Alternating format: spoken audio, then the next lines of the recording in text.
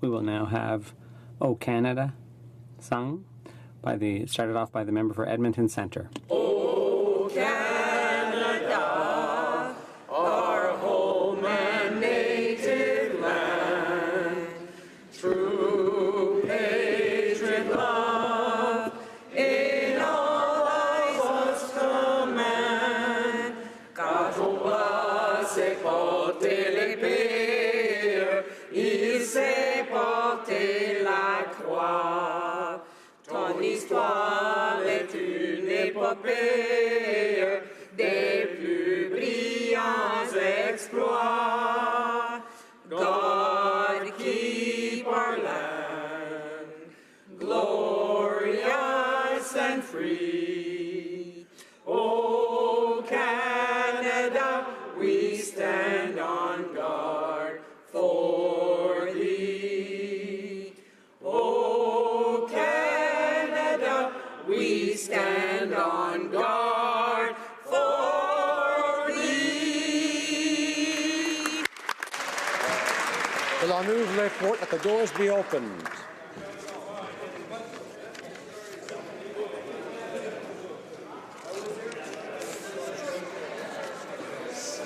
Order.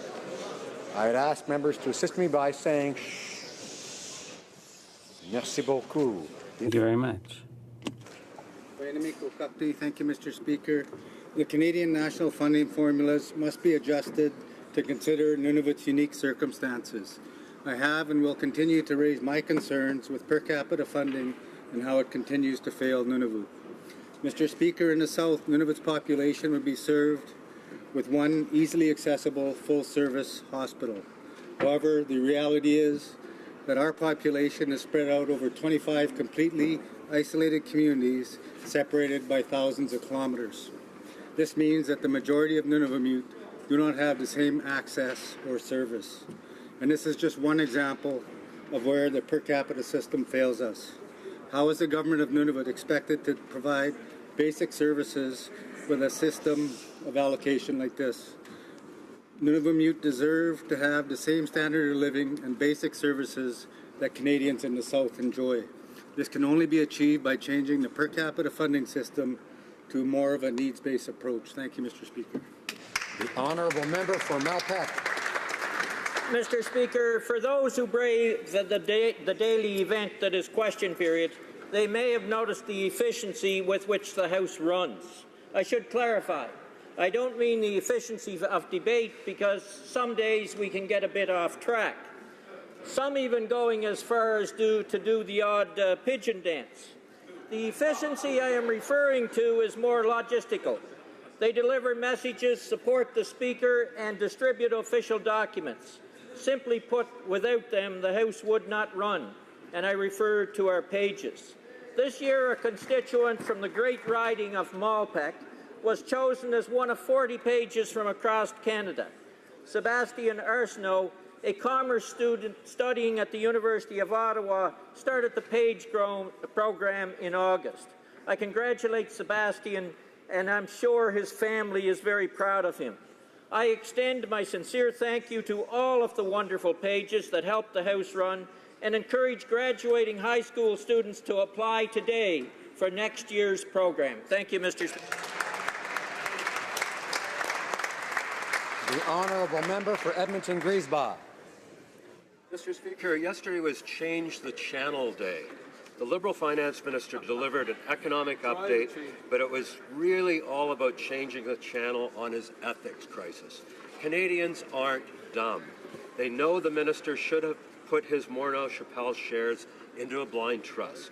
He led Canadians to believe he'd done so, but he had not. Instead, he used a loophole in the Conflict of Interest Act to put them in a numbered company in Alberta. Now, after being caught, he says he'll finally do the right thing. He also tabled pension legislation that could directly benefit Morneau Chappelle. And the finance minister conveniently forgot to disclose that he owns a villa in France through a numbered company. Mr. Speaker, this scandal is so evident, even this hour has 22 minutes has teed off on it. It's time this finance minister stops trying to change the channel, apologizes to Canadians, and starts following the rules that apply to all members. Honourable member for Newmarket Aurora. Mr. Speaker, mental health issues, and specifically PTSD, afflict far too many Canadians. That is why I was so proud to attend the recent opening of Cadence Health and Wellness. Located in Newmarket, Cadence provides support for members of the Canadian Armed Forces, veterans, emergency first responders, and importantly, their families. Cadence is a mental health service provider providing an innovative approach to healing through one-on-one, group, and peer support programs. The team at Cadence is there every step of the way, from assisting with paperwork to hosting family fun social nights. I want to personally congratulate Chris and his wife Angels, co-founders of Cadence, as well as Greg and the entire team on their outstanding leadership and truly inspirational commitment. On behalf of everyone in Newmarket Aurora, thank you for stepping up and for helping those who need it most. The honourable member for Windsor West. Mr. Speaker, Ojibwe Shores is an ecological national treasure. This 33 acres of land on the Great Lakes is home to rare flora, fauna, and countless species at risk. The steward of this public property is the Windsor Port Authority, who tried to bulldoze this property to the ground.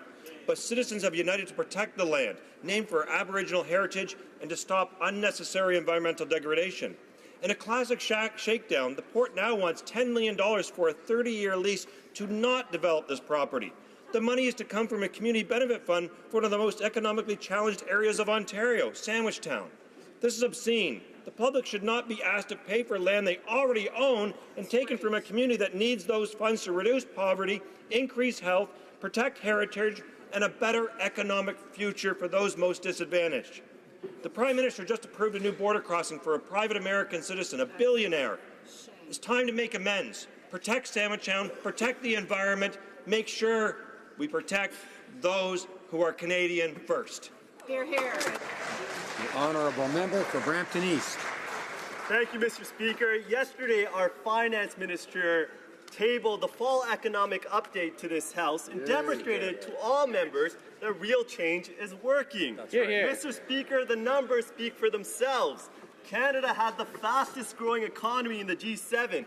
Our unemployment rate is the lowest it's been since 2008, with 450,000 jobs created. Our government is enhancing the working income tax benefit by an additional $500 million per year, and it is strengthening the Canada Child Benefit by providing more after-tax dollars to Canadian families. And we're also reducing the small business tax rate from 11 to 9%. But Mr. Speaker, we're not done. We understand that more work needs to be done, and we will ensure that hardworking Canadians from coast to coast to coast can achieve their very own Canadian dreams.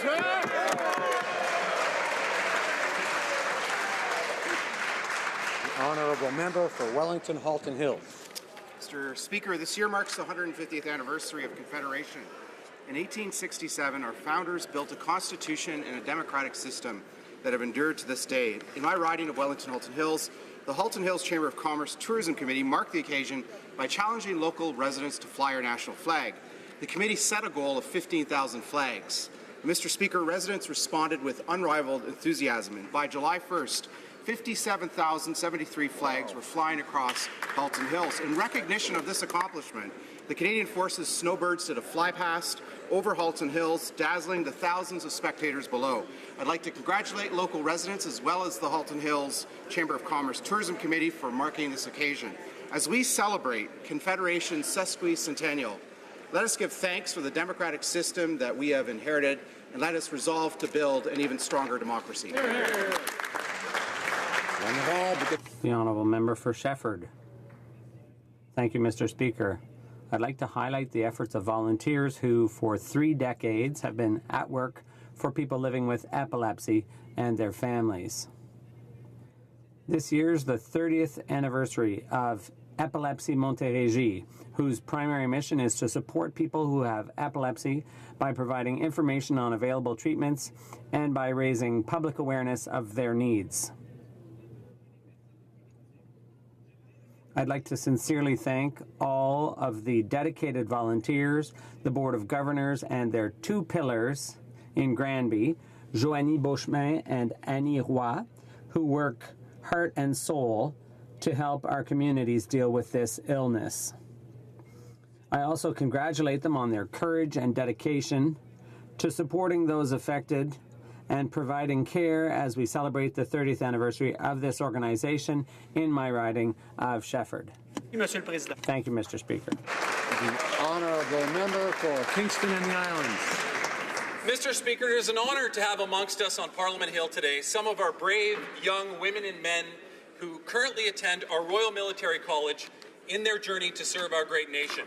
This visit is one that the students undertake every year, and I'm proud to be able to stand in the House today and speak to the accomplishments of RMC and its graduates. My riding, Kingston and the Islands, has a strong military tradition, and our community is very proud to host one of the only 2 Royal Military Colleges in Canada.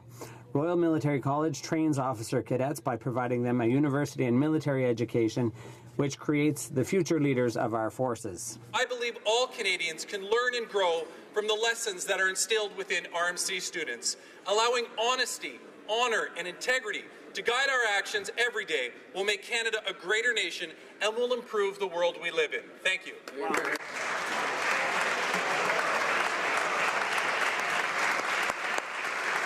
The Honourable Member for Medicine Hat, Cardston Warner. Mr. Speaker, I'd like to thank the people of Medicine Hat, Cardston Warner for the opportunity to represent them in Ottawa.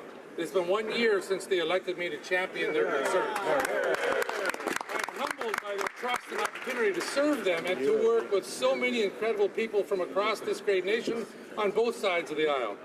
I stand by my election promise to be a tireless advocate for the hardworking families, farmers, and small businesses in my Southern Alberta riding. Sectors like agriculture and energy are the heart of our local economies, provincial and Canadian, and must remain strong, viable, and competitive. It is an honour to work on public safety and national security issues, placing the safety of Canadians first, while ensuring support for victims, first responders, and those in the front line. My desire is to continue to be an effective voice and work hard for all Canadians. Mr. Speaker, I want to again thank my constituents. It is the utmost privilege to represent them in this House. The Honourable Member for Mount Royal. Mr. Speaker, in 2018, the Spanish and Portuguese Synagogue of Montreal, located in my riding in Mount Royal, will celebrate the 250th anniversary of its formal establishment. It is the oldest congregation in Canada and is a proud testament to the long history of Montreal's Jewish community. Founded originally by English Jews from the Sephardic community, whose families originated in Spain and Portugal, today it is one of Montreal's most diverse synagogues, serving Canadian Jewish families who can trace their origins back to almost every country in the world where Jews have lived. Whether Sephardic or Ashkenazic, English or French-speaking, all Jewish Montrealers feel at home in this magnificent congregation. Next year, a number of celebrations and exhibits to honor the anniversary will be held, and I would like to ask all of my colleagues to join me in honoring the legacy of the synagogue and congratulating it on 250 years of serving Montreal's Jewish community.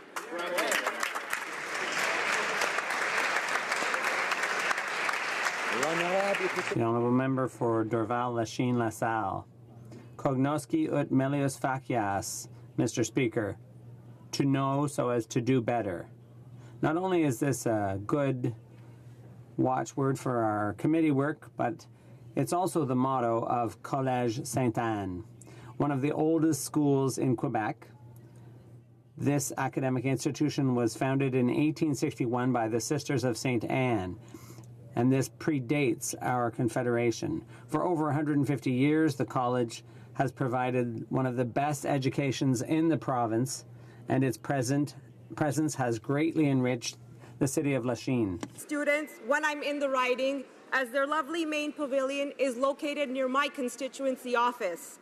However, I am pleased to inform you, Mr. Speaker, that 50 young, bright minds from the school are here today on the Hill and are looking forward to our spirited debates. Hopefully, it will encourage them to get into politics.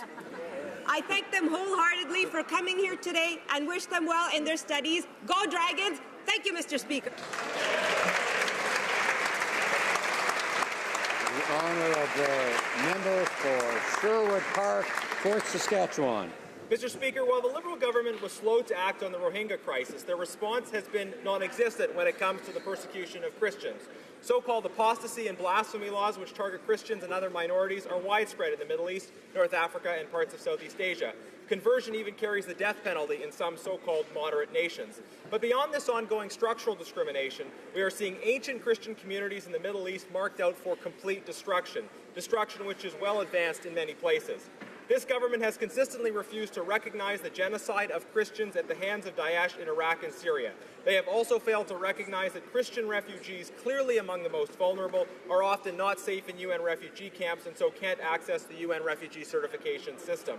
While the government has failed to prioritize human rights in general, Christians facing discrimination, ethnic cleansing, and genocide are a group to which they rarely even pay lip service. It is high time that the government do more to stand up for human rights, including the rights of Christians. The honourable member for Pickering-Uxbridge. Mr. Speaker, on October 10th, I attended a poppy pinning ceremony at Pickering City Hall organized by the Royal Canadian Legion Branch 606 to officially kick off the 2018 Poppy campaign. Beginning on October 27th, I encourage all Canadians to purchase and wear a poppy with pride to honor our fallen heroes. Throughout the next few weeks, there will be several events across my community honoring the sacrifices of the brave men and women who have served our country. Wearing a poppy is a powerful reminder of the bravery and valor that Canadian soldiers have and continue to display in service to our country. In the lead up to Remembrance Day ceremonies, I want to recognize the Legions in my community, Branch 606, Branch 484 in Claremont, and Branch 170 in Uxbridge for all the work they do on Remembrance Day, and indeed every day to honor and remember the fallen and support the military families. Thank you, Mr. Speaker.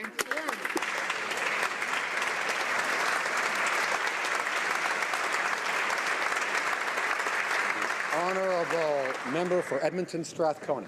Mr. Speaker, I've discovered an important network for Canadian women working in the energy sector. WIRE, or Women in Renewable Energy, was launched in 2013 to forge partnerships for women working across a broad spectrum of renewable energy sectors and associations. Their mission is advancing the role and recognition of Canadian women working in all renewable energy and clean technologies. WIRE's programming includes capacity building, field trips, free networking, field awards, student bursaries, speed mentoring. WIRE supports the Leadership Accord for Gender Diversity in Canada's electricity sector and other programs improving organizational diversity and inclusion in that sector. Starting in Ontario, the network now includes chapters in Quebec, Alberta, British Columbia, soon coming to Newfoundland, Labrador. I'm confident you will all wish to join me in applauding the leadership of WIRE, supporting opportunities for women to contribute to building a cleaner energy future. Hear, hear. Hear. The honourable member for Calgary Shepherd. Mr. Speaker, I'd say this government is spending like drunken sailors, but that would be unfair. At least drunken sailors spend their own money. The day after we find out these Liberals have doubled down on the deficit, we get an idea of why our nation's finances are so deep in the red. The newly appointed ambassador to France would be paid up to $120,000 more than a career diplomat would earn for the same posting. This falls in line with the Liberal government's trend of overpaying for things, such as the appointment of a failed Liberal candidate as Consul General to San Francisco, who will make nearly double the post-official salary, spending over $200,000 on the 2017 budget cover and spending $110,000 in legal fees, fighting a First Nations girl over $6,000 in dental care.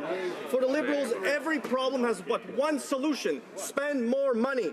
That's why more than 80% of middle-class Canadians pay more tax today under this Liberal government, and it's not going to get any better. The Honourable Member for Orleans. Mr. Speaker, I rise today on October 25th to mark the 10th anniversary of the passing of the motion of the former member for Ottawa-Vanier, the late Mauril Bélanger, to designate October Islamic History Month. The aim of the commemorative month is to recognize the important contributions of Canadian Muslims to Canadian society, the importance of Canadians learning about each other to foster greater social cohesion, and the importance of efforts to organize public activities to achieve a better understanding of Islamic history. Today, activities and celebrations are being organized all across the country to bring together Canadians from all religions and origins, to build bridges between communities, and learn more about the achievements of our Islamic friends and neighbours. All Canadians are encouraged to take this opportunity to learn more about Islamic contributions to our great nation. Merci, Monsieur le Président.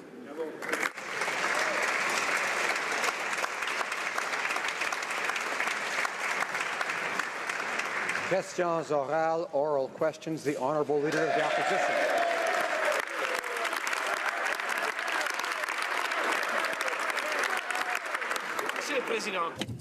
Mr. Speaker, the Prime Minister gave approximately $400 million to Bombardier, and the first thing the company did was to give generous bonuses to its executives. And who else benefited from this? Morneau Shepell, of course. The Minister of Finance's business has contracts with Bombardier, and the Minister was an advocate for this company. When did the Prime Minister learn that the Minister of Finance had a personal interest in Bombardier's dealings? The Right Honourable the Prime Minister. Mr. Speaker, what the opposition is implying is totally false. There is no conflict of interest. We are proud to have always been here for the aerospace sector and workers in this country.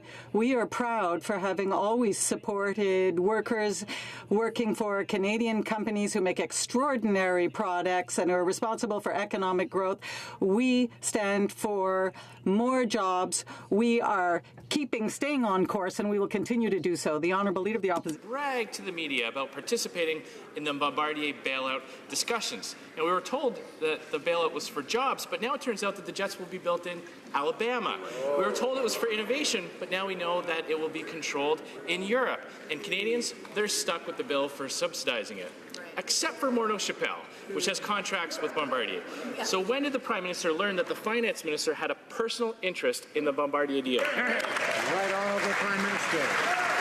Speaker, on this side of the House, we've always stood up for Canadian aerospace workers, and we will continue to. We know those are good jobs right across the country, and the proposed deal with Airbus that we are certainly looking at under the Investment Canada Act could potentially have good jobs for Canadians at Mirabel and across the country up beyond 2041. These are the kinds of good news for the economy the Canadians expect. This is what we're continuing to work on. Order, order. I would ask the member for Battle River Crowfoot, the member for Edmonton Riverbend, member for Cypress Hills Grasslands to try to restrain themselves and not to interrupt in accordance with Standing Order 18. The Honourable Leader of the Opposition. Well, Mr. Speaker, let's take a look at what Canadians got for their $400 million Bombardier bailout. The C-Series technology has been given to the Europeans, and the jobs have been sent to Alabama. Now, Bombardier still has the $400 million, which, of course, they use to give their executives big bonuses. So why did the Liberals fork over the money? Well, the finance minister had motivation to make it happen. Bombardier is a client of his family company. So can the Prime Minister explain why the only Canadians to benefit from the Bombardier deal are the billionaire Beaudoin family and the finance minister's family fortune? Right, Honourable Prime Minister. Mr. Speaker, I can understand why the opposition has nothing more to do than sling mud today, because the economic news from this country is better than it's been in a long time. In the last election, Canadians had a choice between the Conservative government that had created worse growth than we needed and not help the middle class, or this party that planned on putting money in the pockets of the middle class and helping those working hard to join it. Well, we've been doing that for 2 years, and it's creating the best economic growth in the G7, has created 400,000 jobs, most of them full-time. We're going to continue. The Honourable Leader of the Opposition. This government certainly has spent a lot of effort making sure that money's put in the pockets of billionaire families like the finance minister and his own family fortune.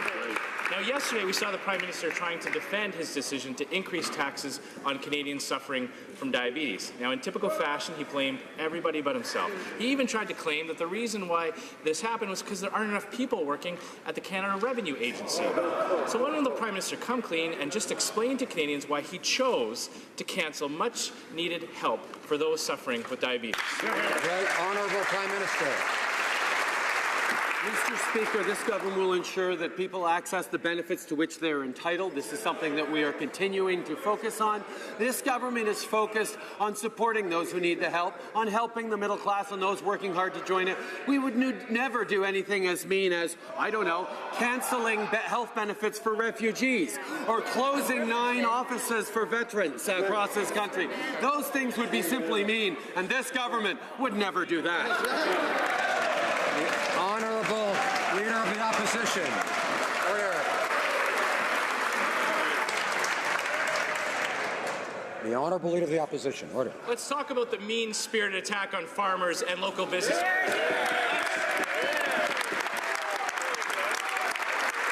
Let's talk about the mean-spirited attack on waitresses and retail workers. And now let's talk about the mean-spirited attack on people suffering from type 1 diabetes, Mr. Speaker. It was his government's decision to cancel this much-needed benefit. What does he say to the hundreds of thousands of Canadians suffering from this disease? Why did he take their benefit away? Right, Honourable Prime Minister. Because Canadians expect us to, we will ensure that everyone who's entitled to these benefits get these benefits, Mr. Speaker. Our focus is on supporting people suffering, supporting the middle class, those working hard to join it, making sure the Canadians that need help get that. That's why we stopped sending child benefit checks to millionaires and instead are sending them to 9 out of 10 Canadians who actually need it, which has worked to not only reduce child poverty by 40% in this country, but is delivering the economic growth that 10 years of those guys could never get. The Honourable Member for Rimouski, Nejet, Témiscouata, Les Basques. If the Minister of National Defence had a company that sold something, he would be in a conflict of interest. If the Minister of Health owned a pharmaceutical company, she would be in a conflict of interest. If the Minister of Natural Resources held an oil company, for example, he would be in a conflict of interest. And directly or indirectly, the Minister of Finance still owns Morneau Shepell that specializes in pension administration. Why does the Prime Minister continue to protect him? The Right Honourable Prime Minister. Mr. Speaker, these are misleading comments on the part of the opposition. There is no conflict of interest. The Minister of Finance followed all the advice of the Ethics Commissioner, including setting up a wall, an ethical screen, which was the most effective measure. The Minister of Finance respected that screen and will continue to do so. That's why we will continue to invest in Canadians and create secure retirement for everyone. The Honourable Member for Rimouski, Témiscouata, Les Basques. Well, the Minister of Finance led people to believe in his company and his caucus and in the country that he had put his assets in a blind trust. He misled them. And yesterday, the NDP gave an opportunity to the government and the Prime Minister to acknowledge that not only the Minister of Finance had lacked judgment, but also to close loopholes in conflict of interest legislation. That's simply common sense. Why does the Prime Minister continue to refuse to close those loopholes? Does he want to continue benefiting from them? The Right Honourable Prime Minister. Mr. Speaker, I feel a little bad for the NDP. All they can do is lodge these personal attacks because all we're doing is give good news. We're helping the most vulnerable of Canadians. We're putting money in the pockets of those who need it. We're creating economic growth, which is going to help everyone. And now they're just following the pattern of the Conservatives, lodging personal attacks. That's really disappointing. I hope that they start asking us questions about the economic growth that we're creating for everyone. Honourable member for Skeena-Bulkley Valley. The voice of the out-of-touch 1%, Mr. Speaker. You know, Mr. Speaker, you ever try to change the channel? You ever try to change the channel, but the batteries are dying in the remote, and you're just too lazy to get up and fix it? Well, that was the Liberals yesterday, trying to change the channel, but Canadians aren't buying it. Rather than admit that they screwed up and close the Morneau-Chapelle ethical loopholes, Liberals actually voted against it. The Prime Minister must believe there are two sets of rules, one for him and his buddies and another set for everybody else. So while Canadians are worried about protecting their pensions, why is this Prime Minister only worried about protecting his finance minister? The Right Honourable Prime Minister. Mr. Speaker, over the past weeks, I was crisscrossing the country, talking with voters in Alberta, talking with voters in Lac-Saint-Jean about the issues they're facing. And people were talking to me, grateful for the Canada Child Benefit that helps 9 out of 10 Canadian families, grateful that the first thing we did was lower taxes for the middle class and raise them on the wealthiest 1%. Pleased that we're now lowering small business taxes to the lowest rate in the G7. These are the kinds of things that help Canadians. These are the kinds of things we're happy to be talking about. Order. Now, member for Skeena-Bulkley Valley. He didn't just crisscross, he double-crossed this country, Mr. Speaker. I'm about to ask the Prime Minister of Canada a clear and direct question. Would anyone like to bet me whether he's actually going to answer? Well, yeah. Let's find out. In less than an hour, I'm going to table a motion at the Ethics Committee inviting his Finance Minister and the Ethics Commissioner to come forward and testify, to tell us exactly how this mess all started in the first place, and work with us to close these ethical loopholes. If he really wants the cloud over his Finance Minister's head, will he allow him to show up, or will he once again shove him aside and out of the way? What's it going to be? Yeah. The Right Honourable Prime Minister. Mr. Speaker, on this side of the House, we are incredibly pleased with the work the Finance Minister has done. He has lowered taxes for the middle class and raised them on the wealthiest 1%. He has put more money in the pockets of 9 out of 10 Canadian families by delivering a Canada Child Benefit that's not only lifting hundreds of thousands of kids out of poverty across this country, but creating economic growth of the type that is the best in the G7. These kinds of things, whether it's increasing the GIS for seniors, whether it's making sure there's more upfront grants for students going to a university, these are the kinds of things that are making a difference. Order. Now, member for Carleton. Finance Minister forked over $400 million to Bombardier. Now we know Alabama got the jobs, Europe gets the planes, the billionaire Bombardier Baudouin family gets the money, and taxpayers get the bill. Now, Mr. Speaker, who benefited from this? We now know that the company Morneau-Chapelle actually has Bombardier as a client. What else is the Finance Minister hiding in his vast network of numbered companies and trust funds? Good. Right Honourable Prime Minister.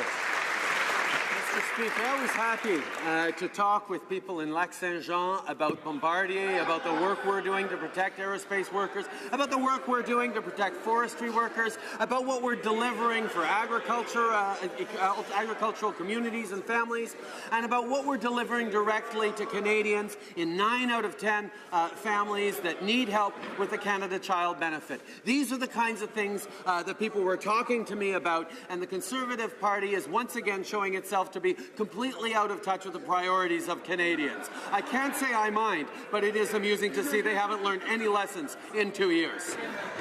Honourable member for Carleton. Mr. Speaker, we're not looking for some intimate detail of the finance minister's personal life. We don't care what he had for breakfast or what kind of socks he wears, Mr. Speaker, but we do care about the fact that he controls $330 billion of other people's money. He hid his offshore company in France.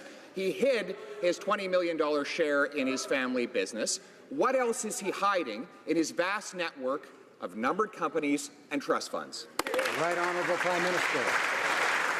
Mr. Speaker, Canadians know there's a lot of back and forth that goes on in this House, and one of the things that matters to them is that we have a commissioner that is in charge of ensuring that the behaviour of all the people in this House meets the high standards of Canadians.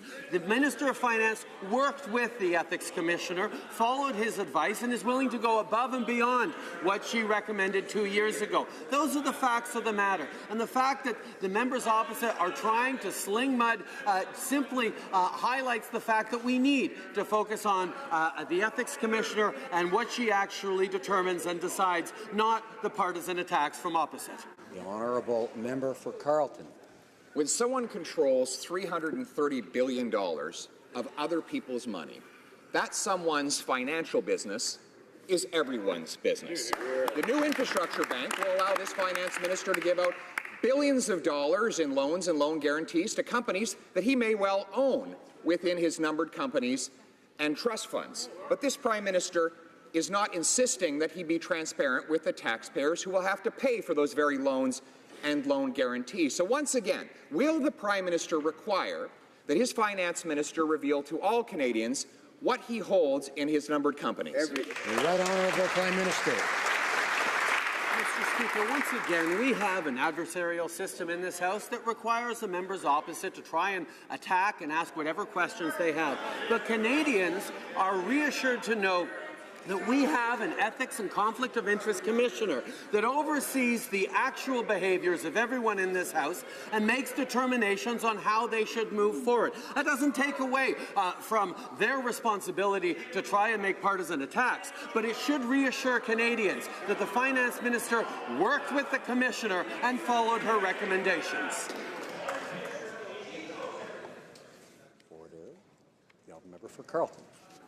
So the Prime Minister wants us to accept that the Finance Minister filed a secret report to the Ethics Commissioner in which he supposedly revealed what exists inside his vast network of numbered companies and trust funds. We already know that he hid from the Ethics Commissioner his offshore company in France. He hid from Canadians his $20 million share in Morneau Chapelle. The only way for us to find out if he's hiding anything else and if he's profiting privately off of his public powers is for him to reveal what's inside those companies. Why won't he? Right Honourable Prime Minister. The fundamental question here, Mr. Speaker, is whether or not the opposition trusts the Ethics Commissioner to be professional and to do her job. I can understand the personal attacks that they feel is their best way to play politics. But the fact is, we trust the Ethics Commissioner. We follow her advice. That's exactly what the Finance Minister did. All the rest is just partisan noise from the opposition. The Honourable Member for Louis Saint Laurent. Order, please.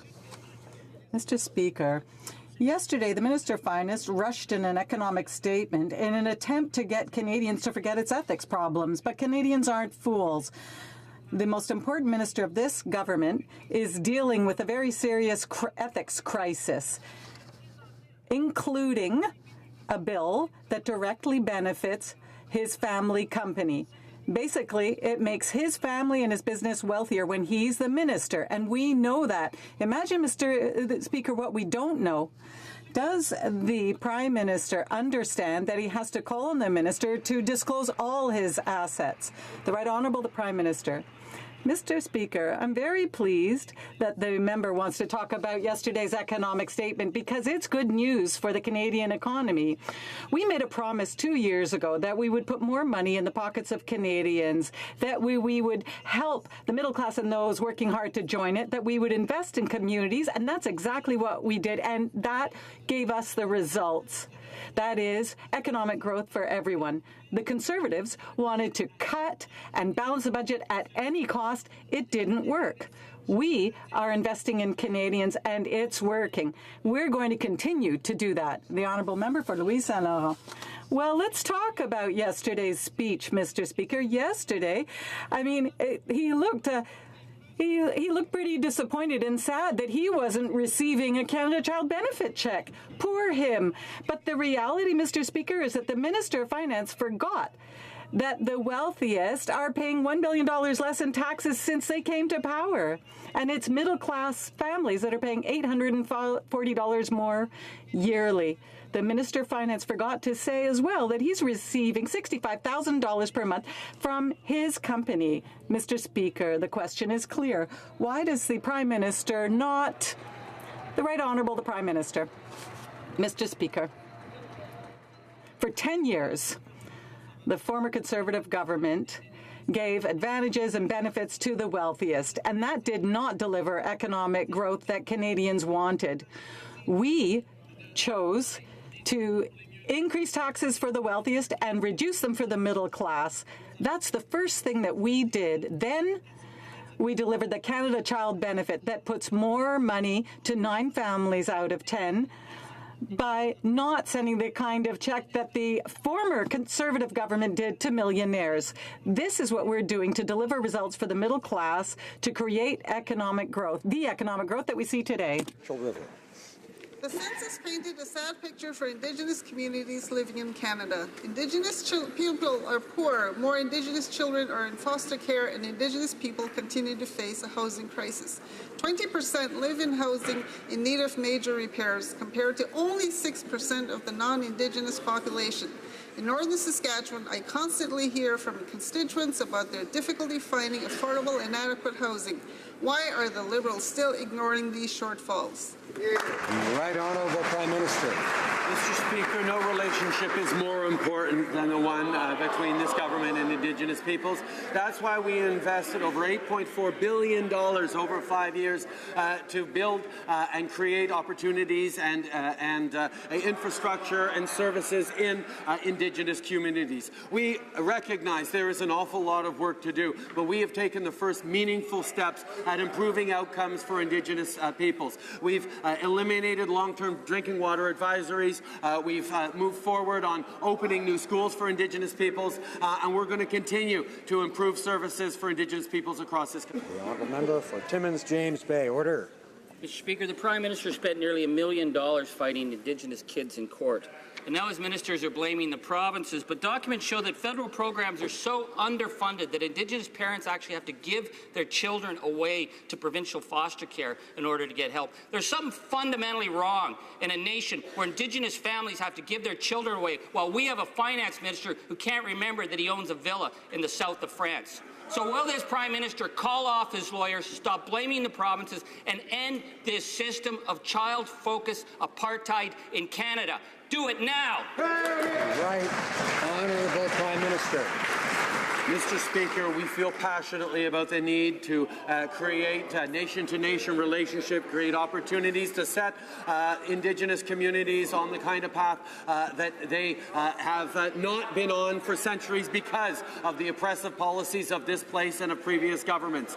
We are working very, very hard to fix that relationship, to move forward in a true path of reconciliation with Indigenous peoples. We will continue to do so. We will continue to invest record amounts of money and work with Indigenous communities to build a better future for everyone in this country.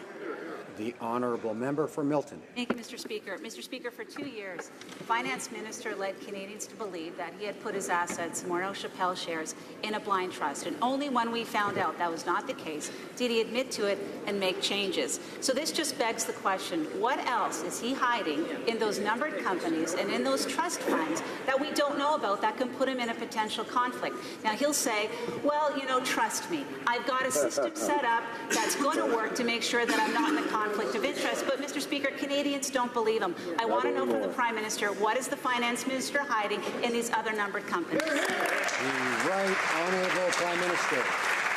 Mr. Speaker, in this House, we trust the Ethics Commissioner. We trust her to ensure that everyone here is following the rules. We trust her to make recommendations to each of us to do the right thing. I can assure this House the Finance Minister worked with the Commissioner and followed her advice and is happy to go above and beyond her original advice to demonstrate the trust that Canadians placed in us and will continue to do so.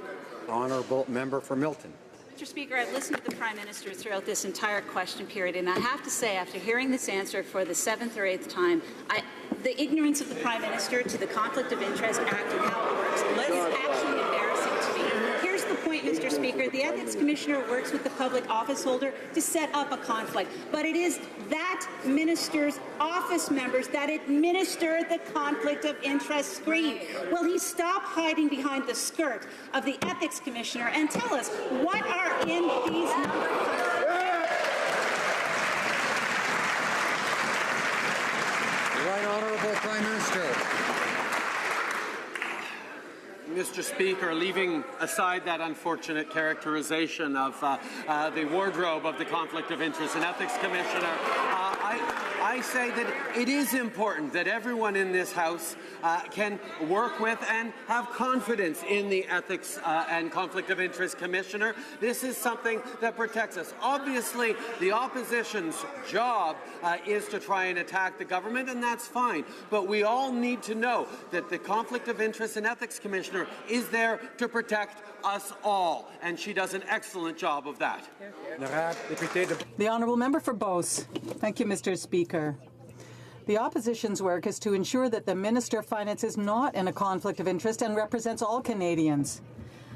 In the Devoir today, they speak about how the Prime Minister continues to protect the Minister of Finance in his conflict of interest. If the Prime Minister cares so much about ethics, why does he not ask his Minister of Finance to disclose all his assets and all his numbered companies so that Canadians will be able to see the kind of conflict of interest that this Minister of Finance finds himself in? The Right Honourable the Prime Minister.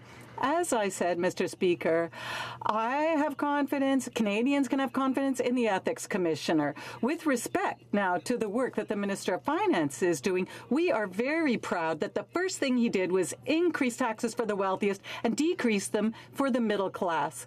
That's not what the Conservatives wanted to do. The Conservatives always wanted to provide advantages to the wealthiest to create economic growth, but it didn't work, and it didn't work for 10 years. We prefer to invest in the middle class and those working hard to join it. And that delivered. It delivered extraordinary results over the past 2 years. Canadians will continue to put their confidence in us. The Finance Minister failed to place his considerable assets in a blind trust, and he now finds himself in numerous conflicts of interest as a result, all thanks to a single numbered company that sheltered his Morneau Shepell assets. But the minister has 7 or 8 more numbered companies that are hiding the rest of his secret assets. In the interest of openness and transparency, when will the Prime Minister demand that the Finance Minister release all of his assets so that Canadians can judge just how many more conflicts of interest the Finance Minister's in? Right Honourable Prime Minister. Mr. Speaker, the Conflict of Interest and Ethics Commissioner works with all members in this House on all sides, including everyone on both sides who hold numbered companies. This is something that the Commissioner is there to do, to set the rules so all Canadians can have confidence in it. But I understand that the members opposite have nothing to do but attack, because they have been shown over the economic growth that we've created over the past 2 years that they were completely wrong in the last election. election, and the Canadians were right to pick a better government. The honourable member for Longueuil-Saint-Hubert. Mr. Speaker, members of the group of experts set up by the Minister of Heritage to advise her on her cultural policy spoke out in an article in Radio Canada. They are asking themselves if it was just a waste of time or if they were just tokens. Why? Because the Minister of Heritage simply didn't listen to them or even consult them. After 3,000 witnesses, 252 briefs, 18 months of consultations, no one is being listened to. Not the minister's advisors, and not even the minister herself if we hear the news. So tell me, what do we do about our cultural policies and who do we listen to? We are proud of the work that we've done in the cultural milieu, which has demonstrated that we can share our stories on a world stage with Quebecers, with Canadians, with citizens of the entire world. They want our stories. Investments have been made in order to invest in our productions, our creative work, in our cultural milieu. That's exactly what it takes to be competitive in the 21st century in the digital era. The member for Sherbrooke. The Prime Minister is turning a deaf ear.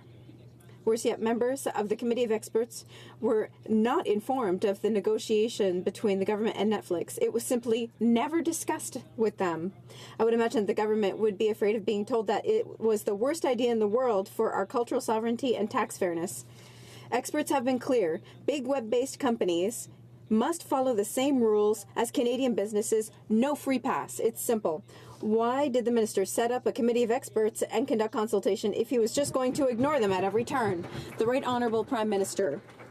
What we heard, Mr. Speaker, from the committee of experts is that producers, creators in Canada are extraordinary and they deserve to have more platforms to share their productions throughout the entire world in the digital era. That is exactly what we wanted to do. That is why we went to find investments in order to create more jobs and have more productions here in Canada in order to be able to promote our culture throughout Canada but throughout the entire world. We are confident, we are proud of the new national digital era. That's what our producers wanted. Mr. Speaker, this government has a lot to be proud of, including the Canada Child Benefit. Under the Conservatives, families got the same whether they earn $25,000 a year or $2.5 million, and that isn't right.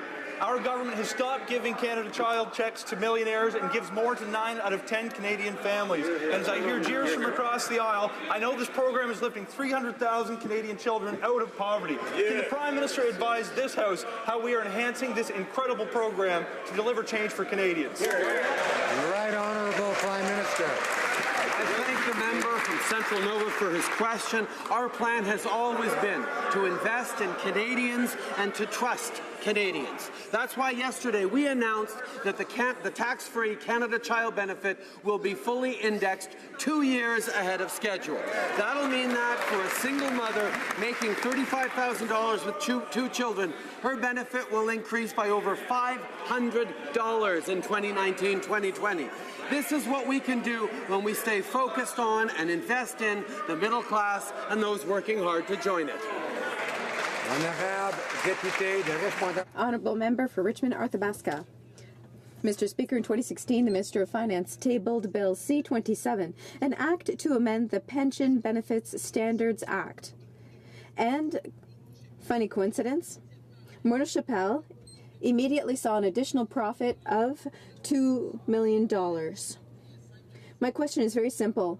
I would like people who are listening to us on social media get a simple answer to an extremely simple question. When will the Prime Minister demand transparency from his Minister of Finance in order to make sure that he stops deceiving the Canadian public? On the contrary, it is the opposition that is making misleading insinuations. There is no conflict of interest. The minister followed the advice of the commissioner, namely by creating a wall, which according to the commissioner was the most effective measure. The minister followed the rules. He respected that screen and nothing went against Bill C-27. The honourable member for Richmond Arthabaska. All the members here in the House in 60 days had to declare their assets, but it took the Minister of Finance 2 years. What's happening here is the Prime Minister is trying to distract away from the Minister of Finance's conflict of interest situation, but the facts are there. The bill helped the Minister of Finance's own company, Morneau Shepell. Simple question for the Prime Minister. Was the Prime Minister aware that Bill C-27 was going to benefit Morneau Shepell, the Right Honourable Prime Minister? Again, Mr. Speaker, I understand that the opposition is just doing their job. It's their job to try and attack the government. But the reality is that we have an Ethics and Conflict of Interest Commissioner that makes sure that all the members of this Parliament follow the rules and that they listen to her advice. That is exactly what the minister did. I understand that they are trying to divert the attention away from economic growth and the money that we've put back into the pockets of the middle class, but it won't work. Mr. Speaker, it's clear that Morneau Shepell and the Finance Minister will benefit from Bill C-27. And although, as we all know, the Prime Minister is a very fine and a very gifted dramatic performer, his let's just blame the Ethics Commissioner shtick is not passing the muster test. Mr. Speaker, the Prime Minister needs to be clean with Canadians. When did he find out that the Minister of Finance would benefit from Bill C-27? Right Honourable Prime Minister. On the contrary, Mr. Speaker, I'm not trying to blame the Ethics Commissioner. I'm trying to trust the Ethics Commissioner. That's what the opposition needs to do. They need to understand that despite all the attacks and mudslinging that goes on in here, we do have a system of officers of Parliament, of commissioners, who are there to ensure that people follow the rules. That's exactly what happens here. Those rules that apply to us apply to them, and we trust the advice given by the Commissioner, and will continue to go above and beyond what she asks whenever possible. The Honourable Opposition House Leader. We trust the Ethics Commissioner, but we don't trust the government, we don't trust the Finance Minister, we don't trust the Prime Minister to give the Ethics Commissioner accurate information.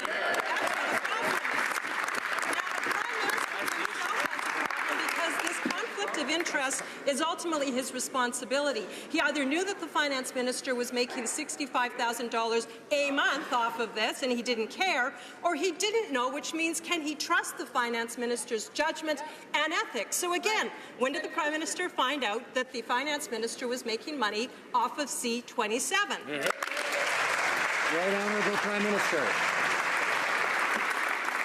Again, I kind of feel bad for the Conservatives right now. They put forward an economic plan 2 years ago that completely failed. They attacked us nonstop for wanting to put more money in the pockets of the middle class, for wanting to invest in our communities, for wanting to support people in working hard to join the middle class, and they didn't believe that doing this would actually grow the economy. But it did, and it has. We have created economic growth by doing exactly what we said. Put money in the pockets of the Canadians who need it. And we're going to continue doing that, much to the despair of the poor Conservatives.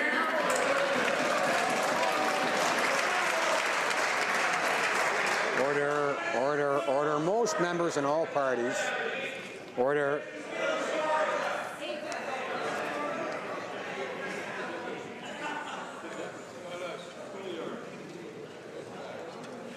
Order. Most members in all parties are able to sit through question period and hear things they don't like, even things that might provoke them, and not be provoked and not react. There's a few who have difficulty doing that. Je les encourage de se restreindre. I encourage them to limit themselves. As we get closer to Halloween, Mr. Speaker, I'd like to tell you a scary story. Like all good tales of ghosts and zombies, the Trans-Pacific Partnership is another tale that appeared dead, but apparently isn't. Oh. Despite an overwhelming percentage of Canadians that want it gone, the Liberal government just keeps bringing it back to life. In an access to information request, only 2 out of 18,000 Canadians wrote to the Liberals in support of the TPP. That's 0.01%. Why won't this government stop reviving Frankenstein and kill the TPP for good? Right Honourable Prime Minister. Mr. Speaker, Speaker, unlike the NDP, we are a pro-trade party. But unlike the Conservatives, we believe in good trade deals. That's why we negotiated a progressive version of CETA that was the only way that CETA was actually moving forward. We continue to work with the United States to ensure that NAFTA is modernized. And yes, we continue to look for opportunities to increase trade with the Pacific, but we look to do so in a progressive way that works for everyone. That's what Canadians expect from this government. That's what we're going to deliver. The honourable member for Hamilton Mountain. Mr. Speaker, while in opposition, the Liberals vowed to change bankruptcy laws to protect workers. But since then, this government has done nothing to help workers except apparently monitor the situation, leaving workers at companies like Sears, U.S. Steel, Stelco, Algoma Steel, Wabash Mines, and Cliff Mines reeling. Today, we wrote to the Prime Minister asking him to initiate a special parliamentary investigation of the liquidation of Sears. So I ask, will the Prime Minister initiate an investigation and commit to changing bankruptcy and insolvency laws to protect Canadian workers, retirees, and their families? Yes or no? Right Honourable Prime Minister. Mr. Speaker, of course our hearts go out to the workers affected by the decision taken by Sears. We're making every effort to connect Sears employees and pensioners with programs and services that will help them through this tough time. I understand current Sears Canada pension fund assets are held in trust and must be used solely for the benefit of pensioners. Service Canada has been meeting with representatives of Sears Canada to ensure a rapid national and coordinated response to meet the needs of impacted employees. We will continue to work to help employees affected by this decision. The honourable member for Calgary Rocky Ridge. Well, Mr. Speaker, earlier in question period, the Prime Minister claimed that they would never take away a benefit from a vulnerable Canadian, but we have a letter dated May 10th that confirms that is exactly what they have done. The Liberals changed the process, resulting in an 80% denial rate for applicants suffering from type 1 diabetes. Does the Prime Minister really think that this latest tax grab on vulnerable Canadians is helping the middle class, or is it just a desperate attempt to raise additional money to fund an out-of-control spending policy? Right Honourable Prime Minister.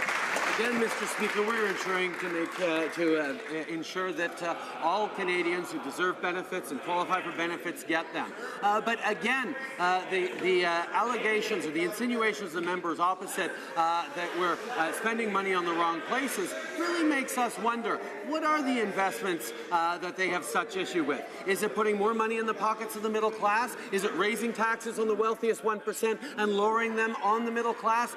These are the kinds of things that the Conservative Party worked against in the last election and continue to be railing against now, even though it's growing.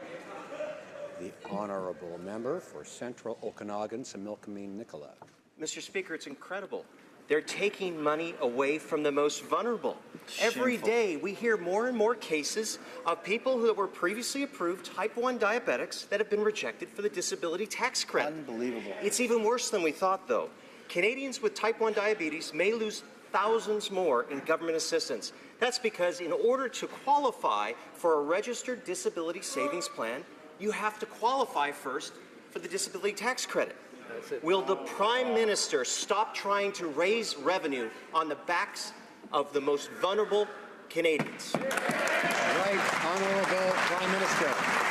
On the contrary, Mr. Speaker, we're focused on helping and supporting the most vulnerable Canadians. That's why we're moving forward on accessibility legislation to help Canadians across the country. That's why we're ensuring that people get the benefits to which they're entitled, which is why we're actually rehiring nurses at the CRA to help process these files after, yes, the Conservatives fired them. The fact is, we're going to continue to stay focused on Canadians who need the support and need the help. Unfortunately, the Conservatives for 10 years chose to do things like closing veterans' offices and eliminating health benefits. Alors. Order. The Honourable Member for Bellechasse, Les Chemins, Lévis. Mr. Speaker, I have a very simple from a citizen from Saint-Justine for the Prime Minister. She's worried, Mr. Speaker, because she is diabetic. And her tax credit for handicapped persons has been cut off. It's also going to deprive her of her disability savings plan. It's been years that these people have had their credit automatically on the advice of their doctor. Why is the Prime Minister protecting the Minister of Finance? And why is he not helping a diabetic woman in Saint-Justine? The Right Honourable Prime Minister. Mr. Speaker, we will continue to work to make sure that people who qualify for assistance get it. The emphasis of this government has always been to help the most vulnerable, those who are in need, because for 10 years under the Conservative government, people had less help than what they needed. We restored the capacity to have a government at the service of citizens, and regarding this situation, I would be very happy to make sure that the Minister of Health and the Minister of Revenue follow up on that case if you approach us about that. Mr. Speaker, 2 years ago, Canadians had a choice. They could go with the NDP and Conservative plan for cuts to services, or they could go with our plan to support the middle class and people working hard to join it. They chose our plan that helps people put a roof over their heads and healthy food on their tables. Our plan grows the economy and provides opportunities for people to join the middle class. Can the Prime Minister tell this House what we are doing to help vulnerable Canadians? The Right Honourable Prime Minister. I thank the member from Toronto Danforth for her question. We know that we have a responsibility to support those who are working hard and who need just a little help. Yesterday, we announced that we will further increase the working income tax benefit by $500 million per year. This means a total increase of 65% to this program. Pedro Barata, co-chair of the National Housing Collaborative, said extra help for the working poor is welcome news, and that this announcement is a key plank to reduce poverty. Mr. Speaker, we couldn't agree more. The Honourable Member for Thornhill. Mr. Speaker, the United Nations Educational, Scientific and Cultural Organization has for decades been a petri dish for corruption, financial mismanagement and political bias. Instead of honouring education, science and history, UNESCO has denied Jewish history on Temple Mount and across Jerusalem, and outrageously proclaimed Hebron's tomb of the patriarch to be a Palestinian World Heritage Site. The United States is withdrawing from UNESCO, as is Israel. When will Canada, when will the Liberals take a stand? Honourable Prime Minister. Mr. Speaker, we have taken a stand. We believe that ensuring that a strong Canadian voice within UNESCO continues to stand up for Israel, continues to stand up for good projects around the world, that continues to be the voice that Canadians and indeed people around the world expect from our representatives to stand up for what is right, to fight for what is right, and we believe doing that from within organizations rather than from without is in many cases the best way to go. The Honourable Member for Saint-Hyacinthe-Bagotte. Mr. Speaker, the Liberals claim to have raised 300,000 children out of poverty thanks to the Canada Child Benefit, and yet a new report by Citizens for Public Justice clearly demonstrates that 1 person out of 7 still lives in poverty. 1 out of 7. Even workers are living in a precarious situation. The government still has a lot of work to do to eliminate poverty. What is the government waiting for to help First Nations, workers living in poverty, children, the unemployed, people with disabilities, families and refugees, and help them out of precariousness? The Right Honourable Prime Minister. Thank you, Mr. Speaker. I would like to thank the member for her question because it gives me the opportunity to repeat what we announced yesterday. We are going to make sure that the Canada Child Benefit will be indexed to cost of living. It will help more families in the years to come to get money that they need and reduce child poverty by 40%. Furthermore, we are giving more assistance to workers living in poverty, those who are facing serious difficulties. We are investing $750 million more in 2019 so that people who need it will get help. The Honourable Member for Nickel Belt. Mr. Speaker, reliable access to drinking water, as well as access to wastewater treatment facilities, is essential to the well-being of our communities, and this is especially true for Indigenous communities. Our government is committed to renewing its relationship with Indigenous people and providing the infrastructure required for their prosperity. Mr. Speaker, can the Prime Minister explain to everyone the work that the government is doing to improve access to drinking water and wastewater treatment on reserve? The Right Honourable Prime Minister. Thank you, Mr. Speaker. I would like to thank the member for Nickel Belt for his question. The state of drinking water and wastewater systems for First Nations is unacceptable. That's why recently we funded 235 new projects for wastewater treatment and drinking water treatment. 116 communities in Ontario benefiting from it. This project is going to improve the quality of life of those communities throughout Ontario. We are also determined to continue to do so throughout the entire country in partnership with other First Nations. The Honourable Member for Charlebourg, Haute-Saint-Charles. Mr. Speaker, we found out that 60 Islamic State combatants came back to Canada after waging war against our allies. How is it possible that such criminals can have the right to come back to Canada and live freely? We don't know who they are, where they are, or what their plans are. Why is the Prime Minister not proactively informing Canadians about these criminals? What are the mechanisms in place to ensure the safety of Canadians? The Right Honourable Prime Minister. I can reassure the member and all Canadians that our intelligence services, including the RCMP, are working hard to ensure the safety of Canadians every single day. We are proud of having implemented a committee of parliamentarians that will soon be able to review everything that our intelligence, or rather security services, do, and to make sure that everything is being done to protect Canadians. Everything is being done to protect our values and our rules. That is the type of initiative that this government has done that the Conservative government never wanted to do.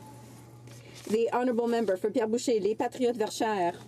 Mr. Speaker, we now know that the Minister of Heritage negotiated her deal with Netflix and had all the information she needed in hand. She knew very well that it was a bad deal, that it was a historic day when she announced her deal. It was a historic day because it was the first time we made a law just for one company to exempt it from taxes, and everybody else had to follow the rules, but not that one. How is it that with an agreement worth $500 million, there's nothing for Francophone creators? That's unacceptable. Can the Prime Minister tell his minister to stop abandoning Francophone producers and set aside at least $133 million for them? The Right Honourable Prime Minister. On the contrary, Mr. Speaker, there's an agreement to invest $25 million to develop projects in Quebec, and on top of that, there's $500 million that's going to go to creators throughout all of Canada, and I know that creators and producers in Quebec are of world-class quality, and it will give them opportunities to tell the stories from people here and share them not only with Canadians, but with the entire world. This is a good thing for our culture in the 21st century. Order. I would like to draw to the attention of honourable members the presence in the gallery of the Honourable Patrick O'Donovan, Minister of State at the Department of Finance and the Department of Public Expenditure and Reform of Ireland.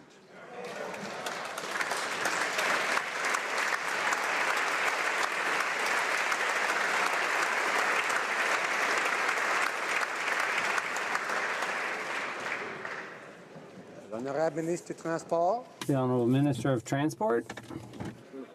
On a motion?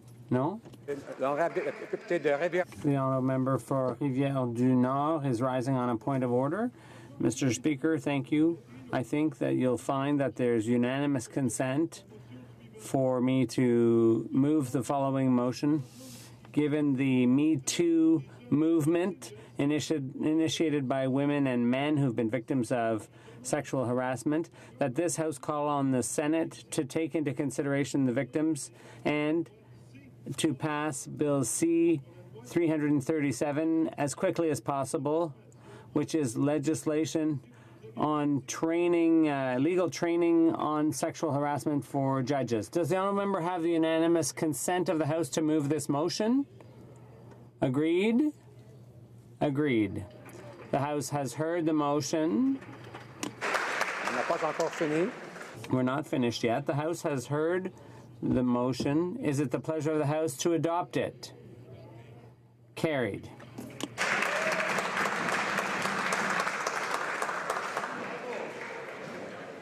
The honourable member for Oshawa is rising on a point of order. Point of order, Mr. Speaker. On September 29th, I rose in the House regarding the absence of community consultation before the Liberal government decided to close the CBSA office in my riding of Oshawa. The Parliamentary Secretary to the Minister of Public Safety stated that consultations did in fact take place, specifically with the Mayor of Oshawa. Since that time, the Mayor has been vocal about the fact that he was not consulted and has called on the Parliamentary Secretary to set the record straight. I'd like to give my fellow Durham MP the opportunity to correct the record and apologize to Mayor Henry and for misleading this House. Thank you, Mr. Speaker. I see the Honourable Parliamentary Secretary to the Minister of Public Safety rising. I don't know if there's a point of order. The Honourable Member. The Honourable. Sure, I've reached out to the Mayor. Of course, our officials talked with his department beforehand. There was one international flight last year that flew into Oshawa. This is going to be a material improvement. I have reached out to meet with the Mayor on numerous occasions. The Mayor said he doesn't want to meet, so I guess we'll have to leave it there, and hopefully he'll... This sounds like debate. Order, our Lord. Order. Calgary, Rocky Ridge, I believe, is rising on a point of order. Thank you, Mr. Speaker. I have two letters that demonstrate the difference in policy and the change that occurred with the applications for type 1 diabetics, and I seek unanimous consent to table these two documents. Yes. I see unanimous consent. I see that there is no unanimous consent to table the documents. Tabling of documents.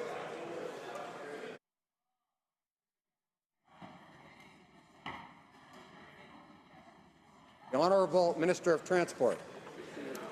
Monsieur le Président. Mr. Speaker, pursuant to the standing orders, I have the honor to table a Ways and Means motion, notice of a Ways and Means motion regarding certain provisions of the budget tabled in March 2017 and implementing other measures.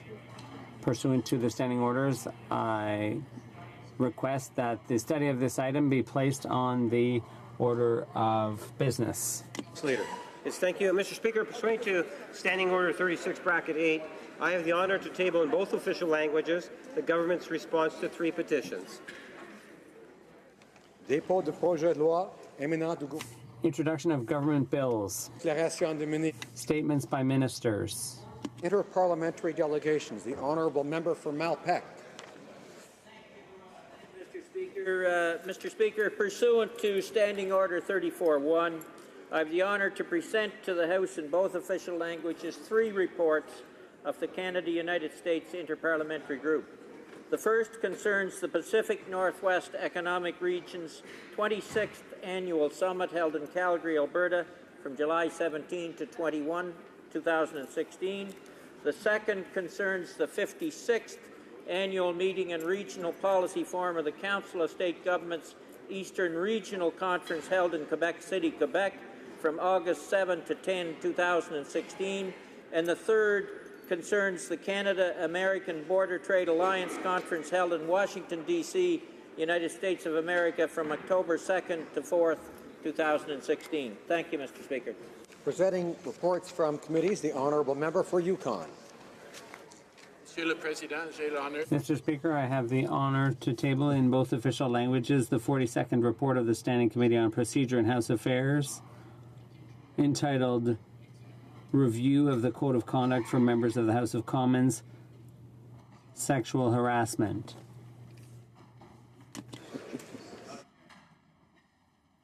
Dépôt de projet de loi émanant des députés. Introduction of private members' bills. First reading of Senate public bills. Motions. Présentation de pétitions. Presenting petitions. For Wellington Halton Hills. Thank you, Mr. Speaker. I'm presenting a petition on behalf of my constituents from my riding of Wellington Halton Hills who are calling on the Government of Canada to include regenerative agriculture in its climate change plans. Member for London Fanshawe. Western Ontario. Order. Very concerned about the fact that the Fanshawe. I'll ask her to start again. The Honourable Member for London Fanshawe. Light wasn't on. Thank you, Mr. Speaker. I have a petition here from a number of residents of southwestern Ontario who are very concerned about the fact that the Conservative government of the past strict environmental regulations covered in the Navigable Waters Act, and that the current government has failed to keep its promise to reinstate the environmental protections gutted from that original bill. Now, the Thames River in London Fanshawe is an incredible and historic river, and we would like to protect it. And so these petitioners call upon the Government of Canada to support my bill, C-355, which commits government to prioritizing the protection of the Thames River by amending the Navigational Protection Act. The honourable member for Sherwood Park, Fort Saskatchewan. Thank you, Mr. Speaker. I'm presenting a petition in this House today calling on the government to support the Energy East pipeline. These petitioners signed this petition actually before the project was unfortunately cancelled. But they are concerned about the fact, we're concerned, I think continue to be concerned, that this government is not supportive of pipeline construction. In fact, they're looking for every opportunity to put barriers in the way of pipeline construction, and they have indirectly killed the success of the Energy East pipeline. These petitioners want us to do more to support the project, and they want to see it come back. I encourage members, as I have done the last 2 days, to not engage in debate when they're presenting petitions. Now, member for Disnethi, Mississippi, Churchill River. Mr. Speaker, I would like to table a petition calling on the government to identify hospice palliative care as a defined medical service covered under the Canada Health Act. Signatories of this petition would like to see provincial and territorial governments entitled to funds under the Canada Health Transfer System to specifically make hospice palliative care accessible to all residents of Canada. Thank you. The honourable member for Peace River Westlock. Thank you, Mr. Speaker. Mr. Speaker, I am pleased to present petitions signed by Canadians. The petitioners are highlighting that many Iranian-sponsored terrorist groups have murdered and injured Canadian citizens, as well as committed heinous acts toward foreign diplomats. As such, these petitioners are calling on the government to maintain the listing of the Islamic Republic of Iran as a state sponsor of terrorism. Thank you, Mr. Speaker. The honourable member for Yukon. Thank you, Mr. Speaker. I rise to present a petition from people from across Canada, but mostly from Whitehorse, Yukon, even one from a mobile home a couple hundred yards from the mobile home I live in, who explain that Falun Gong is a spiritual practice that consists of the principles of truth, compassion, and forbearance. And they say that the United Nations, Amnesty International, and Western governments have condemned the terrible torture and deaths reported of Falun Gong practitioners, including reports of thousands being killed for their organs. And they call for the immediate release of Canadian citizen Ms. Qian Sun, who has been detained in Beijing for practicing Falun Gong. Presentation de pétition, presenting petitions. Questions on the order paper. The Honourable Parliamentary Secretary to the Government House Leader. Yes, thank you. Mr. Speaker, I would ask that all questions be allowed to stand at this time, please. Is it agreed? Agreed and so ordered. Notices of motion for the production of papers. The Honourable Parliamentary Secretary. Yes, thank you, Mr. Speaker. I would ask that all notices of motions for the productions of papers also be allowed to stand at this time, please. Agreed. Agreed and so orders. Orders of the day.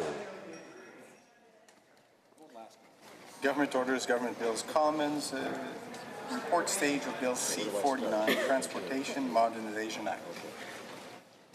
There are 15 motions and amendments standing on the notice paper for the report stage of Bill C-49.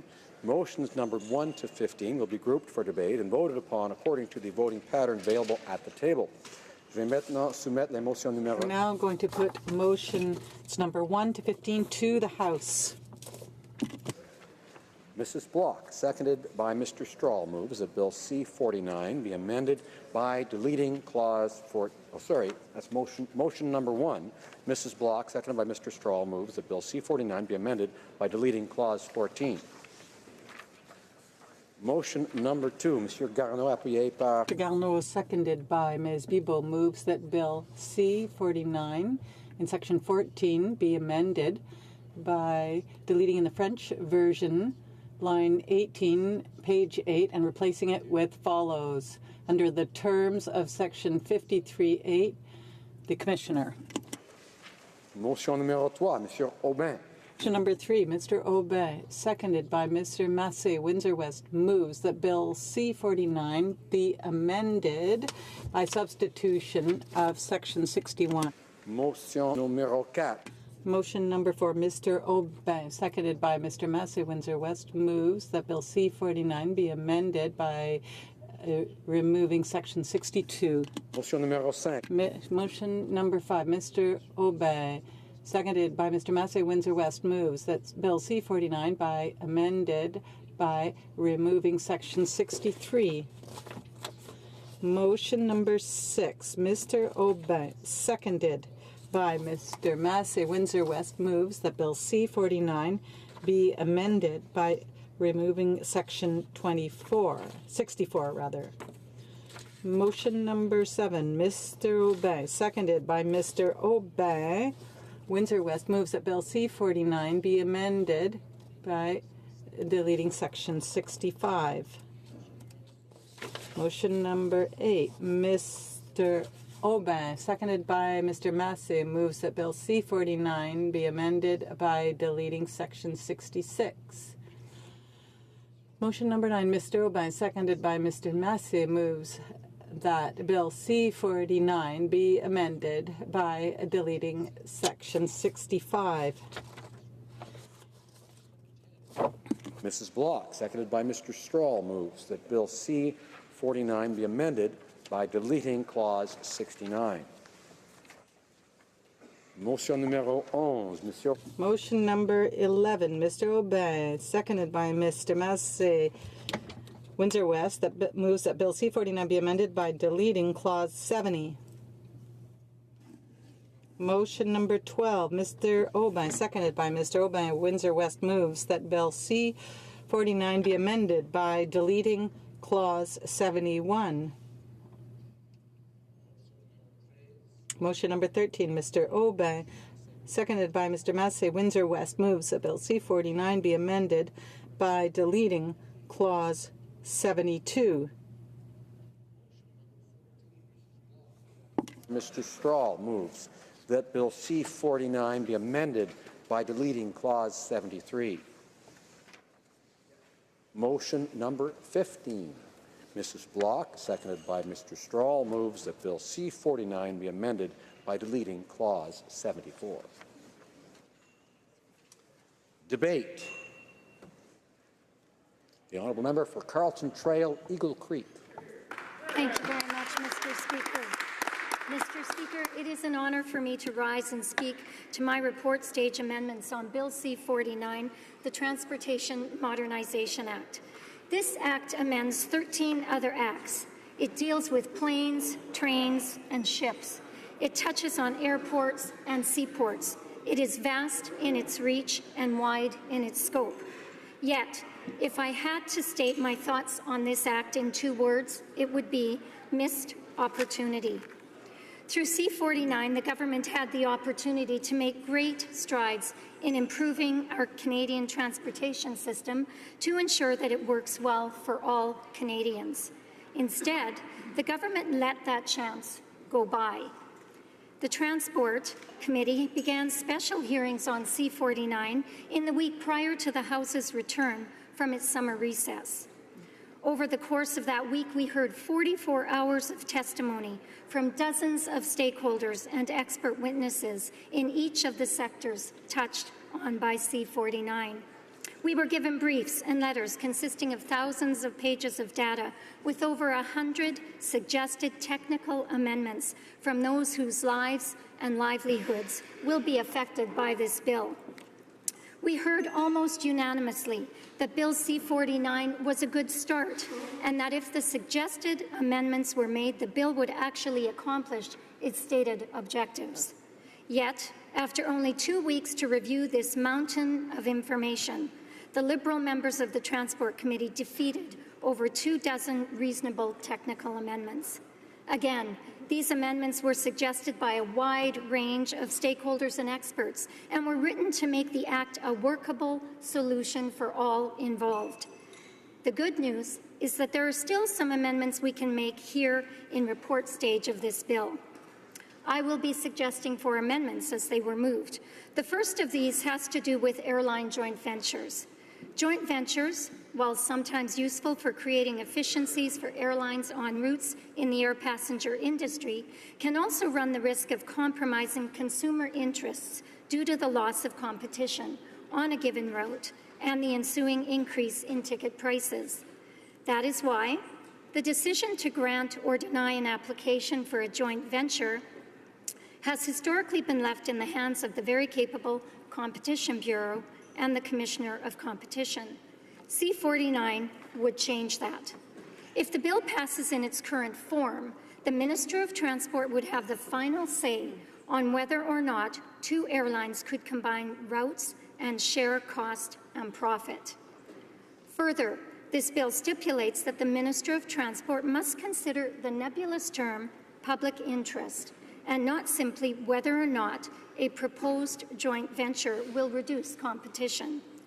I use the word nebulous to describe the term public interest because over the past 2 years, far too often we have seen this Liberal government and its ministers claim to be serving the public interest, while in fact they are only serving their own political or personal interests.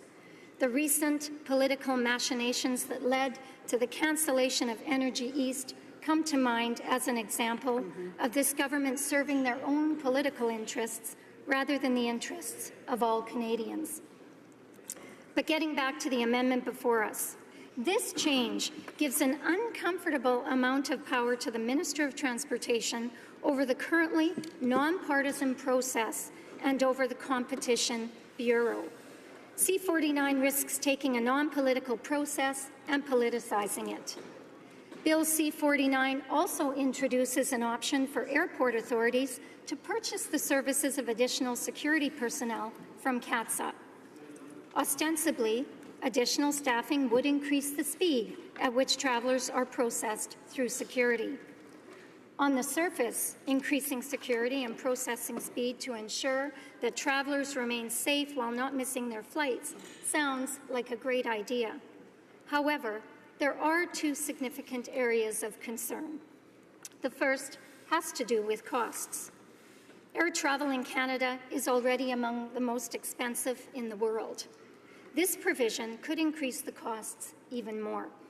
We all know that any added cost for the airports would simply be passed along to the end user, making air travel for middle-class Canadians even more expensive.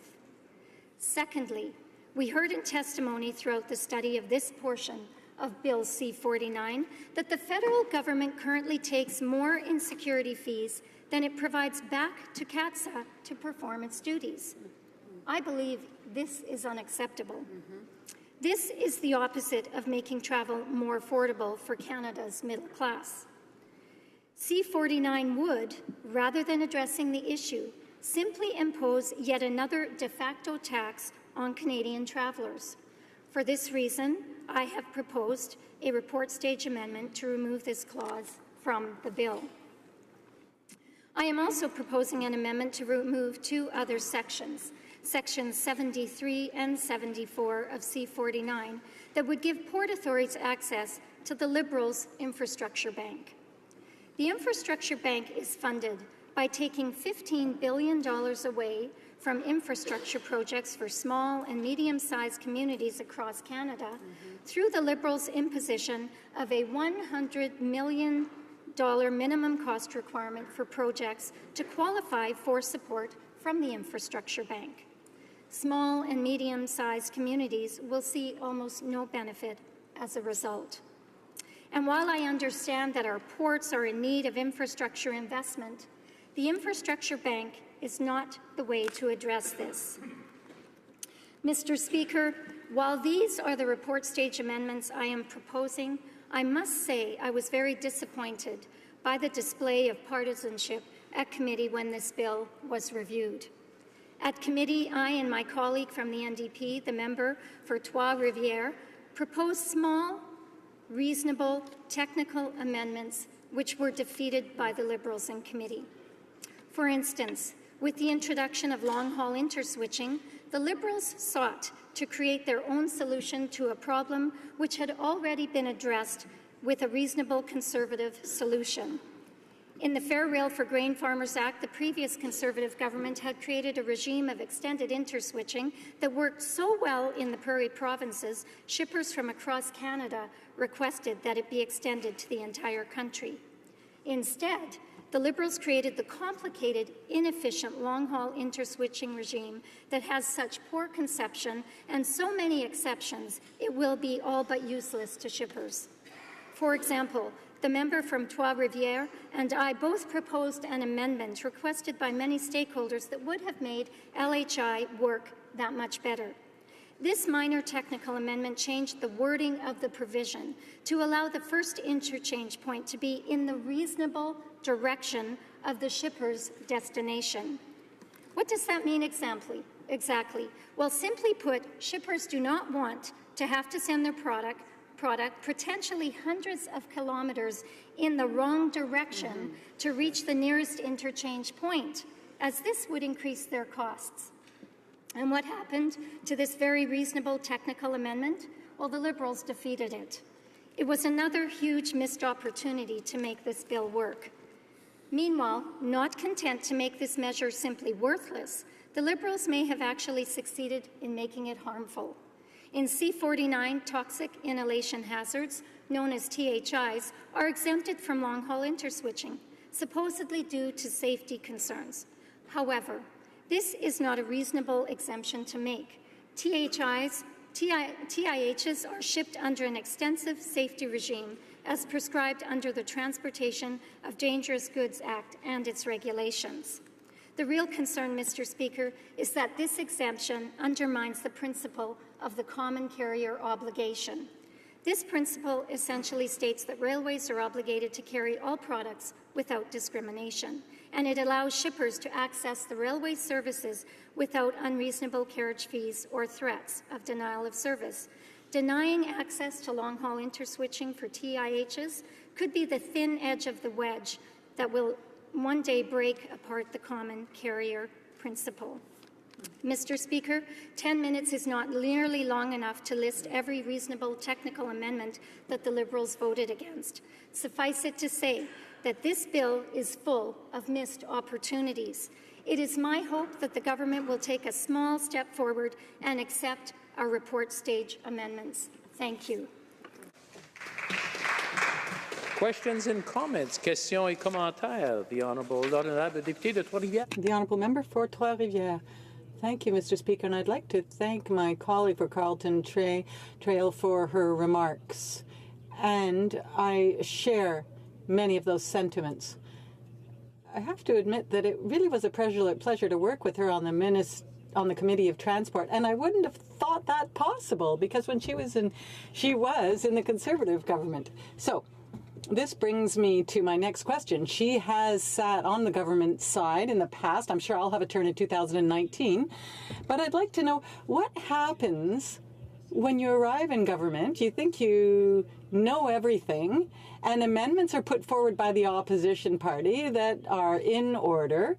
This happened with Bill C-49. This is what we saw in other bills. I want to know what happens in the heads of Liberals when they only think that actually things are worthwhile if they're colored red. Well, thank you very much, Mr. Speaker, and I would like to thank my honourable colleague for his question. I don't know. I don't think I can manage to get inside the head of a Liberal. But listen, this is really an omnibus bill that amends 13 different acts and has consequential impacts on all three modes of transport. As I mentioned, we heard from many stakeholders in a short period of time who all agreed that if the government would be willing to make some small, very technical amendments, this bill would actually go a long way in addressing many of the concerns that they had. I think it is sad that the government is not actually listening to those stakeholders, to those experts who recommended these technical amendments. Thank you. Questions and comments. The Honourable Member for Simcoe Grey. Thank you very much, Mr. Speaker. And, you know, I have a mentor who said that public service is good for you. And as the member here mentioned earlier, we really are seeing a government that doesn't put the public's interest first at hand, but really their political interest, let alone what we're seeing from the finance minister and his lack of transparency lately. Now, with respect to this bill and Clause 14 that amends the Canada Transportation Act with respect to airline joint ventures in that clause, It takes the final decision-making authority pertaining to joint ventures away from the Commissioner of Competition and gives it to the Minister of Transport. And in giving the Minister of Transport that final authority with respect to airline joint ventures, the clause mandates the Minister to keep in front of them the public interest, but exceptionally subjectively. I'd like to ask the member if she could comment on what her concerns are with respect to this clause in detail, because I don't believe it's in the public's interest. I think it's only in the political interest of the current Liberal government. I know she believes in the public interest, and I'm looking forward to her comments. The honourable member for Carlton Trail, Eagle Creek. Thank you very much, Mr. Speaker, and I do thank my honourable colleague for her question. Look, quite simply put, as we have seen time and time again from this government, the last number of weeks would highlight this, they have great difficulty in distinguishing between their own political interest and the public interest. A potential effect of Clause 14 could be that Canadian consumers might have fewer airlines to choose from on certain routes, and as a result, Canadians might face higher costs for air travel. This is one of the reasons that we raised this in committee, that this amendment was brought forward. And again, that nebulous term of public interest is what is really concerning when it comes to this Liberal government. Thank you. Questions and comments? Resuming debate, the Honourable Parliamentary Secretary to the Minister of Transport. Thank you very much, Mr. Speaker. Je suis heureuse de vous adresser la... I am pleased to be able to speak to you today about Bill C-49. Our freight rail transportation system is essential to Canada's reputation as a reliable trade partner. It is one of the drivers that moves the economy forward. That is why our government acted proactively and tabled this bill. The measures it puts forward support the trade-based orientation of a system that has made the freight rail transportation system in Canada one of the most efficient and whose rates are among the lowest in the world, even lower than rates in the United States. Railway companies have also made significant investments to make the freight rail transportation network more efficient and safe. That is why this bill includes measures to encourage investments for the future. This bill is not only a bill that bolsters our successes, it ensures risk management for the future. Even if the freight rail transportation system works well, certain pressures are being felt. Rail legislative framework must address these pressures, and that is why Bill C-49 would foster a balanced, efficient, transparent, and safe freight rail system. Overall, the freight rail measures in this bill strike a delicate balance between railway and shipper interests and provide the right conditions for our freight rail system over the long term. These legislative provisions would provide shippers with stronger tools so they can access the highest level of service at the best possible rates. Through their diligent work in reviewing Bill C-49, the Standing Committee on Transport, Infrastructure and Communities has proposed amendments that would further strengthen Canada's freight rail legislative framework. Amendments made by the committee include providing captive shippers in British Columbia, Alberta, and Northern Quebec with access to the long-haul interswitching, extending the notice period for the removal of interchanges and clarifying that the removal of an interchange does not relieve a railway from its level of service obligations, advancing the timelines for the coming into force of the new data requirements on service and performance metrics to 6 months following royal assent, and tightening the timelines for the posting of these metrics on a weekly basis by the Canadian Transportation Agency, which will improve transparency. Together, these amendments will strengthen the freight rail provisions while maintaining the balance that C-49 is intended to achieve. Safety is also a critical element for our future success, and that is why this bill includes important measures on voice and video recorders. We recognize that often the greater use of technology can create challenging and complex dynamics in the work environment. I'm certain that my honourable colleagues can appreciate that this is the case with the proposed amendments to the Railway Safety Act, which would mandate the installation of voice and video recorders in the locomotive cabs, including both freight and passenger trains. As background, allow me to remind my honourable colleagues that the call for in-cab voice and video recorders was added to the Transportation Safety Board of Canada's watch list in 2012. Further, the question of mandating this technology has been studied numerous times and has been the subject of various recommendations from technical industry working groups, the TSB, and parliamentary committees. This includes, over the years, Transport Canada working groups with the participation of the railway industry and labour unions to study the feasibility and safety benefits of requiring this technology in locomotive cabs, specifically in 2006, 2009, and 2012. The latter resulted in adopting a voluntary approach whereby railways were encouraged to install the devices on a voluntary basis. More recently, there have been calls for a mandatory regime in the Independent Canada Transportation Act Review Report, and that the 2016 report of a committee of this House, the Standing Committee of Transport, Infrastructure and Communities. Transportation Safety Board of Canada has always supported a regime such as the one being proposed in this legislation, which is outlined in their safety study on in-cab recorders published in September of 2016. In that report, the Transportation Safety Board of Canada concluded that to maximize safety benefits, the use of data obtained from these recorders should not be limited to post-accident investigation, but rather should be used to also support proactive safety management. The government has carefully considered and examined how to maximize the safety benefits of this technology while respecting employee privacy. This is why the changes we are proposing specifically define, limit, and control the access to and uses of the data obtained through these recordings in accordance with Canadian privacy laws.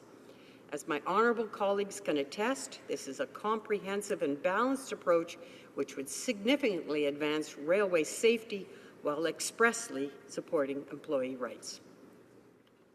Bill C-49 also proposes a new transparent and predictable process which takes into account both competitive and public interest consideration for the assessment of air carrier joint ventures. Under the proposed process, the Ministry of Transport would receive a report from the Commissioner of Competition identifying any risks to competition. The Minister would assess these arrangements from a public interest perspective and make a decision taking both the competition and public interest considerations into account. As mandated by the amendments made in committee, a summary of the Commissioner's conclusions and the Minister's final decision would be made public to ensure the transparency of the process. Making this information public will inform Canadians of the grounds for granting or refusing a joint venture arrangement and under what conditions, and what will likely help build public confidence in the process. Also, due to a clerical error, the text of the French language version of an adopted amendment continues to make publication by the Commissioner of Competition a voluntary step of the process instead of a mandatory one. There is a government amendment being proposed at report stage today that would correct this clerical order so that the English and the French versions of this bill are aligned. To conclude on this topic, it's expected that joint ventures will lead to better connectivity and an overall improvement in the air passenger experience while ensuring competition. As it relates to air passenger screening services, Canada's largest airports have expressed an interest in improving the timelines of passenger screening, either through additional screeners or technology innovation. At the same time, some smaller non-designated airports have expressed an interest in obtaining screening services to help develop economic opportunities. The proposed amendments to the Canadian Air Transport Security Authority Act are important as they would create a more flexible framework to allow CATSA to provide these services on a cost recovery basis, which would in turn allow Canada to maintain an aviation system that is both secure and cost effective. Additional important amendments to the Canada Marine Act are proposed that would allow Canada Port Authorities to access loans and loan guarantees from the newly created Canada Infrastructure Bank, which will support investments in Canada's trade corridors and infrastructure projects, contributing to our long-term growth as a nation. Finally, Bill C-49 would improve the efficiency of Canada's supply chain by allowing foreign vessels to reposition owned or leased empty containers between locations on Canada on a non-revenue basis. In summary, Bill C-49 provides critical objectives, including fair access to shipper remedies, efficiency, long-term investment, transparency, and safety. I urge you to support Bill C-49 in its current form and adopt it as quickly as possible so the right conditions are in place for a successful winter season in our rail transportation system. Thank you. Questions and comments? The Honourable Member for Moose Jaw Lake Centre, Lanigan. Thank you very much, Mr. Speaker. I thank my colleague, the Parliamentary Secretary, for her remarks.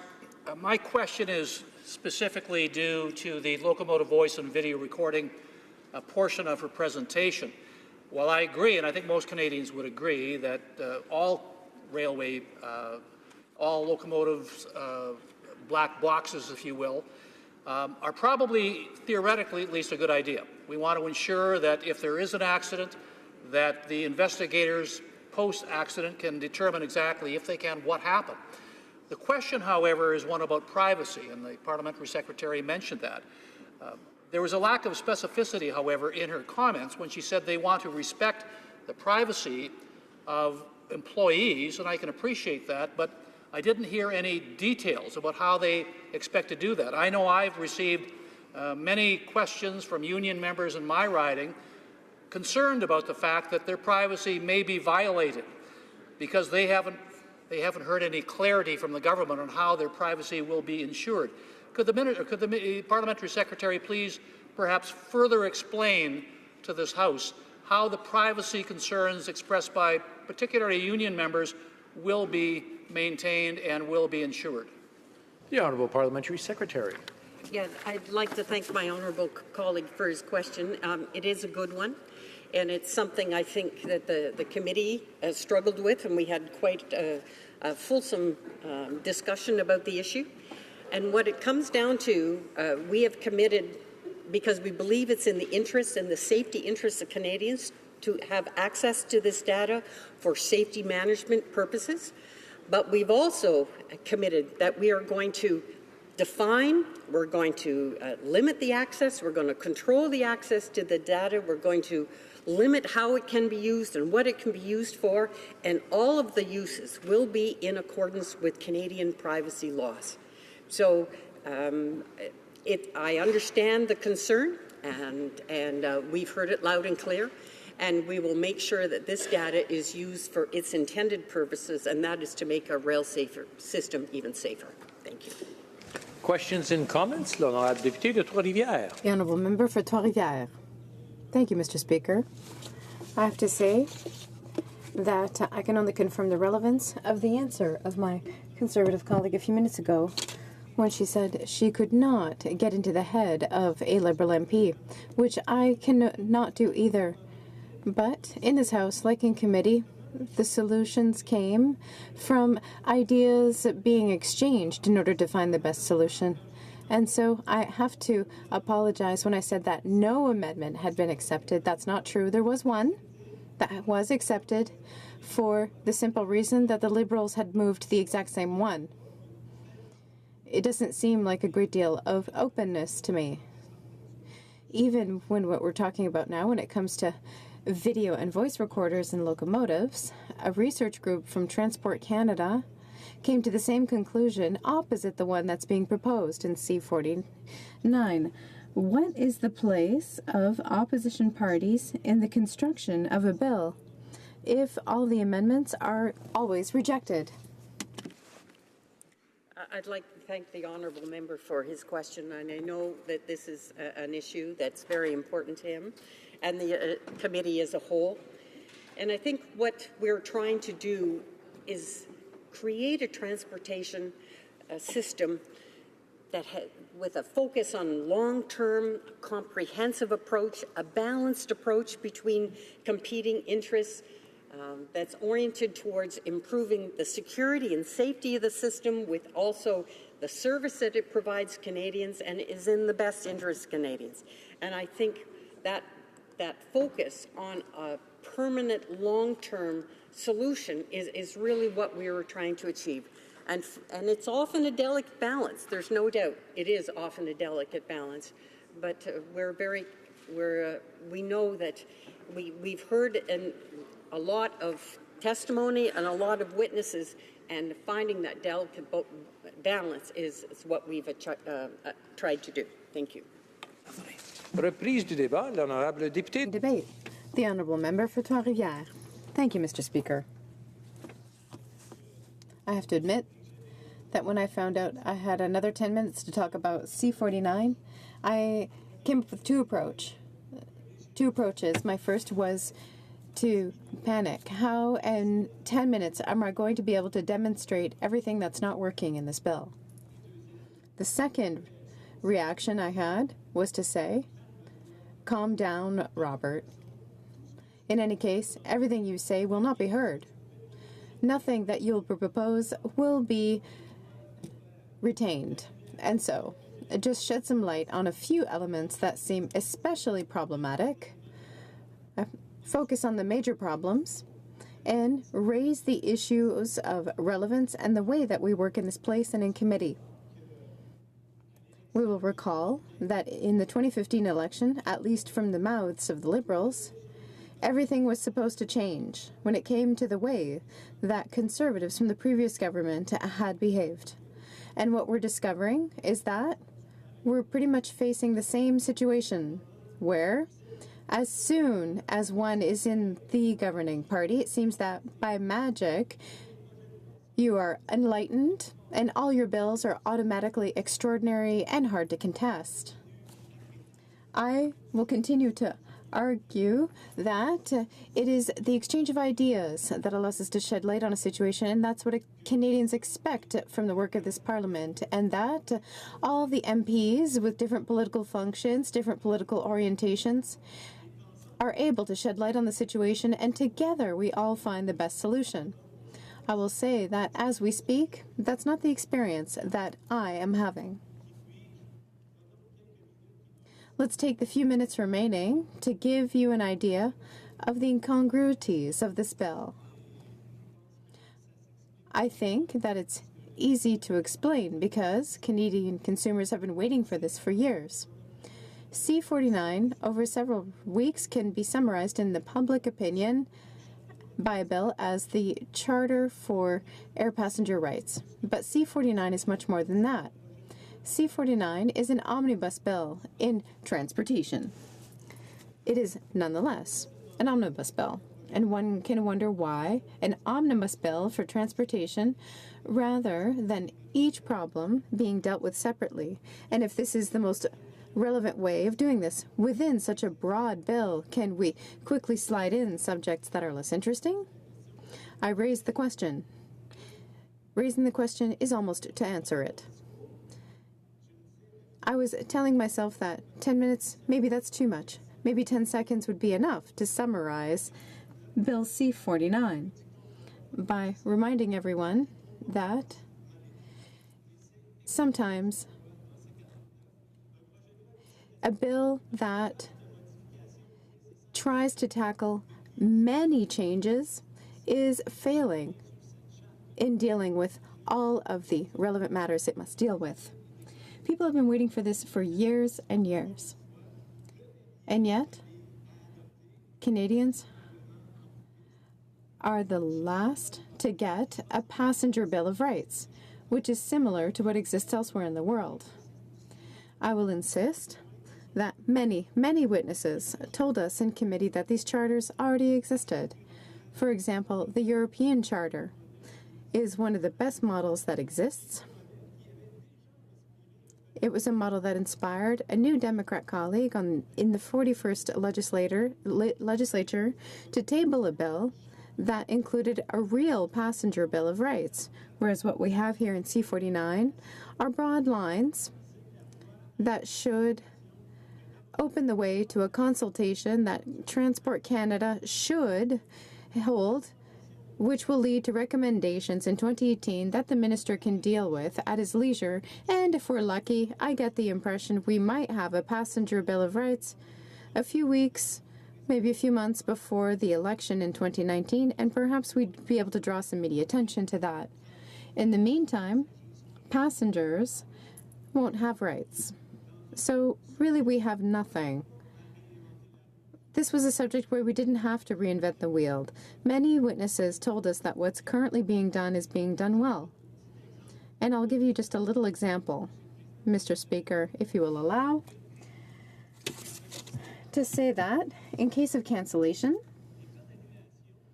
cases of cancellation subject to the European Charter of Passenger Rights is 0.4% of flights that are cancelled, whereas in Canada, we don't have a charter, and it's 4 times higher.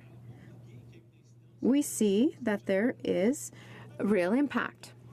We can talk about the approach that the government is taking, because the rules of this charter will go through regulation. They won't be part of the act. They'll be easily changeable by a paper put together on Friday afternoon, whereas legislation is more complex, and it forces this House to bear witness to the change. So I question the process, and I question the fact that there is no charter within C-49. I would also like to say something about video and voice recorders. I believe that it's clear that no one can oppose the fact that through any means possible, we want to increase protection and reduce the number of possible incidents. That is exactly the spirit of a black box on a plane. As soon as there's an incident, one can go and consult data in the black box to see what was happening, draw the best conclusions, and make sure changes are made if they're required. We've tabled an amendment that resolved all of the workers' concerns when it came to the charter, protecting privacy. Everyone agreed on it to say who needed this data, if not the inspectors for the Transportation Safety Board. That is what the recordings should be used for. They should be used by the Transportation Safety Board, and only the board.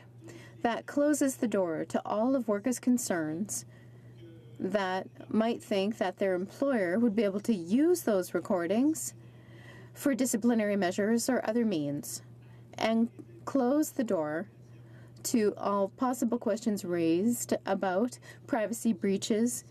Recordings would be available to the inspectors for the Transportation Safety Board when the situation required it, and only to the inspectors. Another amendment that was rejected without any further thought to it. And I see my time is running out, but one of the other things I wanted to deal with was the competition commissioner. There was a joint venture between United and Air Canada, and the competition commissioner, ruled that there were a certain number of lines where this shouldn't happen because ultimately the consumer would lose out. And the commissioner had the authority to put the brakes to the agreement. Now the minister is being given the power, and the commissioner just becomes someone the minister consults. So the minister can decide on relatively vague, ambiguous grounds what the public interest is, and we never managed to define that at committee, among MPs, among officials, among whoever. So this is not necessarily in the best interests of consumers, and that is a serious problem. And there's one more thing I wanted to raise before answering your questions, and that is regional airports. I think we all agree that regional airports are very important for development. A lot of companies want to have flights to little regional airports. There are some municipalities like Trois-Rivières that wanted to develop charter flights, but they can't afford to because of the cost of security. So perhaps the security costs could be better spread among all passengers instead of just making small regional airports bear the full brunt of the security costs. It's too much. It would mean an increase in airfares of between $70 and $80 per ticket, and so it's a non-starter. So I sense that there's some excitement about asking me some questions, so I'll stop there. Questions and comments? The Honourable Member for Laval-Les-Îles. Thank you, Mr. Speaker. I'd like to thank my colleague for his speech. I fully agree with him with two words he used. He said that this bill was hard to argue against. And I'd like to know, it's all well and good to criticize the government, but could he explain what he thinks of this government's record around job creation? We're starting to get our economic prosperity back. The Canada Child Benefit raised over 300,000 children out of poverty. Our Prime Minister has played a role in restoring Canada's international image. Does the member not agree that we've created an infrastructure bank, and I think that we've reached the highest level of infrastructure spending in Canadian history? We'll be investing huge amounts of money for years, including in my riding of Laval, Mr. Speaker. We've announced, it was not even a month and a half ago, almost $20 million to improve our public transit system. Thank you, Mr. Speaker, and thanks to my colleague, the Honourable Member for Trois-Rivières. Thank you, Mr. Speaker, and I'd like to thank my colleague opposite. I understand that it's now a Liberal habit to change the channel when you're talking about one thing to talk about something else with your question. But he said in his question that it was hard to attack this bill.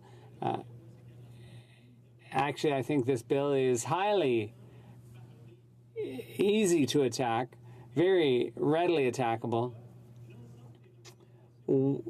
I'd like him to tell me why everything we've done to make regional airports a tool of economic development is a non-starter for you. Questions and comments? Mr. Speaker, and I would like to thank my honourable colleague for his remarks here today. I would reiterate that I thoroughly enjoy working on committee with him. In fact, he would have made the observation during our clause-by-clause study of this bill and amendments that were made. We often had the same amendments that we would have brought forward, and I believe that's because it completely reflected what we heard from the stakeholders and the experts. So these weren't amendments that we ourselves came up with, but amendments that the industry would tell us was needed. I guess the other observation that was made at that time was that this piece of legislation was a crowning achievement, and I don't know if he'd like to comment on that. But what I would ask him to comment on is the Privacy Commissioner's letter that was written to our committee chair dated September 12th, 2017, which raised concerns about how C49 was addressing the data that was going to be collected from LVVRs. And now that we are at report stage, does the member believe that this bill addresses these concerns adequately? L'honorable député. The honourable member for Trois-Rivières. Thank you, Mr. Speaker, and I'd like to thank my colleague for her question. Maybe I give the impression with my speech that I want to throw the baby out with the bathwater and say that it's all bad. But actually, there were a couple of things in our work that I think were positive, and that was the collegiality of the committee and the way we heard from the witnesses. We spent 5 days from morning to night on C49, and we did so with pleasure, and every witness's evidence was another building block in our work. But the question is, how is it that afterwards all those blocks were left out and not used to build this piece of legislation? Maybe they were used for other things, but I don't know. But what is clear is that there were some consensus that were built up around the evidence we heard in connection with C49, and those points of consensus are not to be found in C49, and they're not there, not because we didn't highlight them and argue in favor of them and say that this or that needed to be amended, but once again, all of the amendments were rejected except those that the Liberals put forward. Reprise du débat, the honourable member for Wellington, Halton Hills. Thank you, Mr. Speaker. I'm speaking to Bill C-49 today as we're debating this bill, and I'm opposed to this bill because of a number of issues with it, but in particular, I want to speak to Section 14 of the bill. Section 14 concerns the review of arrangements involving 2 or more transportation undertakings providing air services. In other words, Section 14 involves joint ventures between 2 airlines, joint ventures which would allow airlines to cooperate in terms of sharing routes, cooperate in terms of frequent flyer programs, cooperate in terms of revenue sharing and cost sharing. And this is not an insignificant section of the bill. This is a major change to competition law. Section 14 of Bill C-49 makes major changes to the Competition Act. And I want to take a step back, Mr. Speaker, and explain why I think this is so concerning. The Competition Bureau is a very important organization. It ensures fair competition in Canada, ensures that both Canadian consumers and Canadian companies operate in a marketplace where they can prosper, a marketplace where there's sufficient competition, a marketplace that delivers lower prices and more choices for consumers and for companies. Canada has long had a strong legal tradition, strong framework legislation in the area of competition law. We introduced competition law before the United States did in the 19th century, and throughout the last 150 years we have continually strengthened that competition law in order to ensure that we don't see anti-competitive behaviors in the marketplace. I remember in 2004 when the then minority government of Prime Minister Paul Martin was in place and introduced modernization, a bill that would modernize competition law by the introduction of administrative monetary penalties that would work in place of and alongside of criminal code penalties, which had a much higher threshold of proof.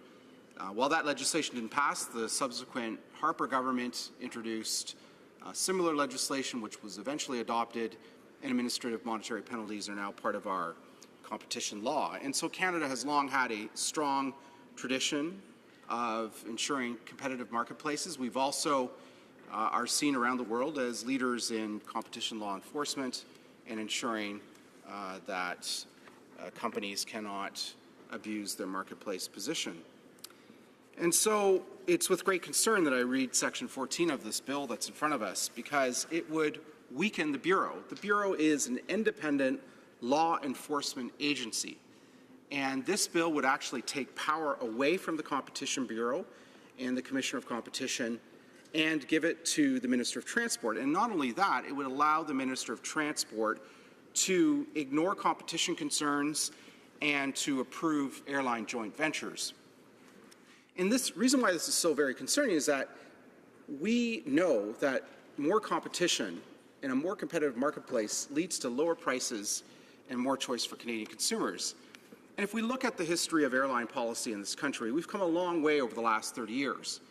Privatization and increased competition have given Canadians more choice and more lower prices in the airline industry. We started with deregulation in the 1980s.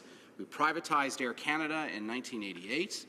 We spun out of Transport Canada the airports across this country in 1992. We established independent airport authorities in the 1990s. And because of that, there have been literally tens of billions of dollars in investment in airports and in airlines in this country. For example, in the early 1990s, some $50 million a year was being spent on airport improvements. Well, since airports were spun out of the Department of Transport in 1992, over $14 billion has been invested in Canadian airports. And the same is true of Air Canada.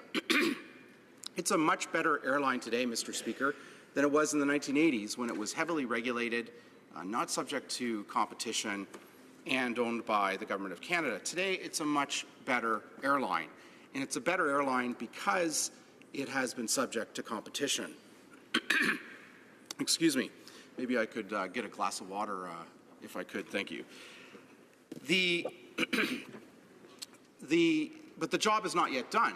It's clear through numerous studies that the Canadian traveling public is still paying far too high a price to get from A to B in this country. And so that's why Section 14 of this bill is so very concerning, because it's going to lead to less competition, increased prices, and less choice for the traveling public, which runs counter to the effort, thank you, that we made over the last number of decades to increase competition and lower prices for Canadians. I want to give you an example to illustrate this point. In 2011, Air Canada wanted to enter into a joint venture with United Continental that would allow them to share routes on many trans-border routes between Canada and the United States and Canada and other destinations. And that joint venture was fully reviewed by the Competition Bureau, and the Bureau demanded that certain conditions be put on that joint venture. The Bureau, in its review, concluded that 10 cross-border routes between Canada and the United States would be less competitive for Canadian consumers because Air Canada and United Continental would be subject to a monopoly, and 9 other routes would be subject to less competition than currently is the case. So the Bureau refused to approve the joint venture unless certain routes were exempted. And so the consent agreement that was entered in between the parties and the Competition Bureau exempted 14 cross-border routes from this joint venture, ensuring that on those 14 cross-border routes, there was sufficient competition for Canadian consumers. This bill in front of us today would allow the minister to override the Bureau and to approve these joint ventures without any conditions to ensure sufficient competition. Now, if we take a step back from this and we ask ourselves, why is the government doing this? It seems to me that one of the reasons is that it's become a bit of a political scratch your back and I'll scratch my back and I'll scratch your back game. The government pressured Air Canada to buy 75 C-Series jets from Bombardier in order to help the government politically with a problem it had with Bombardier, fearing that the company was entering a dangerous period of insolvency. The government put a lot of pressure on a private sector company to purchase these 75 C-Series jets. And I suspected that in return, 2 bills were introduced in this Parliament. And I think the government needs to come clean on whether or not there was a quid pro quo in this arrangement. Air Canada buys these jets, and in return, the government introduces 2 bills. Bill C-10 which lifted the requirement for Air Canada to have maintenance facilities in certain cities in this country, and Bill C-49, which has Section 14, which would allow the Minister of Transport to approve joint ventures without any conditions to ensure sufficient competition. So I think this is a real step back, Mr. Speaker, for competition law. I think it will weaken competition, particularly when it comes to future joint ventures that airlines in this country may enter into.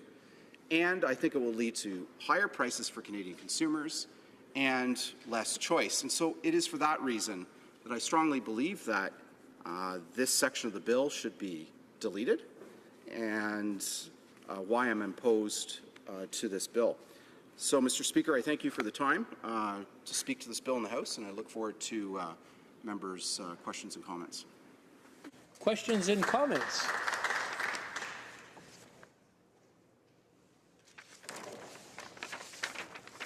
Resuming debate, the honourable member for Bow River. Thank you, Mr. Speaker. I know I'm short, but I'm here. There's a lot of people I've already heard speak about this particular Bill C-49. I had the privilege of attending the hearings that went on in September, and I was able to sub in for that week, and I found them incredible in the sense of the knowledge that was shared by all of the experts and the learning and the collegiality amongst all parties in listening and questioning the people there. So having said that and having listened to that, put some notes to paper here, and I'm not as well spoken as my the colleague that just spoke, but I refer to my notes extensively. So, the Transportation Modernization Act, this bill makes large-scale changes to how transportation is regulated in Canada. It is an ominous bill. It is very big, and it makes changes to rail, air, and marine port authorities. The question is, does it make all the right ones? I would first like to discuss the complicated set of changes C-49 makes to rail in Canada. The changes to the long-haul interswitching this bill makes will replace the provisions introduced by the previous Conservative government, which extended interswitching distance to 160 kilometers. Those provisions expired on August 1st of 2017.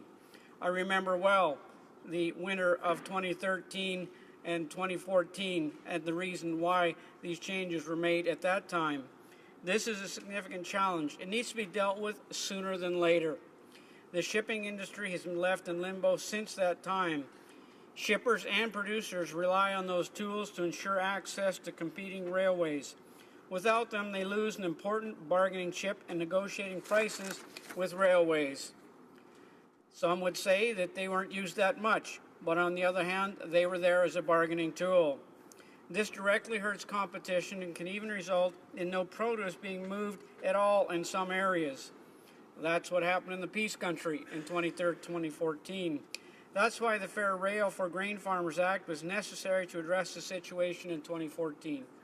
New interswitching provisions are therefore long overdue. Unfortunately, it is far from clear whether this bill meets its objective of improving shipper and producer options with the 1,200-kilometer interswitching tool. The system introduced through C-30 was popular with shippers. It provided the certainty of regulated rate up to 160 kilometers. C-49 proposes changing this so that the interswitching rate over 30 kilometers will be decided by the CTA on an ad hoc basis. The witnesses I heard in Transport Committee preferred the 160 kilometers regulated rate we already had. The 30-kilometer interswitching rate will be set each year. It takes into account the railroad's infrastructure needs across their entire network. This could increase the rate paid by shippers. Could do.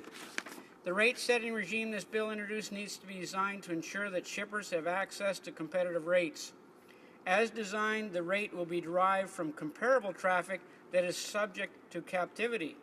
This system needs to concentrate on concrete review mechanisms to ensure it actually working for shippers.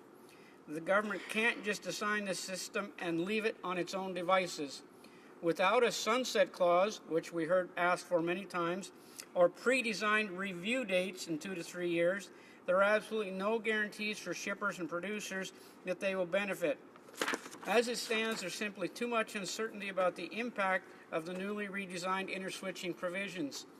They need to be reviewable, and they need to be timely reviewed. We need them implemented now. Speaking of captive shippers and producers, it is noteworthy that the nearest interswitching location for many shippers and producers in northern Alberta and BC would be Kamloops in the Vancouver corridor. The other exclusionary zone is from Quebec City to Windsor. Interswitching is not allowed beyond the 30 kilometers in these areas. So for these captive shippers, the new interswitching provisions will do nothing to yield more competitive rates and improve competition. This is a serious problem. These captive shippers and producers have no choice but to use one company to which they are effectively held hostage. It is important to remember that railways in Canada operate in a near monopolist situation. This situation could put shippers and producers at real disadvantage. The provisions of C-49 that allow shippers to request a contract from a railway with reciprocal penalties offers the chance to foster more competition. However, the penalties need to be designed so as to acknowledge that the railways have much greater economic power than the shippers. C-49 is intended to encourage the efficient movement of shippers' traffic while creating a system that is fairly balanced between the shipper and the railway. So the government needs to take a clear position that because of the difference in economic power, railways are penalized at a higher rate than shippers. $1 to a shipper versus $1 to a railway is very different. They need to be given both the same fixed penalty is not a reciprocation. The railway simply won't face a meaningful penalty for failing to fulfill its service obligations. The lack of short-line rail is also a pressing issue. There are very few left. They are a critical component where they do exist for our infrastructure. Without them, we need to rely on trucking, which is hard on the roads and municipalities and worse for the environment. When the railway doesn't operate efficiently for shippers, the whole supply chain is impacted. This we heard a number of times. They need to collaborate and plan with the whole chain or the system doesn't work efficiently. If the respective parties plan their supply chain, the whole system has a chance to be more equitable and efficient. If you are a producer that contracted with a shipper for a specified date, then get a call that those cars will be showing up a week late, that's a problem. The producer pays the penalty. The cars then show up for their destination, and the producer is often the one that ends up suffering for it. When railways don't get their cars when they're supposed to be on time, that incurred cost goes back to the producer. They're held ransom by the whole system. What I heard in committee when this bill was being considered was a lot of talk about adequate rail service. This bill needs to do more than strive for adequate. The government has expressed desire to increase agriculture exports by 40%. The transportation needs to work much better, or increasing the amount of produce will be irrelevant. Canadians need and expect great rail service. We need an efficient system that ensures cars show up and ship grain on time. We all are aware of NAFTA negotiations are ongoing. It is therefore remarkable the government will allow the new 1,200-kilometer interswitching distance to increase U.S. rail access to Canada at regulated rates. They can access this Canadian traffic without reciprocity. It seems like weak negotiating on the part of government to give this leverage up before NAFTA negotiations are concluded. With regard to air travel, the components of Bill C-49 introduces some interesting provisions. It takes the ultimate authority on joint venture decisions away from the Commissioner of Competition, which was mentioned before by others, and gives it to the Minister.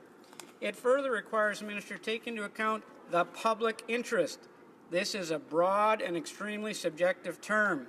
We currently have an independent, nonpartisan public official making the decisions to promote competition. The bill may introduce needless political component to the decision-making process. C-49 will also allow the Canadian Air Transport Security Authority to sell security screening services to airport. when large designated airports that already have security screening services buy additional screening, that cost gets shifted to the airlines. The airlines are then going to pass it on to the consumers. So this provision is essentially a veiled tax on air travelers. I respect the government tends to benefit air passengers in introducing this bill. However, it leaves what compensation passengers will be entitled to from the airlines to the discretion of the minister and the CTA. This is extensive government intervention. We can't risk those well-intentioned measures actually making air travel more expensive with ad hoc decisions. The CTA is going to have to determine on case-by-case basis if service breach is at fault of the airline or of many other factors. This, we need a charter of rights. We need it up front. People need to know what the compensation factors are, not to be judged ad hoc. The administrative costs of implementing this legislation could be large. Again, it's a large omnibus bill with many parts to it. Do we have all the right parts into it? I think not. I think there's some other things that could have been done and should have been done. Thank you, Mr. Speaker. Questions and comments? The honourable member for Central Nova. Thank you very much, Mr. Speaker, and I've had the pleasure of sitting on the committee during the hearings on Bill C-49 and enjoyed the company of the honourable member from Bow River. I took some of the comments he just made to suggest that perhaps the bill doesn't go far enough to protect the interest of shippers. I can't help but point out that the bill does include a number of pro-shipper measures like reciprocal penalties, adequacy of service, protecting the maximum revenue entitlement, enhancing data disclosure, improving the arbitration process, and a number of others. But my question for him is this. He raised these measures included in Bill C-30, suggesting that they were preferred according to the witnesses he heard. When I listened to the witnesses over the course of the entire study, many of them suggested that having remedies only for one industry and only for one region of the country wasn't the best approach, and that the long-haul interswitching would open up a more efficient transportation system across sectors and across geography. Does he support measures that will extend this improved service to new parts of the country and different sectors? The honourable member for Bow River. Thank you, Mr. Speaker, and thank you to my colleague for his questions and interest in this. And he mentioned a number of things in there, and specifically the long haul. What I'm mostly familiar with, and particularly in my region of the prairies, the interswitching has worked. And so there was a lot of people in as witnesses, or people I know have said, look, the 160 kilometers work. Let's keep that one in place. Let's not change it. We know this one works. Let's not change it. The arbitration you did mention, we had a witness that says, yeah, that's an interesting game. You have to have the other party agree, and very few of them do agree. The railways do agree to go to arbitration. So the arbitration piece only worked for the richest carrier in the country, and so that arbitration piece actually doesn't work. So there are other things in it. There's some things that do work, and thank you for asking the question. Thank you, Mr. Speaker. I want to remind the honourable members not to speak directly to each other, but maybe go through the chair. The honourable member for Edmonton Griesbach. Mr. Speaker, through you, the bill is all about the much ballyhooed part of it is a air passenger's Bill of Rights. Yet it seems from everything I've heard, a lot of air passenger advocates are not really on board with this bill. Is there any good reason why they're not stepping up when it's supposed to be an air passenger Bill of Rights? Member for Bow River. Thank you, Mr. Speaker, and thank you to the colleague for the question. That's a very interesting point, and one that came up discussion, and all members discussed that thoroughly with various witnesses. And you're right, there were the air passengers people that said, hey, it's not there. And I think it's a real critical point when we know there's numerous examples out there of passengers' rights and what the results would be for that, and what the passenger would know that he would receive under certain conditions. So to leave it as an ad hoc on a base by base on what factors are creating these problems, that's not what we need for a passenger's Bill of Rights. We need that. We need it specific. Passengers need to know what it is that they're going to receive when things don't work. Thank you, Mr. Speaker. Questions and comments? The honourable parliamentary secretary to the Minister of Transport. Very little time. Okay. 45-second question and a 45-second answer. Just please. A quick question. In that the structure of our proposed passenger Bill of Rights exactly mirrors that of the European Union. The legislation provides the guidelines and the structure, and that the details are put in regulation. So that concern isn't really valid, but what I'd like to know from the honourable member is what does he think the important elements of a passenger Bill of Rights will be to Canadians? The honourable member for Bow River. Thank you, Mr. Speaker, and I'd like to thank the honourable member for the question.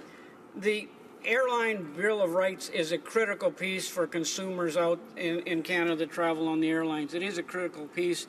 It's the knowing up front of what the results would be of delays, lost luggage. People need to know those things so that when they're stuck in a traveling situation, obviously the anxiety can be high, there can be family issues, you're trying to move, you're trying to travel. So if they know up front, it really makes a difference to lessen that anxiety for the travelers, and is very important, I believe. And as soon as we can have this, it would be better. Thank you, Mr. Speaker. Alors, conformément à l'article 38. It is my duty, pursuant to Standing Order 38, to inform the House that the questions to be raised tonight at the time of adjournment are as follows. Immigration, Refugee and Citizenship, the Honourable Member for Lethbridge. Health, l'Honourable Député de Mégantic. The Honourable Member for Mégantic-L'Érable. Infrastructure. Resuming debate, reprise du débat, l'Honourable Député de... The Honourable Member for Richmond-Athabasca. Thank you very much, Mr. Speaker. Today, we will be voting on a bill that will significantly amend 13 other acts affecting 3 sectors: air, marine, and rail. On amending the Canada Transportation Act, the Liberals are contravening their own, are not keeping their own promise to not bring in omnibus bills. Let's be realistic. Bill C-49 was brought forward as a bill that would protect passengers' rights and many other things. However, the Liberals have used this as a communication strategy to distract people away from broken promises. From the very beginning of the session, it's been one disappointment after another. Compromised supply management, Netflix mess, marijuana legalization, conflict of interest on the part of the Minister of Finance. This government needs good news, and that was probably its purpose here with this bill. Now, that being said, it is our role as members of Parliament to scrutinize the implications of this bill and have the courage to raise any dangers involved in these measures, even if it's not a popular move to make. That's what the Conservative Party did for tax reform that was presented as being fair reform when it was actually the opposite. That's what Conservatives have done since the very beginning. Kelly Block sits on the Transport Committee, and she spoke to the committee to ask the committee to divide this bill into further parts so that we could consider it more closely, and all Liberals voted against that. They even refused to explain why they voted against that. That does not instill trust in this government in any way whatsoever, and it's these kinds of decisions that lead to people becoming cynical about political parties. So, this bill does not talk about what kind of compensation there will be for passengers. It only says that there will be potential compensation. So we're going to be voting on the form, but not the content. There is no content. The government prefers to send this back to the Transportation Safety Board for any detailed decisions. Now, if it is up to the Transportation Safety Board to decide on what those rights are, then the power is also being given to the Minister of Transport to be the only advisor for these cases. That means that penalties will be set not by an arm's length organization unless the minister decides that. How ironic to have members vote on this today. We're voting so that all the power can be put in the hands of one minister, the Minister of Transport. How ironical to allow a minister to intervene in an arm's length organization or agency. So the Transportation Board will not be able to, for example, consult citizens groups, airports, or any other stakeholders, only the Minister of Transport. And that's not all, Mr. Speaker. The minister also has more power for co-ventures, and that is becoming involved in the Competition Bureau, and the Competition Bureau should be nonpartisan and arm's length and should have nothing to do with the Minister of Transport. The lack of integrity and transparency in the process is blatant. Above all, it is worrisome. If the minister can tolerate that the standards are set, they should be presented to the House by the minister and allow all ministers to express their opinion on the matter. The goal of this bill is to reduce transportation or travel costs for Canadians while maintaining high levels of service, and yet the reverse is likely to happen. This bill is likely to increase costs for travelers when regulation is implemented, particularly when it comes to overbooking. If we want to ensure that Canadians have travel costs that are lower, why not reduce the tax burden of air companies whose margins are small, namely through that carbon tax? Canada's legislation is sufficient. What we're doing today is only going to make it more complicated and send the bill to the passengers. Another message that is inexact and misleading. This bill is presented as the new Air Passengers Bill of Rights, whereas there are impacts on other modes of transportation. And these changes are significant. I will remind everyone that this bill affects 13 different pieces of legislation. Compensation for passengers is just a small part of the text. By falsely presenting this bill as the simple creation of a charter of passenger rights, the minister is simply hiding an unpopular and controversial section of this bill. This is intended to avoid problems for the Liberal government. They've simply avoided announcing controversial measures. The bill will allow foreign investors to own up to 49% of the shares of a Canadian company. The Minister of Transportation could approve joint ventures. They will be able to change the transportation of goods in the country. They will be able to install video and voice recorders in locomotives that could be used for disciplinary purposes, and also amends the Maritime Transportation Act, which benefits the infrastructure bank that they've just created. If it's not enough, those who defend passenger rights in the countries, many consumer protection agencies oppose the changes being proposed in this bill.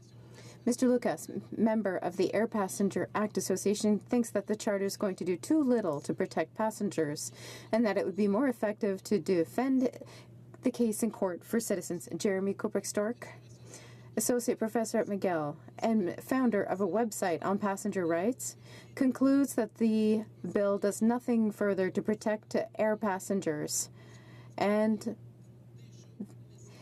existing legislation already does what's promised by this bill. Basically, they're recycling what's already there, and the Liberals are really good at that.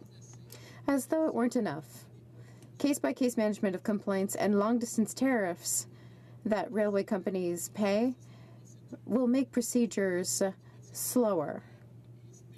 We need to hope that consumers will not be discouraged by delayed response and just abandon their complaints. Nobody's going to win from this. No Canadian will be better protected through this. Therefore, I invite this House to beware of what's being proposed by the Liberal government and to keep in mind the succession of disappointments and disorganized policies of this government. I invite all parliamentarians to be aware of this bill and the powers it will give to the Minister of Transport. We need to turn our full attention to the dangerous intrusion of the Minister into independent and nonpartisan organizations like the Transportation Safety Board and the Competition Bureau. This bill does not include any compensation for consumers, none whatsoever. So much for protecting passenger rights. If you vote in favor of this bill, you will not be able to say that you voted in favor of more protections and rights for Canadians. Everybody in the field is, in fact, disappointed. We have missed the mark once again. Before us, we have an incomplete bill. It is imprecise. It lacks cohesion. It's worrisome to see that the bill will be passed as is. Mr. Speaker, this is just a demonstration that we have with this bill of work that was improvised, that's shoddy work, and tries by any means it can to go and get more power and put it in the hands of the Minister of Transportation. We saw the same thing with the Minister of Finance with his tax reform. We need to be extremely vigilant, and I invite all members in this place, even on the Liberal side, those who have the courage to stand up to criticize this bill and vote against it. Thank you very much, Mr. Speaker. Questions and comments? The honourable member for Edmonton Strathcona. The honourable member for raising concerns with this bill. Mr. Speaker, when I sat on the Transport Committee, we had a very intensive review of rail safety. And I have to say, Mr. Speaker, I'm stunned at how little has come forward. We identified a lot of problems with the regulation of rail safety. I know the government is out talking to people, but what they should be talking is to the lawyers who have a whole litany of reforms that they would like to happen to the Rail Safety Act. What is particularly stunning to me is, in the testimony that we got, including from the Transportation Safety Board, from the inspectors from Department of Transport, was there's problems with lack of inspection, there's problem with lack of response to what the Transportation Safety Board identify as problems, and all this is doing is picking on the workers on the rail lines. The number one issue that the workers have identified in a safety issue is fatigue. And the change in the rules has allowed the rail companies to hire less and less people and work very erratically. So I wonder if the member could speak to, he appears to share my concern, that they've handpicked this one issue. There's no clarity in how this information is going to be used. It's going to be a violation of workers' rights if it can be used by the company for other nefarious purposes. Would he like to speak to my concerns? The honourable member for Richmond, Arthabaska. Thank you, Mr. Speaker. I want to thank my fellow member for her question, which is entirely relevant. I mentioned in my speech that there are many workers' concerns about the willingness of this government to install cameras and audio recorders in order to record all conversations. This has, for its objectives, the intent to control how people do their work. This raises a lot of questions, and we were surprised when we look at all the work done by the committee. All of the requests made by the opposition parties who worked on the committee to amend this bill were all rejected by Liberal MPs who had full control over the committee. It is unfortunate what we are experiencing now with this bill. The honourable member. Questions and comments? Eagle Creek. Thank you very much, Mr. Speaker, and I would like to thank my honourable colleague for his comments today. I truly did appreciate working with him on the Transportation, Infrastructure and Communities Committee when he was serving as the Shadow Minister for Infrastructure. And it's on that note that I would like to ask him a question. Clauses 73 and 74 amend the Canada Marine Act to allow ports to borrow money from the Canada Infrastructure Bank. And I know when he was on the committee, he actually put forward a motion that we study the Infrastructure Bank. And I'm wondering if he'd like to comment on that measure in C49 and why he believes this might be problematic. The honourable member for Richmond, Arthabaska. Thank you, Mr. Speaker, and thank you to my colleague with whom I had the joy and privilege of working with on the Standing Committee on Infrastructure and Transport. I had the pleasure of working on the infrastructure bank bill. This was the creation of a new bank to serve the interests of Liberals' friends. The government took billions in the infrastructure budget, which should have been used in municipalities throughout Canada, in smaller regions, not necessarily in large centres. Those funds were transferred to an infrastructure bank, and now we see bills and projects from various sources, including this bill from the Minister of Transportation. The objective underlying the infrastructure bank was to quietly privatize several kinds of infrastructure, including airports.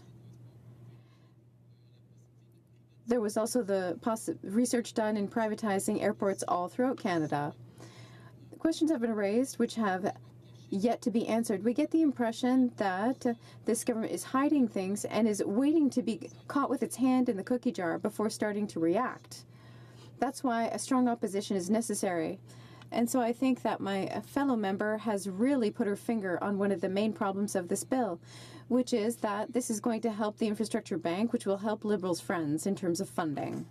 Resuming debate, prise de débat, the honourable member for Windsor West. Thank you, Mr. Speaker. And first and foremost, I want to thank our member from Trois-Rivières, who did an excellent job for ourselves. And I think that people need to, I guess, when you look at this bill, understand how large it is. It's an omnibus bill, and people are, what's an omnibus? I mean, they don't build those in Canada anymore, is one of the things that comes to mind. But the reality of what it is they are several pieces of legislation that are crammed together to actually make one piece of legislation at the end of the day. And so what ends up happening is that you do a lot of things, and usually rather poorly. And that's where we're headed to today with regards to very serious measures under the Transportation Act. They involve everything from rail safety issues, where we had lessons that we should have learned through Lac-Mégantic and other places. Derailments are taking place still, and rail safety issues continue to be something that's a daily basis in Canada. We just recently had another. And then you have other things that can become quite problematic, from consumer rights, being an airline passenger bill of rights, which is in this legislation by name and name only. It's a good example, Mr. Speaker, of basically what we've done, or what is being done, proposed by the government, is having it done by regulation and having no enforcement, no real law, and nothing at the end of the day for consumers. So it'll be interesting, and I'm going to follow up a little bit about who people should contact in those types of situations in the future. Should be Liberals anywhere. If you have a problem with your airline industry and any type of compensation or problem related to it, they will own all of those problems directly because they are actually passing on this to the regulator willfully, and so they will be the voice in the future to address those particular problems that we face. And I'll talk a little bit about that later, Mr. Speaker. It's clever because I think that they're avoiding the responsibility of a real passenger bill of rights, which should have been done on a separate piece of legislation, where there's a rule-based system that is very clear and it's legislatively done. By doing it this way that they're doing, they're thinking that they're going to say, well, it's just the regulators and we don't have anything. But I think the public will be quite educated through this process in terms of where they have a problem with the regulation enforced. They really then just need to see their Liberal member or call another Liberal member somewhere else to get that direct input, because they're going to pass this piece of legislation with that knowledge, and that will be the only real route to have input, from everything from being delayed to everything from not having your rights observed, being stuck on tarmacs for unlimited time and so forth. All those things in terms of a regulation will be set basically through the minister himself or herself, and that is going to be something I think that will be a curse upon themselves that they have brought once the public becomes educated a little bit more about how to actually respond to your particular situation. Now, with regards to the report stage where this went back to committee, and there were several pieces of legislation that were dealt with in different sections that are important for Canadians to understand. And one of them was the arrangements between airlines that's being allowed. And we had amendments on that to challenge what's taking place, because you're going to see less accountability for airline mergers and ownership, and there is no oversight to ensure that passengers and or competition thrives. In fact, it's a disincentive because we take away that accountability and that review by the tribunal. So what we're doing here is we're stripping powers away to ensure competition on the airline industry away from an independent body that would at least examine those issues and bring them forthright to the minister, who will basically have the final say immediately on these issues. And so that's real problematic, Mr. Speaker, because when you look at the fact that this government has to deal with issues related to the industry, not only just domestically but internationally in competition, we are now taking away an opportunity to increase that opportunity in Canada, and I think you'll probably see is potentially even some greater mergers that will take place, less competition, and probably some less routing that will take place. We've actually seen some medium-sized markets and some development take place. There's a disincentive now to do that. One of the things that is important to note, again, is that we are taking away what's currently being done as that lens or review for consumers, and we're abandoning it. Now, the Railway Safety Act was also affected by this by adding video and voice recorders, but there's very little description about how that takes place and how it can be used and what it's for. I think, Mr. Speaker, what it's going to be for is continuing cutting back on these positions and reducing them and also increasing potentially hours of the conductors and engineers, so forth, as we've seen in this industry in the past taking place.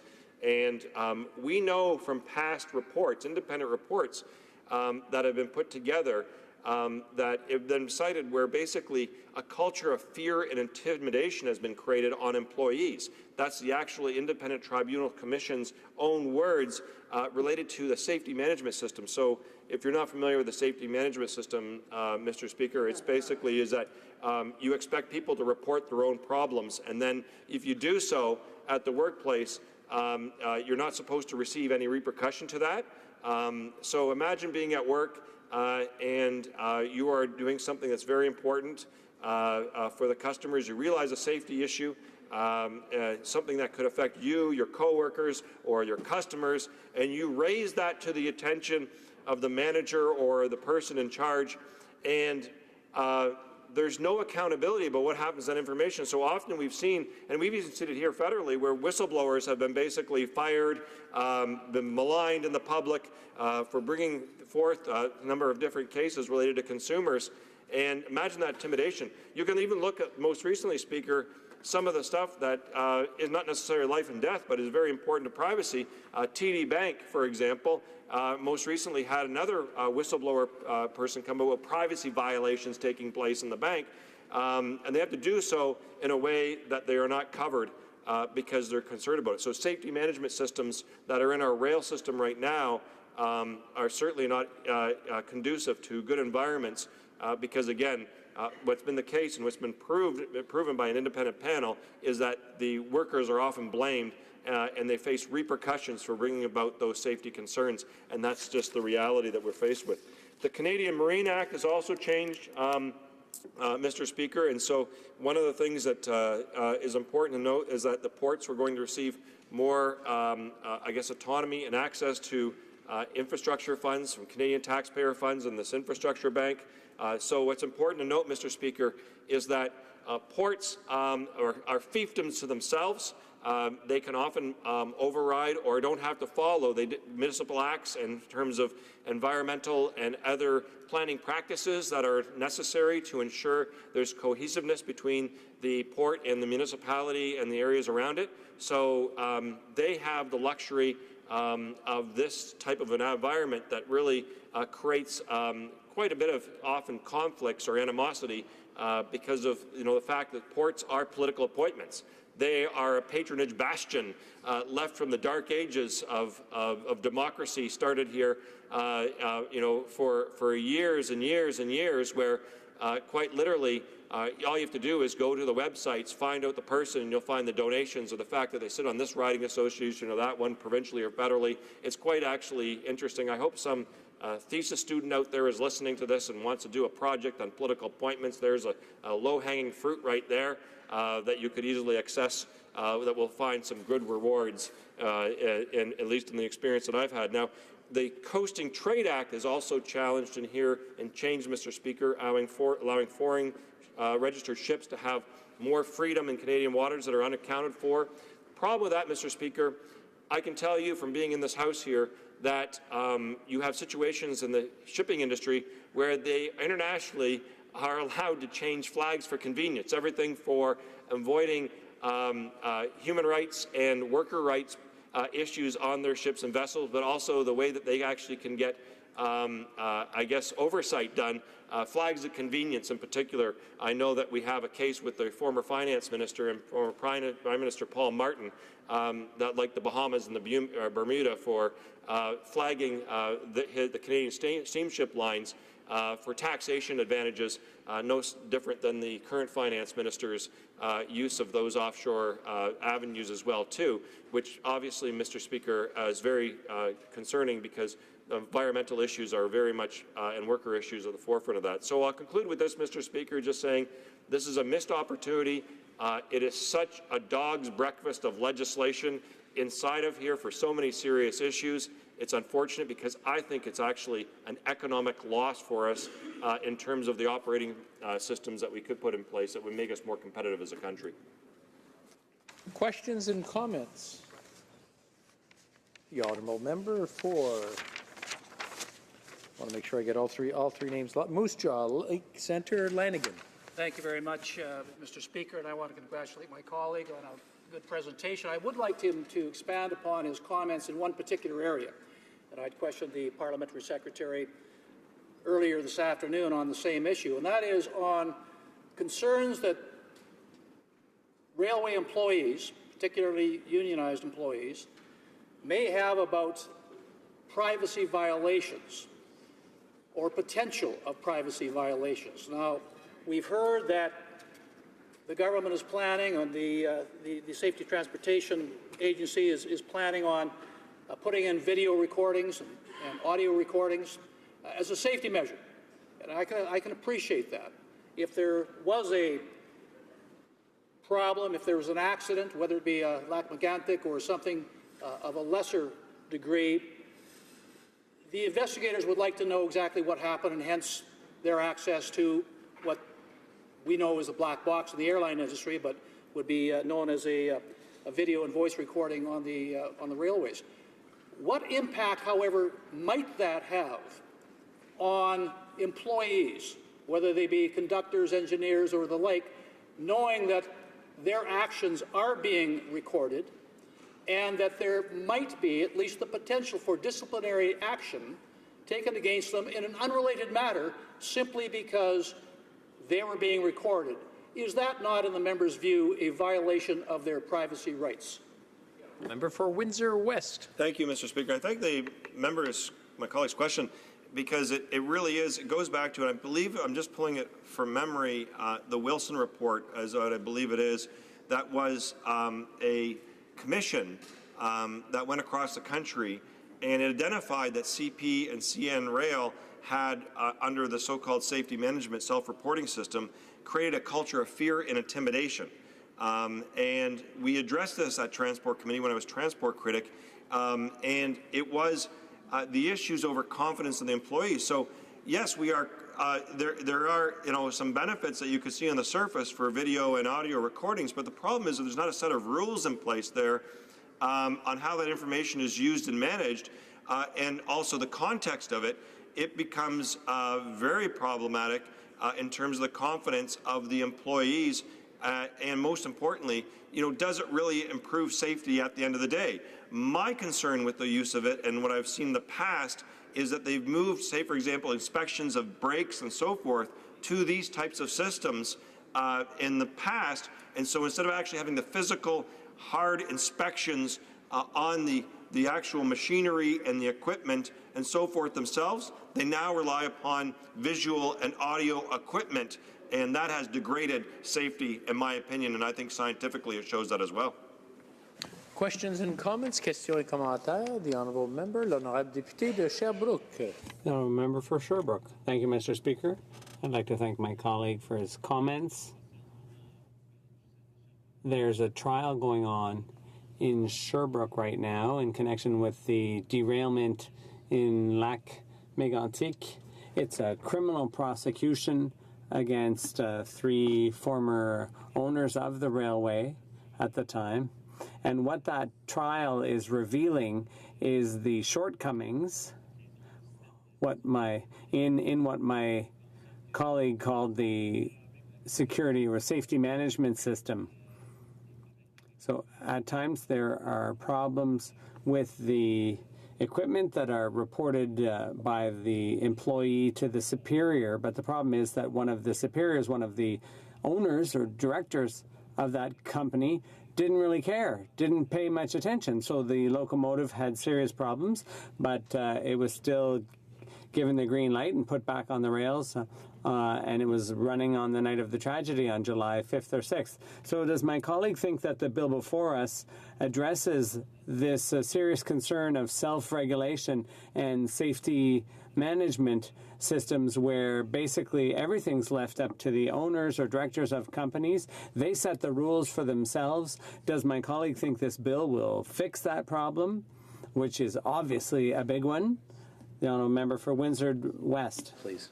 Thank you. Real quickly, it makes it worse. The member of Sherbrooke is quite right to cite the case that's taking place, and I thank him for that because the reality is that we're moving to more of this self-regulating process by getting away from oversight that's necessary for an industry. Like the term being railroaded never, just kind of popped out of nowhere for no reason. It came about because of the historical problems that we've had with the laws that allow railroad companies to have dominance. I've always said that you have, municipal governments, you have provincial governments, you have federal governments, then you have the railway companies and that's kind of where it lays in the old laws of Canada.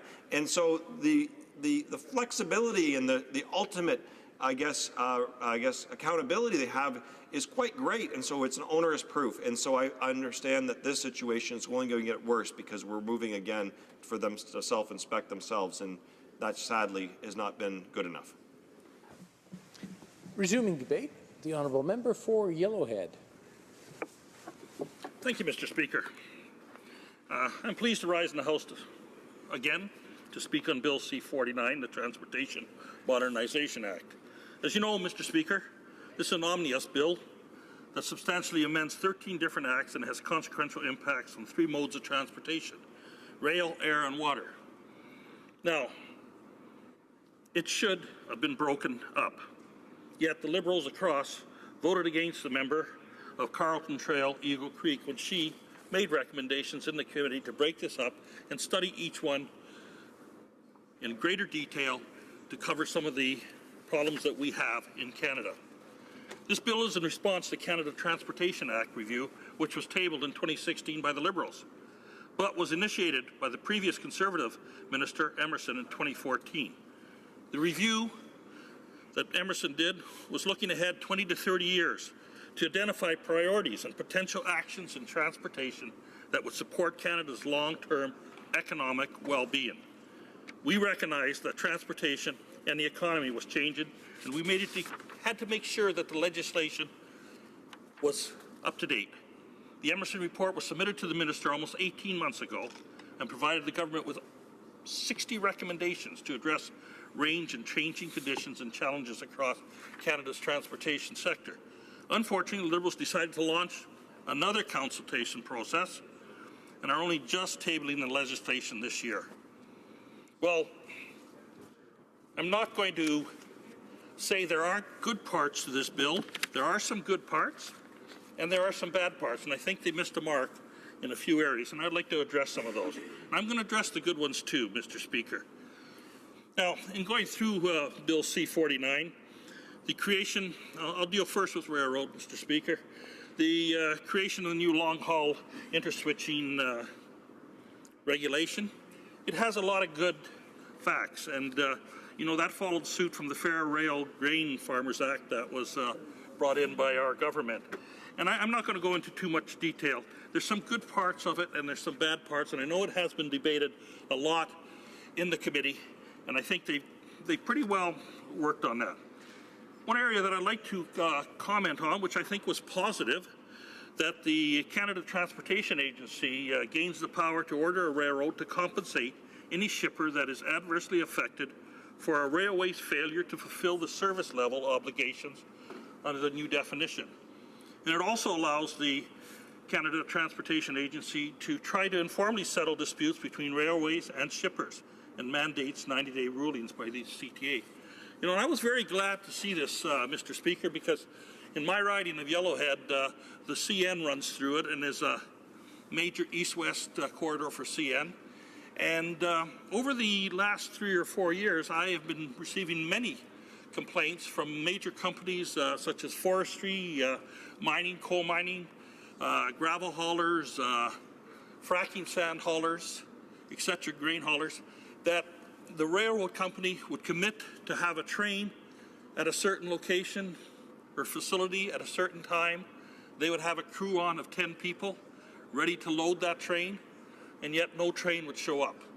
And sometimes wouldn't show up for a day or two. Understanding they're paying these crews, they have shipment orders that might be going to the West Coast, shipment orders that may be looking forward to connecting with a ship to go to overseas ports. And yet the railway did not consider that in good faith. And I think this portion of the Act was really excellent to see, and hopefully it will resolve those type of issues. Now, another concern that I have that wasn't addressed in this omnibus bill is the length of trains that are now running in Canada and the lack, I feel, of proper crews on those trains. We are running trains that are probably 2 to 3 times larger today than they were 10, 15 years ago. It puts a lot of stress on the train crews. It puts a lot of stress on communities. And I'm going to give you an example, Mr. Speaker. But before I give the example on that, I just want to read a section here. Section 97.2 of the grade crossing regulation states it's prohibited for a railway equipment to be left standing on a crossing surface or for switching operations to be conducted in a manner that obstructs a public grade crossing, including by the activation of a gate of a warning system for more than 5 minutes when vehicular or pedestrian traffic is waiting to cross. It goes on to say in Section 98 that if there is a repeated issue with trains blocking a crossing, that it should be resolved through collaboration between the rail company, local road authorities, etc. If that doesn't work, the local authority can send a letter to the minister to request the resolution. Now, this is something that has been brought up a number of times in this House, rail crossings, and this government and the committee failed to address those concerns. Now, I'm going to give you an example. The town I live in is Edson, located in the center of Yellowhead riding, and we have 2-mile trains that come in and stop, whether it's for crew changes, whether it's for checking brakes or for whatever.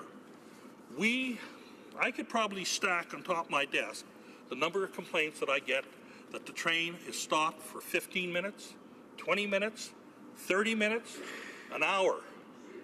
And when it does that, Mr. Speaker, our town is divided by the railroad track. People from outside of the other side of that track cannot get into town. We have had ambulance stranded. We've had emergency situations, and we keep bringing them up with CN, and we do not see changes. CN is monitoring the crossings, but we still continue to see blockages. Now, this is a problem. Now, CN says, if you phone them, we'll break a train. Try to break a train 2 miles long at a crossing. It's virtually impossible. If you have a person having a heart attack on the other side of that train and you're trying to get an ambulance, that person's life can be in jeopardy. And that's the situation we are facing in our community and other communities throughout our riding. Now, it says, as I said, oh, you can talk to the railroad company, then you can go to the minister and you can look for results. I did that as their member of parliament. I called the meeting of CN and Transport Canada. And you know what the Transport Canada official said? Hey, we got really long trains. Disregard the 5 minutes. It's not a big problem. You know, 10 minutes, 15 minutes, so what? We got big trains. They're not interested in looking after it. That's failed in the new regulations. It should have been addressed, Mr. Speaker. Air. Creation of air passenger rights regime, Mr. Speaker, I think it's right. We all know that over the last few years, we've seen a lot of bad things happening in UAir Airlines, and we see a lot of bad things happening in Canada. Delays. Lots of times the airlines say they haven't got a crew, they can't go to a smaller community, the flight's canceled. The one thing they did not address, which was very important to Canadians, is the cost of air travel. And I just want to give you an example. Mr. Speaker, I go back and forth to my riding almost every weekend. It costs me 4 times as much to go to my riding, which is 1,000 kilometers shorter than it is from New York to Los Angeles. And the U.S. cost is 1/4 of what I have to pay. We need to look at the costs incurred by Canadian air travelers. We're looking at parts of the new air regulations allowing CASA to be increased by certain airports to improve the flow of people going through and security measures. Now, I don't disagree with that. I spend a lot of time going through Ottawa Airport, going through Edmonton Airport, coming back, and sometimes there's long lineups. But that cost should not be deferred to the air travel. I believe it should be incurred by the Government of Canada. The Government of Canada is requiring the security recommendations. Now, I just want to deal with very quickly, I don't think I have much time left, Mr. Speaker, but I just want to deal with the marine ports and the ability for them to borrow money from the new infrastructure bank.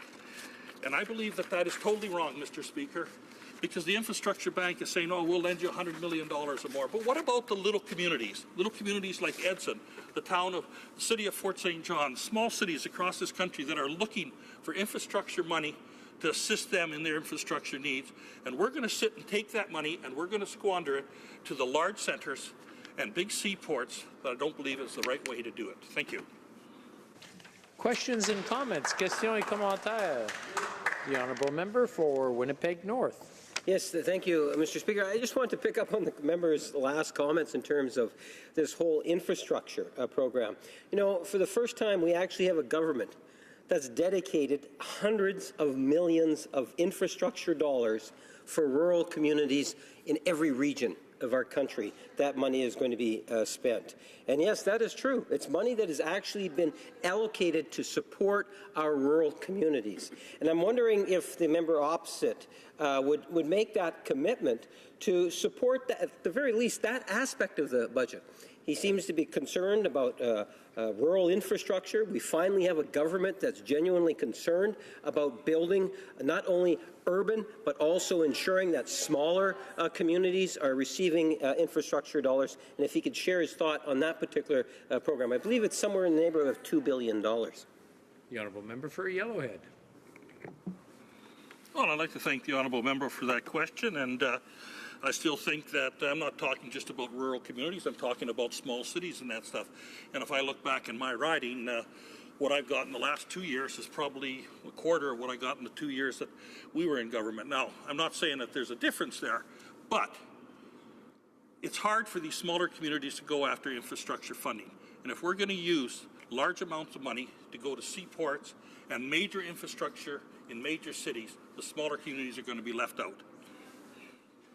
Questions and comments? Questions et commentaires? L'honorable député de... The Honourable Member for Sherbrooke. Thank you, Mr. Speaker. I'd like to thank my colleague for his speech. And I'd like to ask a question about the charter, the Air Passengers Charter, which I think is an empty shell in this bill, because there's no description of the charter in the bill. That'll come, I guess, sometime later. The minister will flesh that out in regulations. So what does my colleague think of the fact that the government is patting itself on the back with its Charter of Air Passengers' Rights. But for the time being, it's an empty shell. There's no guarantee that passengers will actually be protected.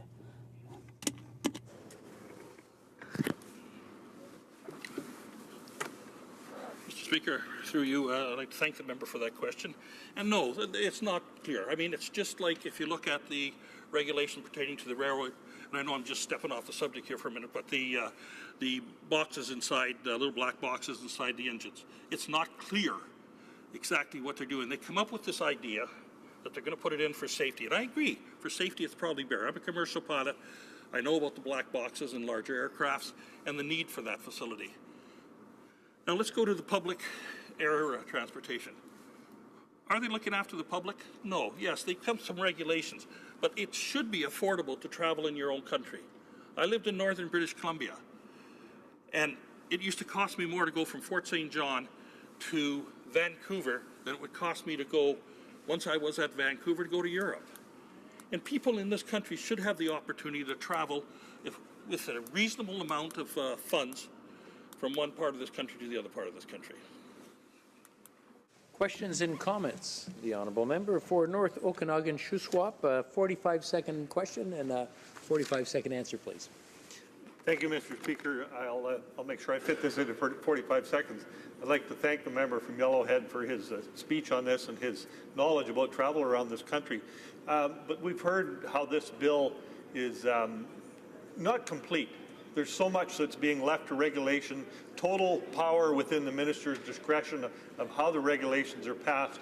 I'm just wondering if he'd like to comment on how this compares to some of the other legislation we've seen through this House, poorly prepared, ill thought out, not complete, and left up to the public or others to really worry about afterwards. There seems to be a consistency here. Thank you. Honourable member for Yellowhead. Mr. Speaker, what is consistency is that they're ramming it down the throats of people without proper consultation.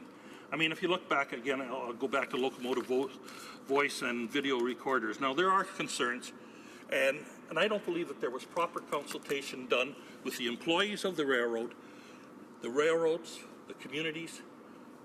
They just decided they were doing it because they wanted to do it. And if they had better consultation, I don't think there would be as much mistrust by the railroad employees, which there should be because they do not know what is going to happen and how it will affect them. So if they would have had better consultation, and remember the little guy, not the big guy up there all the time, remember the little guy and talk to that little guy, and it'll probably have solved a lot of these problems. Thank you, Mr. Speaker. That's right.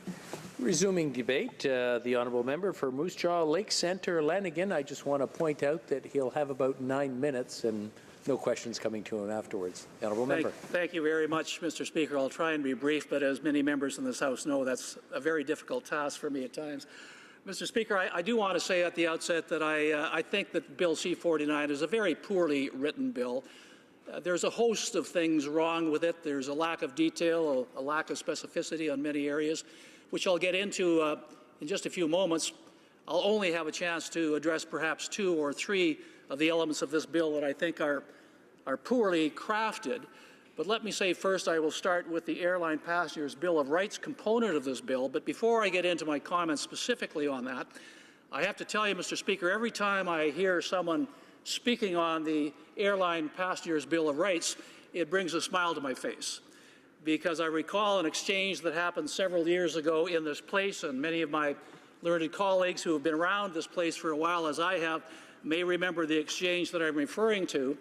It happened between an NDP member of Parliament, I believe his name was Jim Malloway, and a minister of the government at the time, Mr. John Baird. It was on a Friday morning. And Friday mornings, as most members know, are usually not that well attended. Let's put it that way. And many times, subject material comes out of left field. We don't know what we were in government at the time this exchange took place. We never really knew what questions would be coming from members on the opposition benches. Because of low numbers, that meant that many members who had never had an opportunity to ask a question before could get up and ask something that would be of local concern to their constituency, and therefore many of our members didn't have the, answers to the question directly. But in this particular case, Mr. Malloway got up and indicated that he had introduced a private member's bill on an airline passenger's Bill of Rights. And in his question to Minister Baird, he pointed out that reports had indicated that in Europe, a number of airlines were thinking, as a cost savings measure, of actually charging airline passengers a fee to go to the washroom. And so Mr. Malloway asked Mr. Baird, do you think it is right that airlines should be able to charge passengers to go to the bathroom? And Mr. Baird, without a moment's hesitation, responded, depends. Now, you may have to think about that for a moment, Mr. Speaker, but I thought it was one of the cleverest quips and retorts that I had heard in my time, and it's a memory that I will never, ever forget. But let's talk about this bill and what it says about its suggestions for an airline passenger's Bill of Rights. Mr. Speaker, once again, a lack of specificity, a lack of detail, because what it's suggesting is that, in effect, any passenger who feels that they have been aggrieved by an airline, or any passenger who wishes to file a grievance against an airline for a host of different reasons, would have the ability potentially to receive monetary compensation from the government. What does that mean in fact? Well, it means that if a passenger, for an example, had a poor flight and the airline has lost their baggage, or if a passenger was stuck on a runway or a tarmac for several hours for whatever reason, or if a passenger felt that they had been aggrieved on a number of different other areas, they would have the ability to go after the airline on a monetary basis. This bill suggests that then the minister responsible would have the ability to set a monetary compensation level. But it's completely open-ended, Mr. Speaker. It doesn't set down any clarity, any rules surrounding this compensation, what would prompt it, what would curtail it. It merely states that a minister would have the ability to arbitrarily set a monetary level of compensation for a passenger who felt that his rights had been violated. Mr. Speaker, on that basis alone, I don't think that most members in this place could support that bill because it frankly is too vague. There is no detail illuminating exactly what the responsibilities of the airlines would be and what the responsibilities of the passengers should be. Poorly written, Mr. Speaker, and I would encourage all members to at least go back to their own caucuses, talk to the minister, and suggest that they look at least amending or rewriting that portion of this bill, because it is poorly written. Mr. Speaker, also in this bill, there's a section commenting on the air transportation side about screening, and in particular whether or not airports would be able to avail themselves of additional screening devices. Now, on the surface, Mr. Speaker, it appears that that might be a legitimate consideration for airports. If their traffic is increasing and they feel they need more screening devices to be able to properly screen passengers, that's something that I think most members here would think would be a legitimate consideration. But, Mr. Speaker, what this bill also suggests is that if an airport availed themselves of a new screening apparatus, that then the airline might end up paying for that screening device and passing along the additional cost to the passenger. So in other words, rather than the airport authority paying for a screening device, the airport authority may pass that cost along to the airline. The airline wanting to recover that cost, in fact, then would pass that additional cost on to the passenger. What is that, Mr. Speaker? It's a tax. There's no other way that you can define it. It is simply a tax. And Canadians are being taxed enough right now, Mr. Speaker. This government, of course, wants to tax them even more, but that's perhaps a debate for another day. But this provision is absolutely poorly thought out, poorly designed, and might end up as an unintended consequence taxing airline passengers even more than they are taxed today. Another example, Mr. Speaker, of how this bill is not only poorly thought out, but poorly designed and poorly worded. And lastly, Mr. Speaker, because I know I only have a few moments left, I want to talk for just a moment on another provision within this act, and that is on the suggestion that locomotive railways will have the ability to put in voice and video recorders to try and determine if an accident, God forbid, ever happened, that the investigators would be able to determine through examination of the voice and video recorders what happened. And the government is framing this as a preventative matter, as a safety matter. Well, Mr. Speaker, I don't agree that it really is. While it may have some benefit in the case of a major disaster, a major trail derailment as an example, it really is not, in my view, a safety-related matter as much as things like brake inspections would be. What it does do, Mr. Speaker, is, however, open the door to the potential of abuse by railway investigators who may take that voice and video recorder and use it for other purposes, perhaps for disciplinary action against locomotive or engineers or union members who happen to be on that railway. Mr. Speaker, there are privacy laws in this country for a reason, and I'm afraid that this particular provision may intend to address a safety issue, but the unintended consequences may be it ends up violating Canadians' basic privacy rights. And for that reason alone, Mr. Speaker, I think that this bill is a poorly written bill that should be defeated, and I can assure you, Mr. Speaker, members on the official opposition side will be certainly voting against Bill C-49. It being 5:30 p.m., the House will now proceed to taking of the deferred recorded division on the motion at report stage of Bill C-46. Convoquez les députés. Call in the members.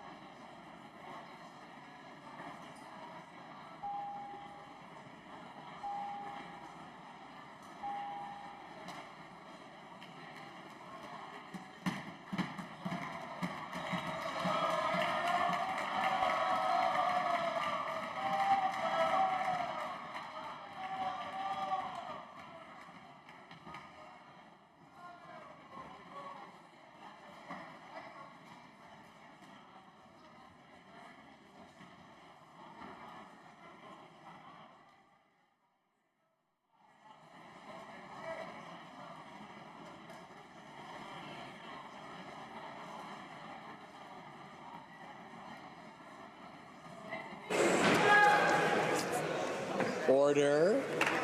Alors, la mise en voix porte. The question. I know members want to hear the question that they'll be voting on. The question is on motion number 2. Ms. May, Saanich Gulf Islands, seconded by Mr. Beaulieu, moved that Bill C-46 in Clause 31.1 be amended by replacing line 11 on page 41 with the following. By this act that includes an evaluation, may I dispense? Of whether the provisions have resulted in differential impacts on particular groups likely to be targeted based on prohibited grounds of discrimination, and prepare a report setting out. All those in favor of the motion will please rise. Mr. Caron. Mr. Mulcair. Mr. Mulcair. Mr. Julian. Mr. Julian. Ms. Duncan Edmonton Strathcona. Ms. Duncan Edmonton Strathcona. Mr. Christopherson. Mr. Christopherson. Mr. Angus. Mr. Angus. Mr. Cullen. Mr. Cullen. Mr. Massey Windsor West. Mr. Massey Windsor West. Madame Boutin-Sweet. Madame Boutin-Sweet. Ms. Matheson. Ms. Matheson. Monsieur Dubé. Mr. Dubé. Mr. Davies. Mr. Davies. Monsieur Boulris. Mr. Boulris. Monsieur Dussault. Mr. Dussault. Madame Moore. Madame Moore. Mr. Stewart. Mr. Stewart. Ms. Kwan. Ms. Kwan. Monsieur Aubin. Monsieur Aubin. Monsieur Nantel. Monsieur Nantel. Madame Quach. Madame Quach. Monsieur Saganash. Monsieur Saganash. Madame Brosseau. Madame Brosseau. Mr. Blakey. Mr. Blakey. Madame Sanssouci. Madame Sanssouci. Monsieur Choquet. Monsieur Choquet. Mr. Weir. Mr. Weir. Mr. Duval. Mr. Duval. Mr. Stetsky. Mr. Stetsky. Mr. Cannings. Mr. Cannings. Mr. Johns. Mr. Johns. Ms. Ramsey. Ms. Ramsey. Ms. Jolibois.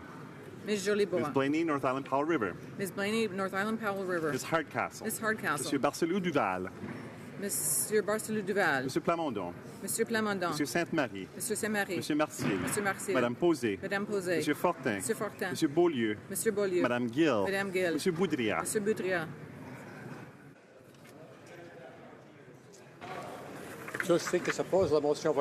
All those opposed to the motion will please rise. Hare. Mr. Hare. Mr. O'Regan. Mr. O'Regan. Mr. Sajan. Mr. Sajan. Ms. Petitpas-Taylor. Ms. Petitpas-Taylor. Mr. Goodale. Mr. Goodale. Madame Joly. Madame Joly. Monsieur Champagne. Mr. Champagne. Monsieur Leblanc. Monsieur Leblanc. Ms. Chager. Ms. Chager. Ms. Qualtrough. Ms. Qualtrough. Mr. Bryson. Mr. Bryson. Ms. Wilson-Raybould. Ms. Wilson Raybould. Mr. Macaulay Cardigan. Mr. Macaulay Cardigan. Madame Leboutillier. Madame Leboutier. Madame Bibot. Madame Bibot. Mr. Hussain. Mr. Hussain. Ms. McKenna. Ms. McKenna. Mr. Baines. Mr. Baines. Ms. Bennett. Ms. Bennett. Mrs. Philpott. Mrs. Philpott. Ms. Mahichuk. Ms. Mahichuk. Mr. Casey Cumberland Colchester. Mr. Casey Cumberland Colchester. Mr. Easter. Mr. Easter. Ms. Fry. Ms. Fry. Mr. McKay. Mr. McKay. Monsieur Lauzon, Argentin, La Petite Nation. Monsieur Lauzon, Argenteuil, La Petite Nation. Mrs. Romanado. Mrs. Romanado. Monsieur Rioux. Mr. Rioux. Mr. Blair. Mr. Blair. Mr. Holland. Mr. Holland. Mr. Casey Charlottetown. Mr. Casey Charlottetown. Mr. Leslie. Mr. Leslie. Ms. Gould. Ms. Gould. Mr. Carr. Mr. Carr. Ms. Monsef. Ms. Monsef. Monsieur Rodriguez. Mr. Rodriguez. Monsieur Garneau. Monsieur Garneau. Ms. Duncan, Etobicoke North. Ms. Duncan, Etobicoke North. Monsieur Duclos. Monsieur Duclos. Ms. Murray. Ms. Murray. Ms. Cara. Ms. Cara. Mrs. Cesar Chauvin. Mrs. Cesar Chauvin. Monsieur Cormier. Monsieur Cormier. Mr. Wilkinson. Mr. Wilkinson. Monsieur Lemetti. Mr. Meletti. Mr. Kuzner. Mr. Kuzner. Mr. Rusnak. Mr. Rusnak. Mr. Eiking. Mr. Eichen. Mr. Bagnall. Mr. Bagnall. Mr. McGinty. Mr. McGinty. Mr. Scarpelagia. Mr. Scarpelagia. Mr. Sims. Mr. Sims. Mr. Tansey. Mr. Tansey. Mr. Shifke. Mr. Shifke. Mr. Varani. Mr. Varani. Ms. Goldsmith-Jones. Ms. Goldsmith-Jones. Mr. Fillmore. Mr. Fillmore. Mr. Algabra. Mr. Algabra. Mr. DeCourcy. Mr. DeCourcy. Mr. Beach. Mr. Beach. Ms. Rudd. Ms. Rudd. Mr. Dogood. Mr. Dogood. Monsieur Miller, Ville-Marie, le Sud-Ouest et Dessert. Monsieur Miller, Ville-Marie, le Sud-Ouest, le Dessert. Monsieur Lamoureux. Monsieur Lamoureux. Monsieur McKinnon, Gatineau. Monsieur McKinnon, Gatineau. Mrs. McCrimmon. Mrs. McCrimmon. Monsieur Lightbound. Mr. Lightbound. Mr. Mendocino. Mr. Mendocino. Monsieur Poisson. Mr. Poisson. Mrs. Lockhart. Mrs. Lockhart. Ms. Young. Ms. Young. Mr. Dollywall. Mr. Dollywall. Mr. Pescasolido. Mr. Pescasolido. Madame Mendez. Madame Mendez. Mr. Oliphant. Mr. Oliphant. Monsieur Dubourg. Mr. Dubourg. Mr. Aldag. Mr. Aldag. Ms. Alislev. Ms. Alislev. Mr. Amos. Mr. Amos. Mr. Anand Sangri. Mr. Anand Sangari. Monsieur Arsenault. Mr. Arsenault. Mr. Area. Mr. Area. Monsieur Ayoub. Mr. Ayoub. Mr. Badaway. Mr. Badaway. Monsieur Bayless. Monsieur Bayless. Mr. Boissonneau. Mr. Boissonneau. Mr. Bossio. Mr. Bossio. Mr. Bettina. Mr. Bettina. Mr. Breton. Mr. Breton. Mr. Chen. Mr. Chen. Mr. Bruson. Ms. DeBruson. Ms. DeMoff. Ms. DeMoff. Ms. Dillon. Ms. Dillon. Monsieur Diorio. Mr. Diorio. Mr. Bittle. Mr. Bittle. Ms. Tassi. Ms. Tassi. Monsieur Drouin. Mr. Drouin. Ms. Zerowitz. Ms. Zerowitz. Mr. Assassi. Mr. Assassi. Monsieur El Khoury. Mr. El Khoury. Mr. Ellis. Mr. Ellis. Mr. Erskine Smith. Mr. Erskine Smith. Mr. Ailson. Mr. Ailson. Monsieur Fergus. Mr. Fergus. Mr. Finnegan. Mr. Finnegan. Mr. Fisher. Mr. Fisher. Mr. Fonseca. Mr. Fonseca. Mr. Fragascados. Mr. Fragascados. Mr. Fraser West Nova. Mr. Fraser West Nova. Mr. Fraser Central Nova. Mr. Fraser Central Nova. Mr. Fuhr. Mr. Fuhr. Mr. Garrettson. Mr. Garrettson. Mr. Graham. Mr. Graham. Mr. Greywall. Mr. Greywall. Mr. Hardy. Mr. Hardy. Mr. Harvey. Mr. Harvey. Mr. Housefather. Mr. Housefather. Monsieur Yakino. Mr. Yakino. Mrs. Jordan. Mrs. Jordan. Mr. Johari. Mr. Johari. Ms. Khalid. Ms. Khalid. Madame Lapointe. Madame Lapointe. Mr. Levitt. Mr. Levitt. Mr. Long. Mr. Long. Mr. Longfield. Mr. Longfield. Ms. Ludwig. Ms. Ludwig. Mr. Maloney. Mr. Maloney. Monsieur Massey, Avignon, Le Métis, Matane, Matapédia. Mr. Massey, Avignon, La Métis, Matapédia. Mr. May, Cambridge. Mr. May, Cambridge. Mr. McDonald. Mr. McDonald. Mr. McKinnon, Coquitlam, Port Coquitlam. Mr. McKinnon, Coquitlam, Port Coquitlam. Mr. McLeod, Northwest Territories. Mr. McLeod, Northwest Territories. Mr. Morrissey. Mr. Morrissey. Madame Nassif. Madame Nassif. Ms. O'Connell. Ms. O'Connell. Mr. Oliver. Mr. Oliver. Monsieur Willett. Mr. Willett. Mr. Peterson. Mr. Peterson. Mr. Picard. Mr. Picard. Mr. Robillard. Mr. Robillard. Mr. Rumi. Mr. Rumi. Ms. Sahota. Ms. Sahota. Mr. Sangha. Mr. Sangha. Mr. Sarai. Mr. Sarai. Mrs. Schultz. Mrs. Schultz. Mr. Serhe. Mr. Serhe. Madame Shanahan. Madame Shanahan. Mr. Sheehan. Mr. Sheehan. Mr. Sidhu, Mission, Matsqui, Fraser Canyon. Mr. Sidhu Mission, Masqui, Fraser Canyon. Ms. Sidhu, Brampton South. Ms. Sidhu, Brenton South. Mr. Secan. Mr. Secan. Mr. Sorbera. Mr. Sorbera.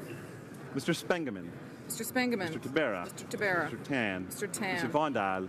Mr. Vondal. Mr. Whalen. Mr. Whalen. Mrs. Zaid. Mrs. Zaid. Madame Fortier. Madame Fortier. Madame Labropoulos. Madame Labrapos. Mr. Rota. Mr. Rota. Ms. Ing. Ms. Ing. Mr. Shear. Mr. Shear. Mr. Nicholson. Mr. Nicholson. Ms. Finley. Ms. Finley. Mr. Blaney, Bellechasse, Les Etchemins, Lévis. Mr. Blaney, Bellechasse, Les Etchemins, Lévis. Mr. Allison. Mr. Allison. Mr. Bazan. Mr. Bazan. Mr. Kent. Mr. Kent. Mr. Reyes. Mr. Reyes. Ms. Bergen. Ms. Bergen. Mr. Poliev.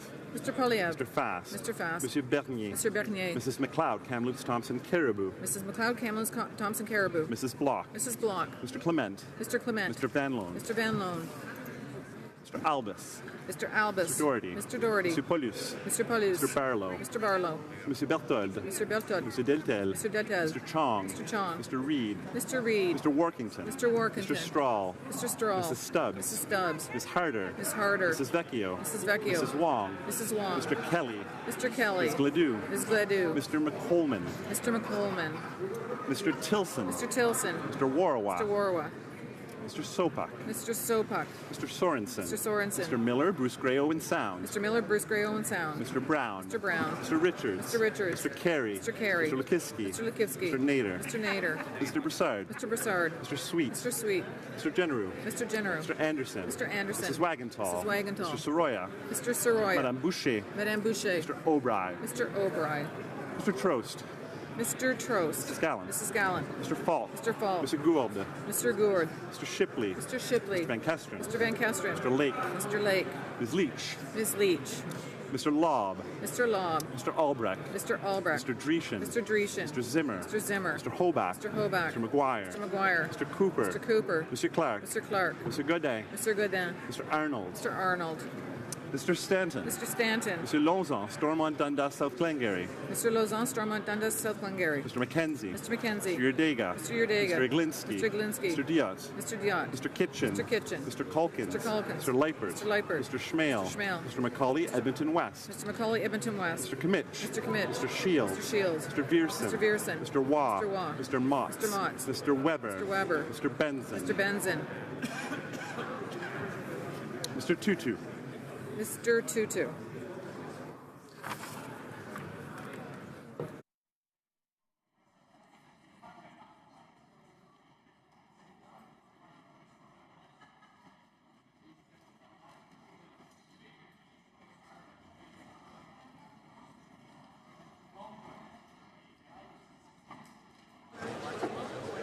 Yeas pour 43, 43, nays contre 251, 251.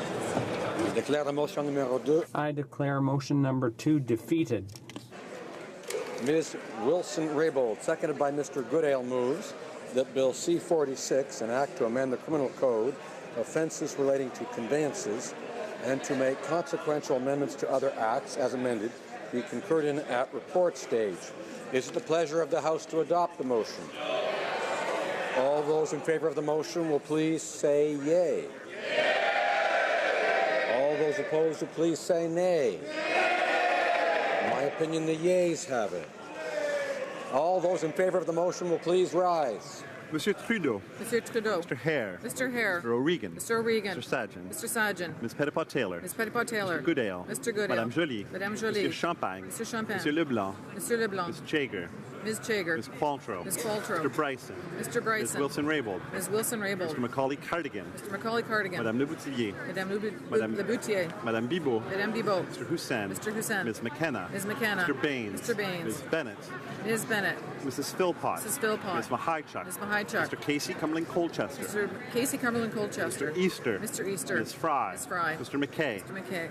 Monsieur Lauzon, Argenteuil-la-Petite-Nation.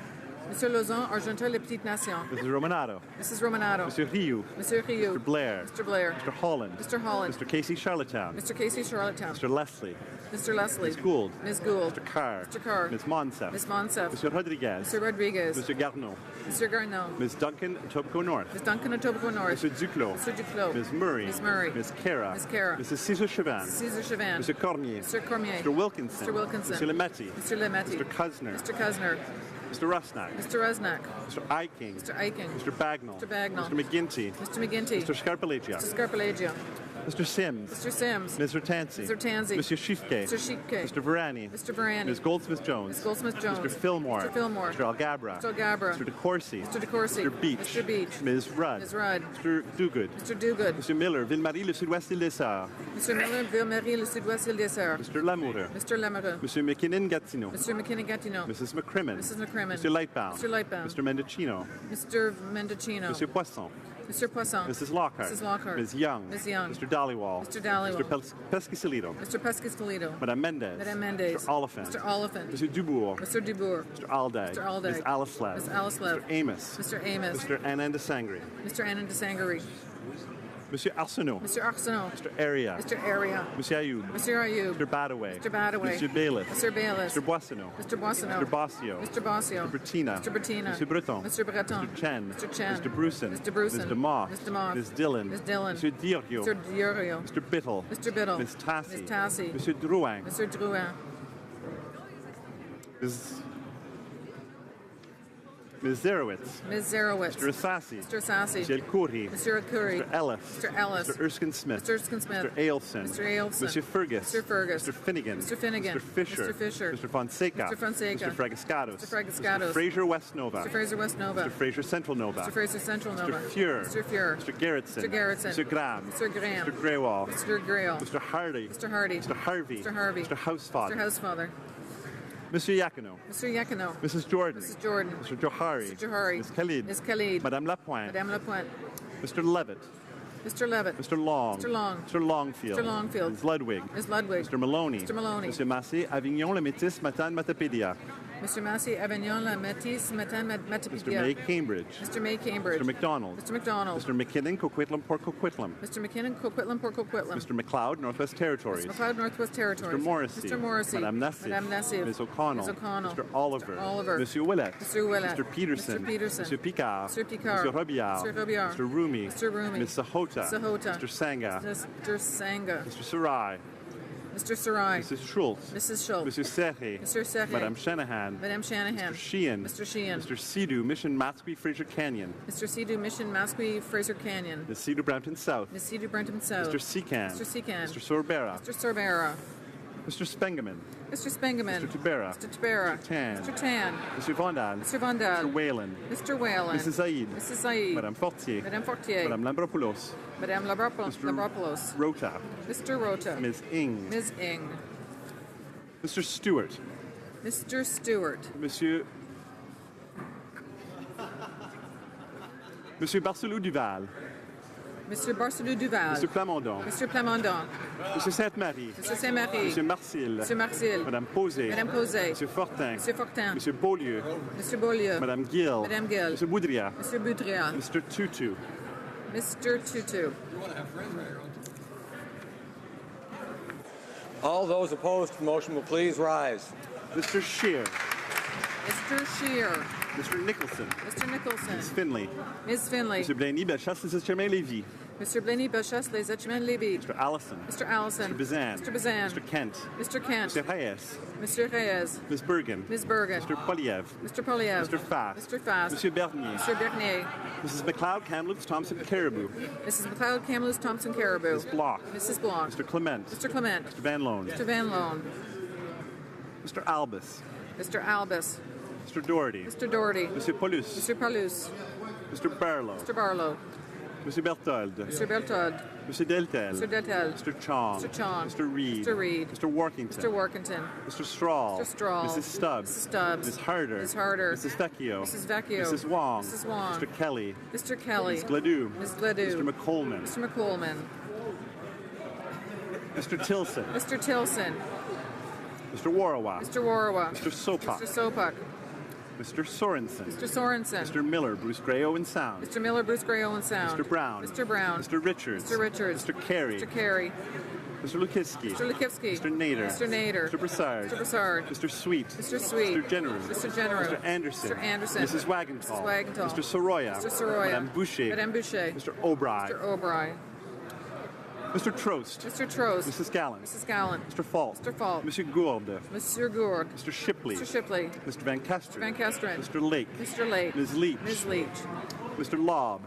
Mr. Lobb. Mr. Albrecht. Mr. Albrecht. Mr. Dreeshen. Mr. Dreeshen. Mr. Zimmer. Mr. Zimmer. Mr. Hoback. Mr. Hoback. Mr. McGuire. Mr. McGuire. Mr. Cooper. Mr. Cooper. Monsieur Clark. Mr. Clark. Monsieur Godin. Mr. Godin. Mr. Arnold. Mr. Arnold. Mr. Stanton. Mr. Stanton. Monsieur Lauzon, Stormont, Dundas, South Glengarry. Mr. Lauzon, Stormont, Dundas, South Glengarry. Mr. McKenzie. Mr. McKenzie. Mr. Urdega. Mr. Urdega. Mr. Iglinsky. Mr. Iglinsky. Mr. Diot. Mr. Diot. Mr. Kitchen. Mr. Kitchen. Mr. Calkins. Mr. Calkins. Mr. Leipert. Mr. Leipert. Mr. Schmale. Mr. Schmale. Mr. Macaulay, Edmonton West. Mr. Macaulay, Edmonton West. Mr. Kimmich. Mr. Kimmich. Mr. Shields. Mr. Shields. Mr. Viersen. Mr. Viersen. Mr. Waugh. Mr. Waugh. Mr.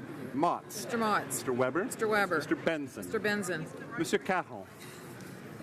Monsieur Caron. Monsieur Mulcair. Monsieur Mulcair. Mr. Julian. Mr. Julian. Ms. Duncan, Edmonton Strathcona. Ms. Duncan, Edmonton, Strathcona. Mr. Christopherson. Mr. Christopherson. Mr. Angus. Mr. Angus. Mr. Cullen. Mr. Cullen. Mr. Massey, Windsor West. Mr. Massey, Windsor West. Madame Boutin-Sweet. Madame Boutin-Sweet. Ms. Matheson. Ms. Matheson. Monsieur Dubé. Mr. Dubé. Mr. Davies. Mr. Davies. Monsieur Boulris. Monsieur Bourris. Monsieur Dussault. Monsieur Dussault. Madame Moore.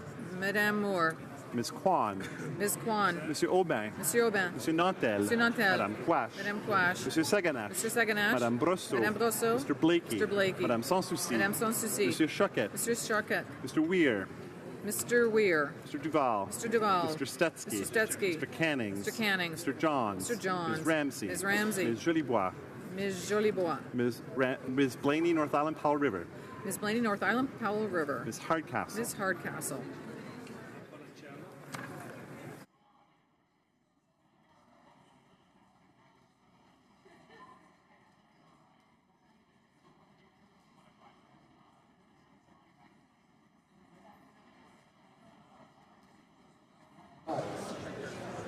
Yeas for 174, 174, nay contre, 120, 120. I declare the motion carried. Accordingly, no. When shall the bill be read a third time? At the next sitting of the House? Agreed.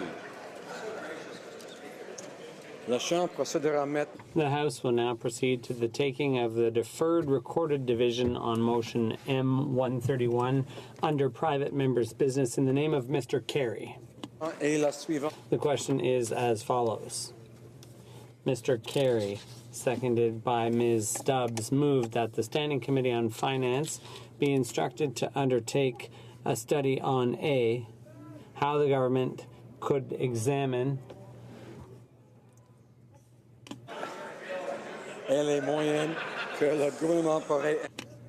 approaches and methods to ensure maximum transparency for consumers related to the costs of carbon pricing, including a requirement for a dedicated line item on invoices and receipts. Que ces coûts soient inscrits de façon distincte sur les facteurs et les ressources. B. Les mécanismes que le gouvernement B. Mechanisms the government could use to report annually to Parliament on the financial impact, past and projected, of the federally mandated price on carbon on Canadian households and employers, and that the committee report its findings and recommendations to the House within 4 months of the adoption of this motion. Motion. Que tous à ma gauche. All those in favor of the motion on my left will please rise. Mr. Stanton. Cinquième rangée. Monsieur Lauzon, Stormont Dundas, South Glengarry. Mr. Lauzon, Stormont Dundas, South Glengarry. Mr. McKenzie. Mr. McKenzie. Mr. Yurdega. Mr. Yurdega. Mr. Glinsky. Mr. Glinsky. Mr. Diot. Mr. Diot. Mr. Kitchen. Mr. Kitchen. Mr. Calkins. Mr. Calkins. Mr. Leipert. Mr. Leipert. Mr. Schmale. Mr. Schmale. Mr. Macaulay, Edmonton West. Mr. Macaulay, Edmonton West. Kimmich. Mr. Kimmich. Mr. Shields. Mr. Shields. Mr. Vierson. Mr. Vierson. Mr. Waugh. Mr. Waugh. Mr. Motts. Mr. Mott. Mr. Weber. Mr. Weber. Mr. Benson. Mr. Benson. Mr. Trost. Mr. Trost. Mrs. Gallant. Mrs. Gallant. Mr. Falk. Mr. Falk. Mr. Gourde. Mr. Gourde. Mr. Shipley. Mr. Shipley. Mr. Van Kesteren. Mr. Van Kesteren. Mr. Lake. Mr. Lake. Ms. Leach. Ms. Leach. Mr. Jennis. Mr. Jennis. Mr. Lobb. Mr. Lobb. Mr. Albrecht. Mr. Albrecht. Dreeshen. Mr. Dreeshen. Mr. Zimmer. Mr. Zimmer. Mr. Hobach. Mr. Hobach. Mr. McGuire. Mr. McGuire. Mr. Cooper. Mr. Cooper. Mr. Clark. Mr. Clark. Mr. Godin. Mr. Godin. Mr. Arnold. Mr. Arnold. Yeah, right. You're a big problem.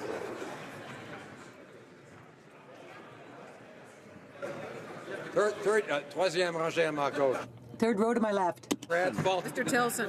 Mr. Warwalk. Mr. Warwalk. Mr. Sopak. Mr. Sopak. Mr. Sorensen. Mr. Sorensen. Mr. Miller, Bruce Gray, Owen Sound. Mr. Miller, Bruce Gray, Owen Sound. Mr. Brown. Mr. Brown. Mr. Richards. Mr. Richards. Mr. Lukiski. Mr. Lukiski. Mr. Nader. Mr. Nader. Mr. Broussard. Mr. Broussard. Mr. Sweet. Mr. Sweet. Mr. Genereux. Mr. Genereux. Mr. Anderson. Mr. Anderson. Mrs. Wagenthal. Mr. Wagenthal. Mr. Soroya. Mr. Soroya. Madame Boucher. Madame Boucher. Mr. O'Brien. Mr. O'Brien. Deuxième rangée à ma gauche. Second row to my left. Mr. Albus. Mr. Albus.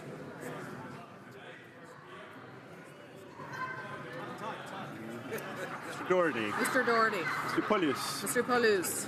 Mr. Barlow. Mr. Barlow. Mr. Berthold. Mr. Berthold.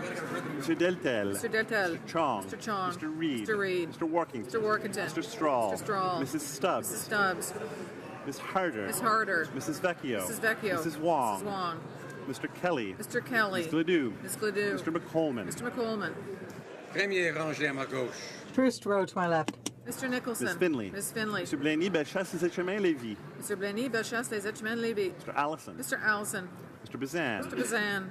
Mr. Kent. Mr. Kent. Mr. Reyes. Mr. Reyes. Ms. Bergen. Ms. Bergen. Mr. Scheer. Mr. Scheer. Mr. Poliev. Mr. Poliev. Mr. Fast. Mr. Fast. Mr. Bernier. Mr. Bernier. Mrs. McLeod, Kamloops, Thompson, Caribou. Mrs. McLeod, Kamloops, Thompson, Caribou. Mrs. Block. Mrs. Block. Mr. Clement. Mr. Clement. Mr. Van Loan. Mr. Van Loan. Que tous à ma droite. All those in favor of the motion, fifth row to my right. Quatrième rangée à ma... Fourth row to my right. Troisième rangée à ma droite. Third row to my right. Deuxième rangée à ma droite. Second row to my right. First row to my right. Que tous ceux à ma gauche qui s'opposent. All those at my left opposed to the motion will please rise fifth row. Mr. Rota. Mr. Rota. Ms. Ing. Ms. Ing. Mr. Tutu. Mr. Tutu. Mr. Plamondon. Mr. Plamondon. Mr. Sainte-Marie. Mr. Saint-Marie. Mr. Marcil. Mr. Marcil. Madame Posé. Madame Posé. Monsieur Fortin. Monsieur Fortin. Monsieur Beaulieu. Monsieur Beaulieu. Monsieur Barcelou Duval. Monsieur Barcelou Duval. Madame Gill. Madame Gill. Monsieur Boudria. Monsieur Boudria. Rangée à ma gauche. Fourth row to my left. Madame Labrampoulos. Mr. Weir. Mr. Weir. Mr. Duval. Mr. Duval. Mr. Stetsky. Mr. Stetsky. Mr. Cannings. Mr. Cannings. Mr. Johns. Mr. Johns. Ms. Ramsey. Ms. Ramsey. Ms. Jolibois. Ms. Jolibois. Ms. Blaney, North Island Powell River. Ms. Blaney, North Island, Powell River. Ms. Hardcastle. Ms. Hardcastle. Rangée à ma gauche. Third row to my left. Mr. Vandal. Mr. Vandal. Mr. Whalen. Mr. Whalen. Mr. Stewart. Mr. Stewart. Ms. Kwan. Ms. Kwan. Monsieur Aubin. Monsieur Aubin. Monsieur Nantel. Monsieur Nantel. Madame Quash. Madame Quash. Monsieur Saganache. Mr. Saganache. Madame Brosseau. Madame Brosseau. Mr. Blakey. Mr. Blakey. Madame Sans Souci. Madame Sans Souci. Monsieur Choquet. Monsieur Choquet. Deuxième rangée. Second row to my left.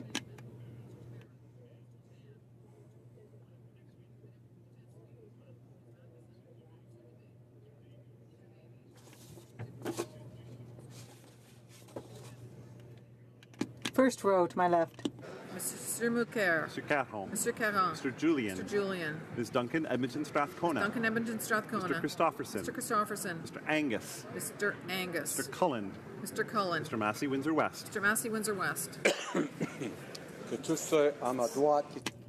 All those at my right opposed to the motion will please rise. Fifth row. Mrs. Jordan. Mr. Johari. Mr. Johari. Ms. Khalid. Ms. Khalid. Madame Lapointe. Madame Lapointe. Mr. Levitt.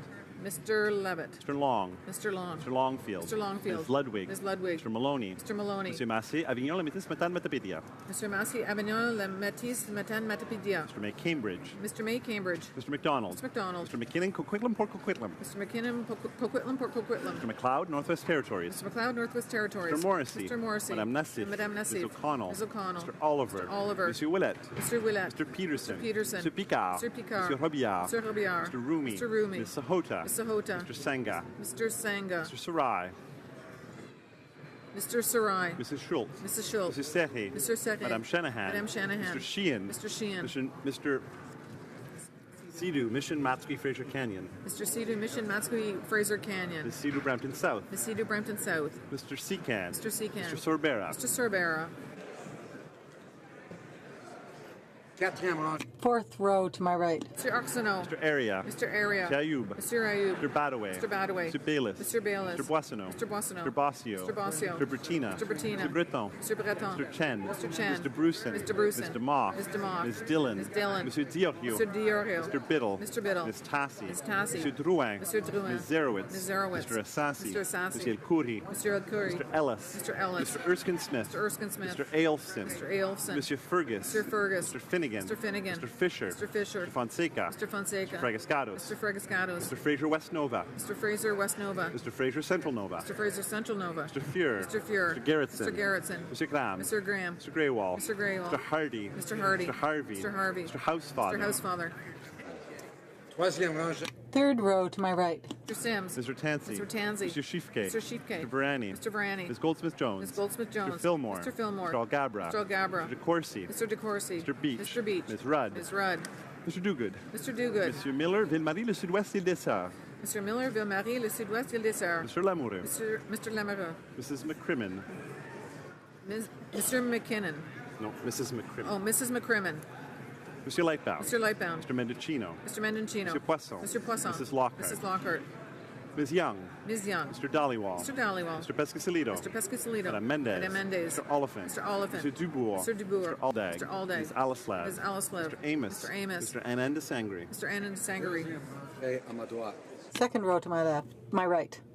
Argentois La Petite Nation. Mr. Romanato. Mrs. Romanato. Mr. Rioux. Mr. Rioux. Mr. Blair. Mr. Blair. Mr. Holland. Mr. Holland. Mr. Casey Charlottetown. Mr. Casey Charlottetown. Mr. Leslie. Mr. Leslie. Ms. Gould. Ms. Gould. Mr. Carr. Mr. Carr. Ms. Monsa. Ms. Monsa. Mr. Rodriguez. Mr. Rodriguez. Mr. Garneau. Mr. Garneau.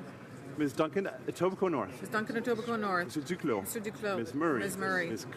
Cara. Ms. Cara. Mrs. Cesar Chauvin. Mrs. Cesar Chauvin. Mr. Cormier. Mr. Cormier. Mr. Wilkinson. Mr. Wilkinson. Mr. Lemetti. Mr. Lemetti. Kusner. Mr. Kusner. Mr. Rusnak. Mr. Rusnak. Mr. Eiking. Mr. Eiking. Mr. Bagnall. Mr. Bagnall. Mr. McGinty. Mr. McGinty. Mr. Scarpellegia. Mr. Scarpellegia. First row to my right. Mr. O'Regan. Mr. O'Regan. Mr. Sagen. Mr. Sargent. Ms. Petitpot Taylor. Ms. Petitpot Taylor. Mr. Goodale. Mr. Goodale. Madame Joly. Madame Jolie. Monsieur Champagne. Mr. Champagne. Monsieur Leblanc. Mr. Leblanc. Ms. Jaeger. Ms. Jaeger. Mr. Trudeau. Mr. Trudeau. Ms. Qualtrough. Ms. Qualtrough. Mr. Bryson. Mr. Bryson. Ms. Wilson-Raybould. Ms. Wilson-Raybould. Mr. Macaulay Cardigan. Mr. Macaulay Cardigan. Madame Le Boutillier. Madame Le Boutier. Madame Bibeau. Madame Bibeau. Mr. Hussain. Mr. Hussain. Ms. McKenna. Ms. McKenna. Mr. Baines. Mr. Baines. Ms. Bennett. Ms. Bennett. Mrs. Philpott. Mrs. Philpott. Ms. Mahichuk. Ms. Mahichuk. Mr. Casey Cumberland Colchester. Mr. Casey Cumberland Colchester. Mr. Easter. Mr. Easter. Ms. Fry. Ms. Fry. Mr. McKenna. Mr. McKay. Mr. McKay.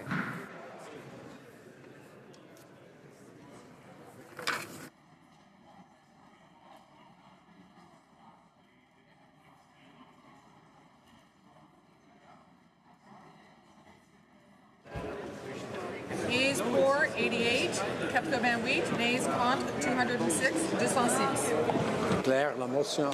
I declare the motion defeated. To the taking of the deferred recorded division on the motion at second reading stage of Bill C-203 under private members' business. Question is as follows. Mr. Choquette, seconded by Mr. Rankin, moved that Bill C-203, an act to amend the Supreme Court Act, understanding the official languages, be now read a second time and referred to the Standing Committee on Official Languages. All those at my left in favor of the motion will please rise. Monsieur Choquette. Cinquième.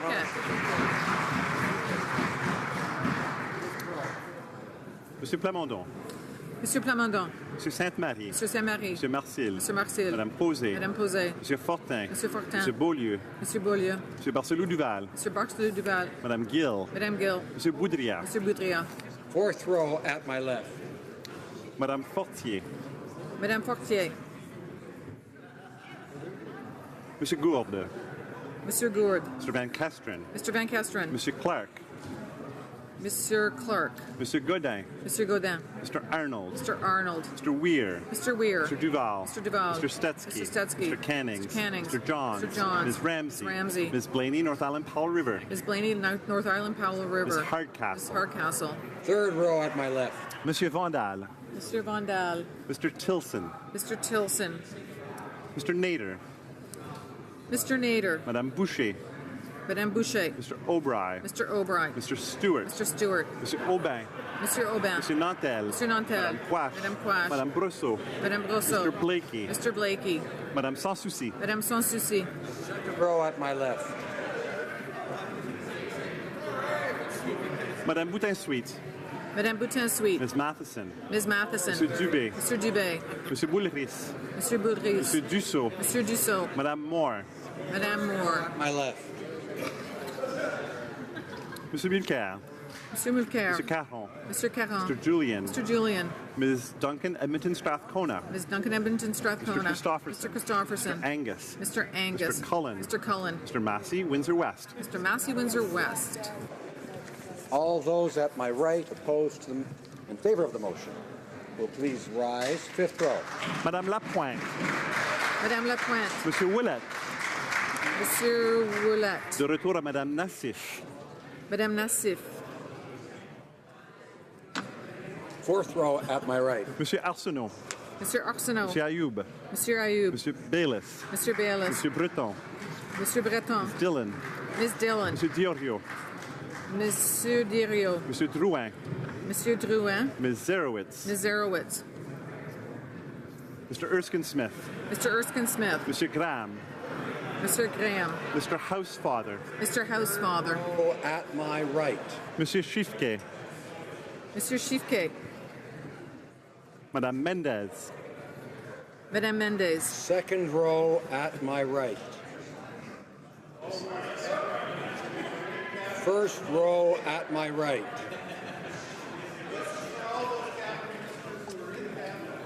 All those at my left opposed to the motion will please rise. Fifth row. Mr. Rota. Mr. Rhoda. Ms. Ing. Ms. Ing. Mr. Tutu. Mr. Tutu. Mr. Stanton. Mr. Stanton. Monsieur Lauzon, Stormont Dundas, South Glengarry. Mr. Lauzon, Stormont Dundas, South Glengarry. Mr. McKenzie. Mr. McKenzie. Mr. Yurdega. Mr. Yurdega. Mr. Iglinski. Mr. Iglinski. Mr. Dion. Mr. Dion. Mr. Kitchen. Mr. Kitchen. Mr. Calkins. Mr. Calkins. Mr. Leipert. Mr. Leipert. Mr. Schmale. Mr. Schmale. Mr. McCauley, Edmonton West. Mr. McCauley, Edmonton West. Mitch. Mr. Kmitch. Mr. Shields. Mr. Shields. Mr. Viersen. Mr. Viersen. Mr. Waugh. Mr. Waugh. Mr. Motz. Mr. Motz. Mr. Weber. Mr. Weber. Mr. Benson. Mr. Benson. Fourth row at my left. Mrs. Zaid. Mrs. Zaid. Madame Lambropoulos. Madame Lambropoulos. Mr. Trost. Mr. Trost. Mrs. Gallant. Mrs. Gallant. Mr. Falk. Mr. Falk. Mr. Shipley. Mr. Shipley. Mr. Lake. Mr. Lake. Ms. Leach. Ms. Leach. Mr. Jennis. Mr. Jennis. Mr. Lobb. Mr. Lobb. Mr. Albrecht. Mr. Albrecht. Mr. Dreeshen. Mr. Dreeshen. Mr. Zimmer. Mr. Zimmer. Mr. Hobach. Mr. Hobach. Mr. McGuire. Mr. McGuire. Mr. Cooper. Mr. Cooper. Third row at my left. Mr. Whalen. Mr. Whalen. Mr. Warwa. Mr. Warwa. Mr. Sopak. Mr. Sopak. Mr. Sorensen. Mr. Sorensen. Mr. Miller, Bruce Gray, Owen Sound. Mr. Miller, Bruce Gray, Owen Sound. Mr. Brown. Mr. Brown. Mr. Richards. Mr. Richards. Mr. Carey. Mr. Carey. Mr. Lukiski. Mr. Lukivsky. Mr. Broussard. Mr. Broussard. Mr. Sweet. Mr. Sweet. Mr. Generou. Mr. Generou. Mr. Anderson. Mr. Anderson. Mrs. Wagenthal. Mrs. Wagenthal. Mr. Soroya. Mr. Soroya. Oh, at my left. Mr. Spengeman. Mr. Spengeman. Mr. Tabera. Mr. Tabera. Mr. Tan. Mr. Tan. Mr. Albus. Mr. Albus.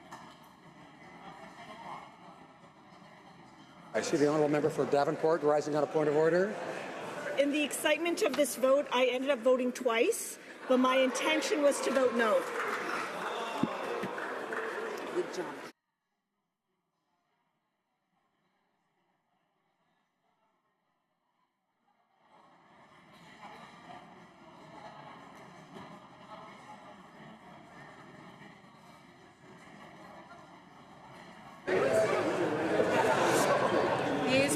65, 65, nays, contre, 224, 224. Motion defeated. La Chambre procédera maintenant. The House will now proceed to the taking of the deferred recording division on the motion at second reading stage of Bill C-342 under private members' business. The question is as follows. Mr. Wara, seconded by Mr. Sopak, moved that Bill C-342, an act to amend the Excise Tax Act, Carbon Levy, be now read a second time and referred to the Standing Committee on Finance. All those on my left who support the motion will please rise. Mr. Stanton. Mr. Stanton. Mr. Lauzon, Stormont-Dundas, South Glengarry. Mr. Lauzon, Stormont-Dundas, South Glengarry. Mr. McKenzie. Mr. McKenzie. Mr. Yurdega. Mr. Yurdega. Mr. Glinsky. Mr. Glinsky. Mr. Diot. Mr. Diot. Mr. Kitchen. Mr. Kitchen. Mr. Calkins. Mr. Calkins. Mr. Leipert. Mr. Leipert. Mr. Schmale. Mr. Schmale. Mr. Macaulay, Edmonton West. Mr. Macaulay, Edmonton West. Mr. Kmitch. Mr. Kmitch. Mr. Shields. Mr. Shields. Mr. Viersen. Mr. Viersen. Mr. Waugh. Mr. Waugh. Mr. Motz. Mr. Motz. Mr. Weber. Mr. Weber. Mr. Benzin. Mr. Benzin.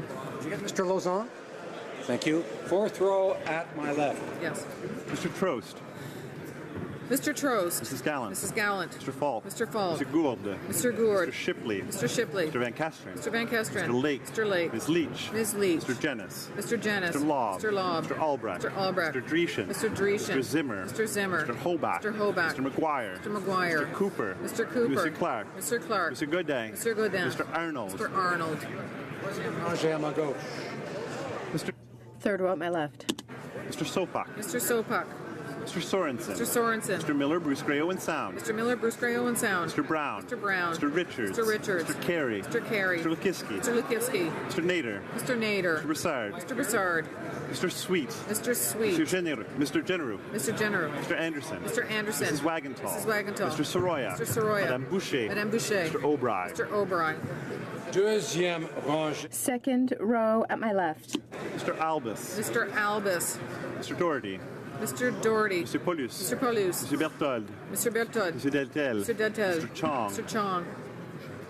Mr. Reed. Mr. Reed. Mr. Workington. Mr. Workington. Mr. Strahl. Mr. Strahl. Mrs. Stubbs. Mrs. Stubbs. Ms. Harder. Ms. Harder. Mrs. Vecchio. Mrs. Vecchio. Mrs. Wong. Mrs. Wong. Mr. Kelly. Mr. Kelly. Ms. Gledoux. Ms. Gledoux. Mr. McColeman. Mr. McColeman. Premier rangé. First row at my left. Mr. Nicholson. Ms. Finley. Ms. Finley. Mr. Blaney, Bellechasse, Les Etchemins, Lévis. Mr. Blaney Bellechasse, Les Etchemins, Lévis. Mr. Allison. Mr. Allison. Mr. Bazan. Mr. Bazan. Mr. Kent. Mr. Kent. Mr. Reyes. Mr. Reyes. Ms. Bergen. Ms. Bergen. Mr. Poliev. Mr. Poliev. Mr. Fast. Mr. Fast. Mr. Bernier. Mr. Bernier. Mrs. McLeod, Kamloops, Thompson, Caribou. Mrs. McLeod, Kamloops, Thompson, Caribou. Mrs. Block. Mrs. Block. Mr. Clement. Mr. Clement. Mr. Van Loan. Mr. Van Loan. Que tous ceux à ma droite qui a pris la... At those at my right in favor of the motion will please rise. Fifth row. Quatrième rangée à ma... Fourth row at my right. Troisième rangée. Third row at my right. Deuxième rangée. Second row at my right. Premier rangée. First row at my right.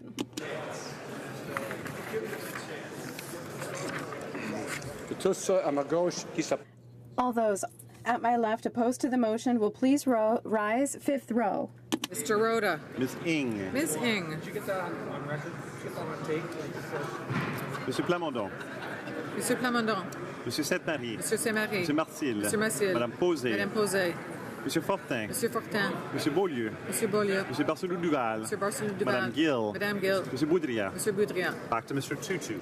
Mr. Tutu. Quatrième rangée à ma... Fourth row at my left.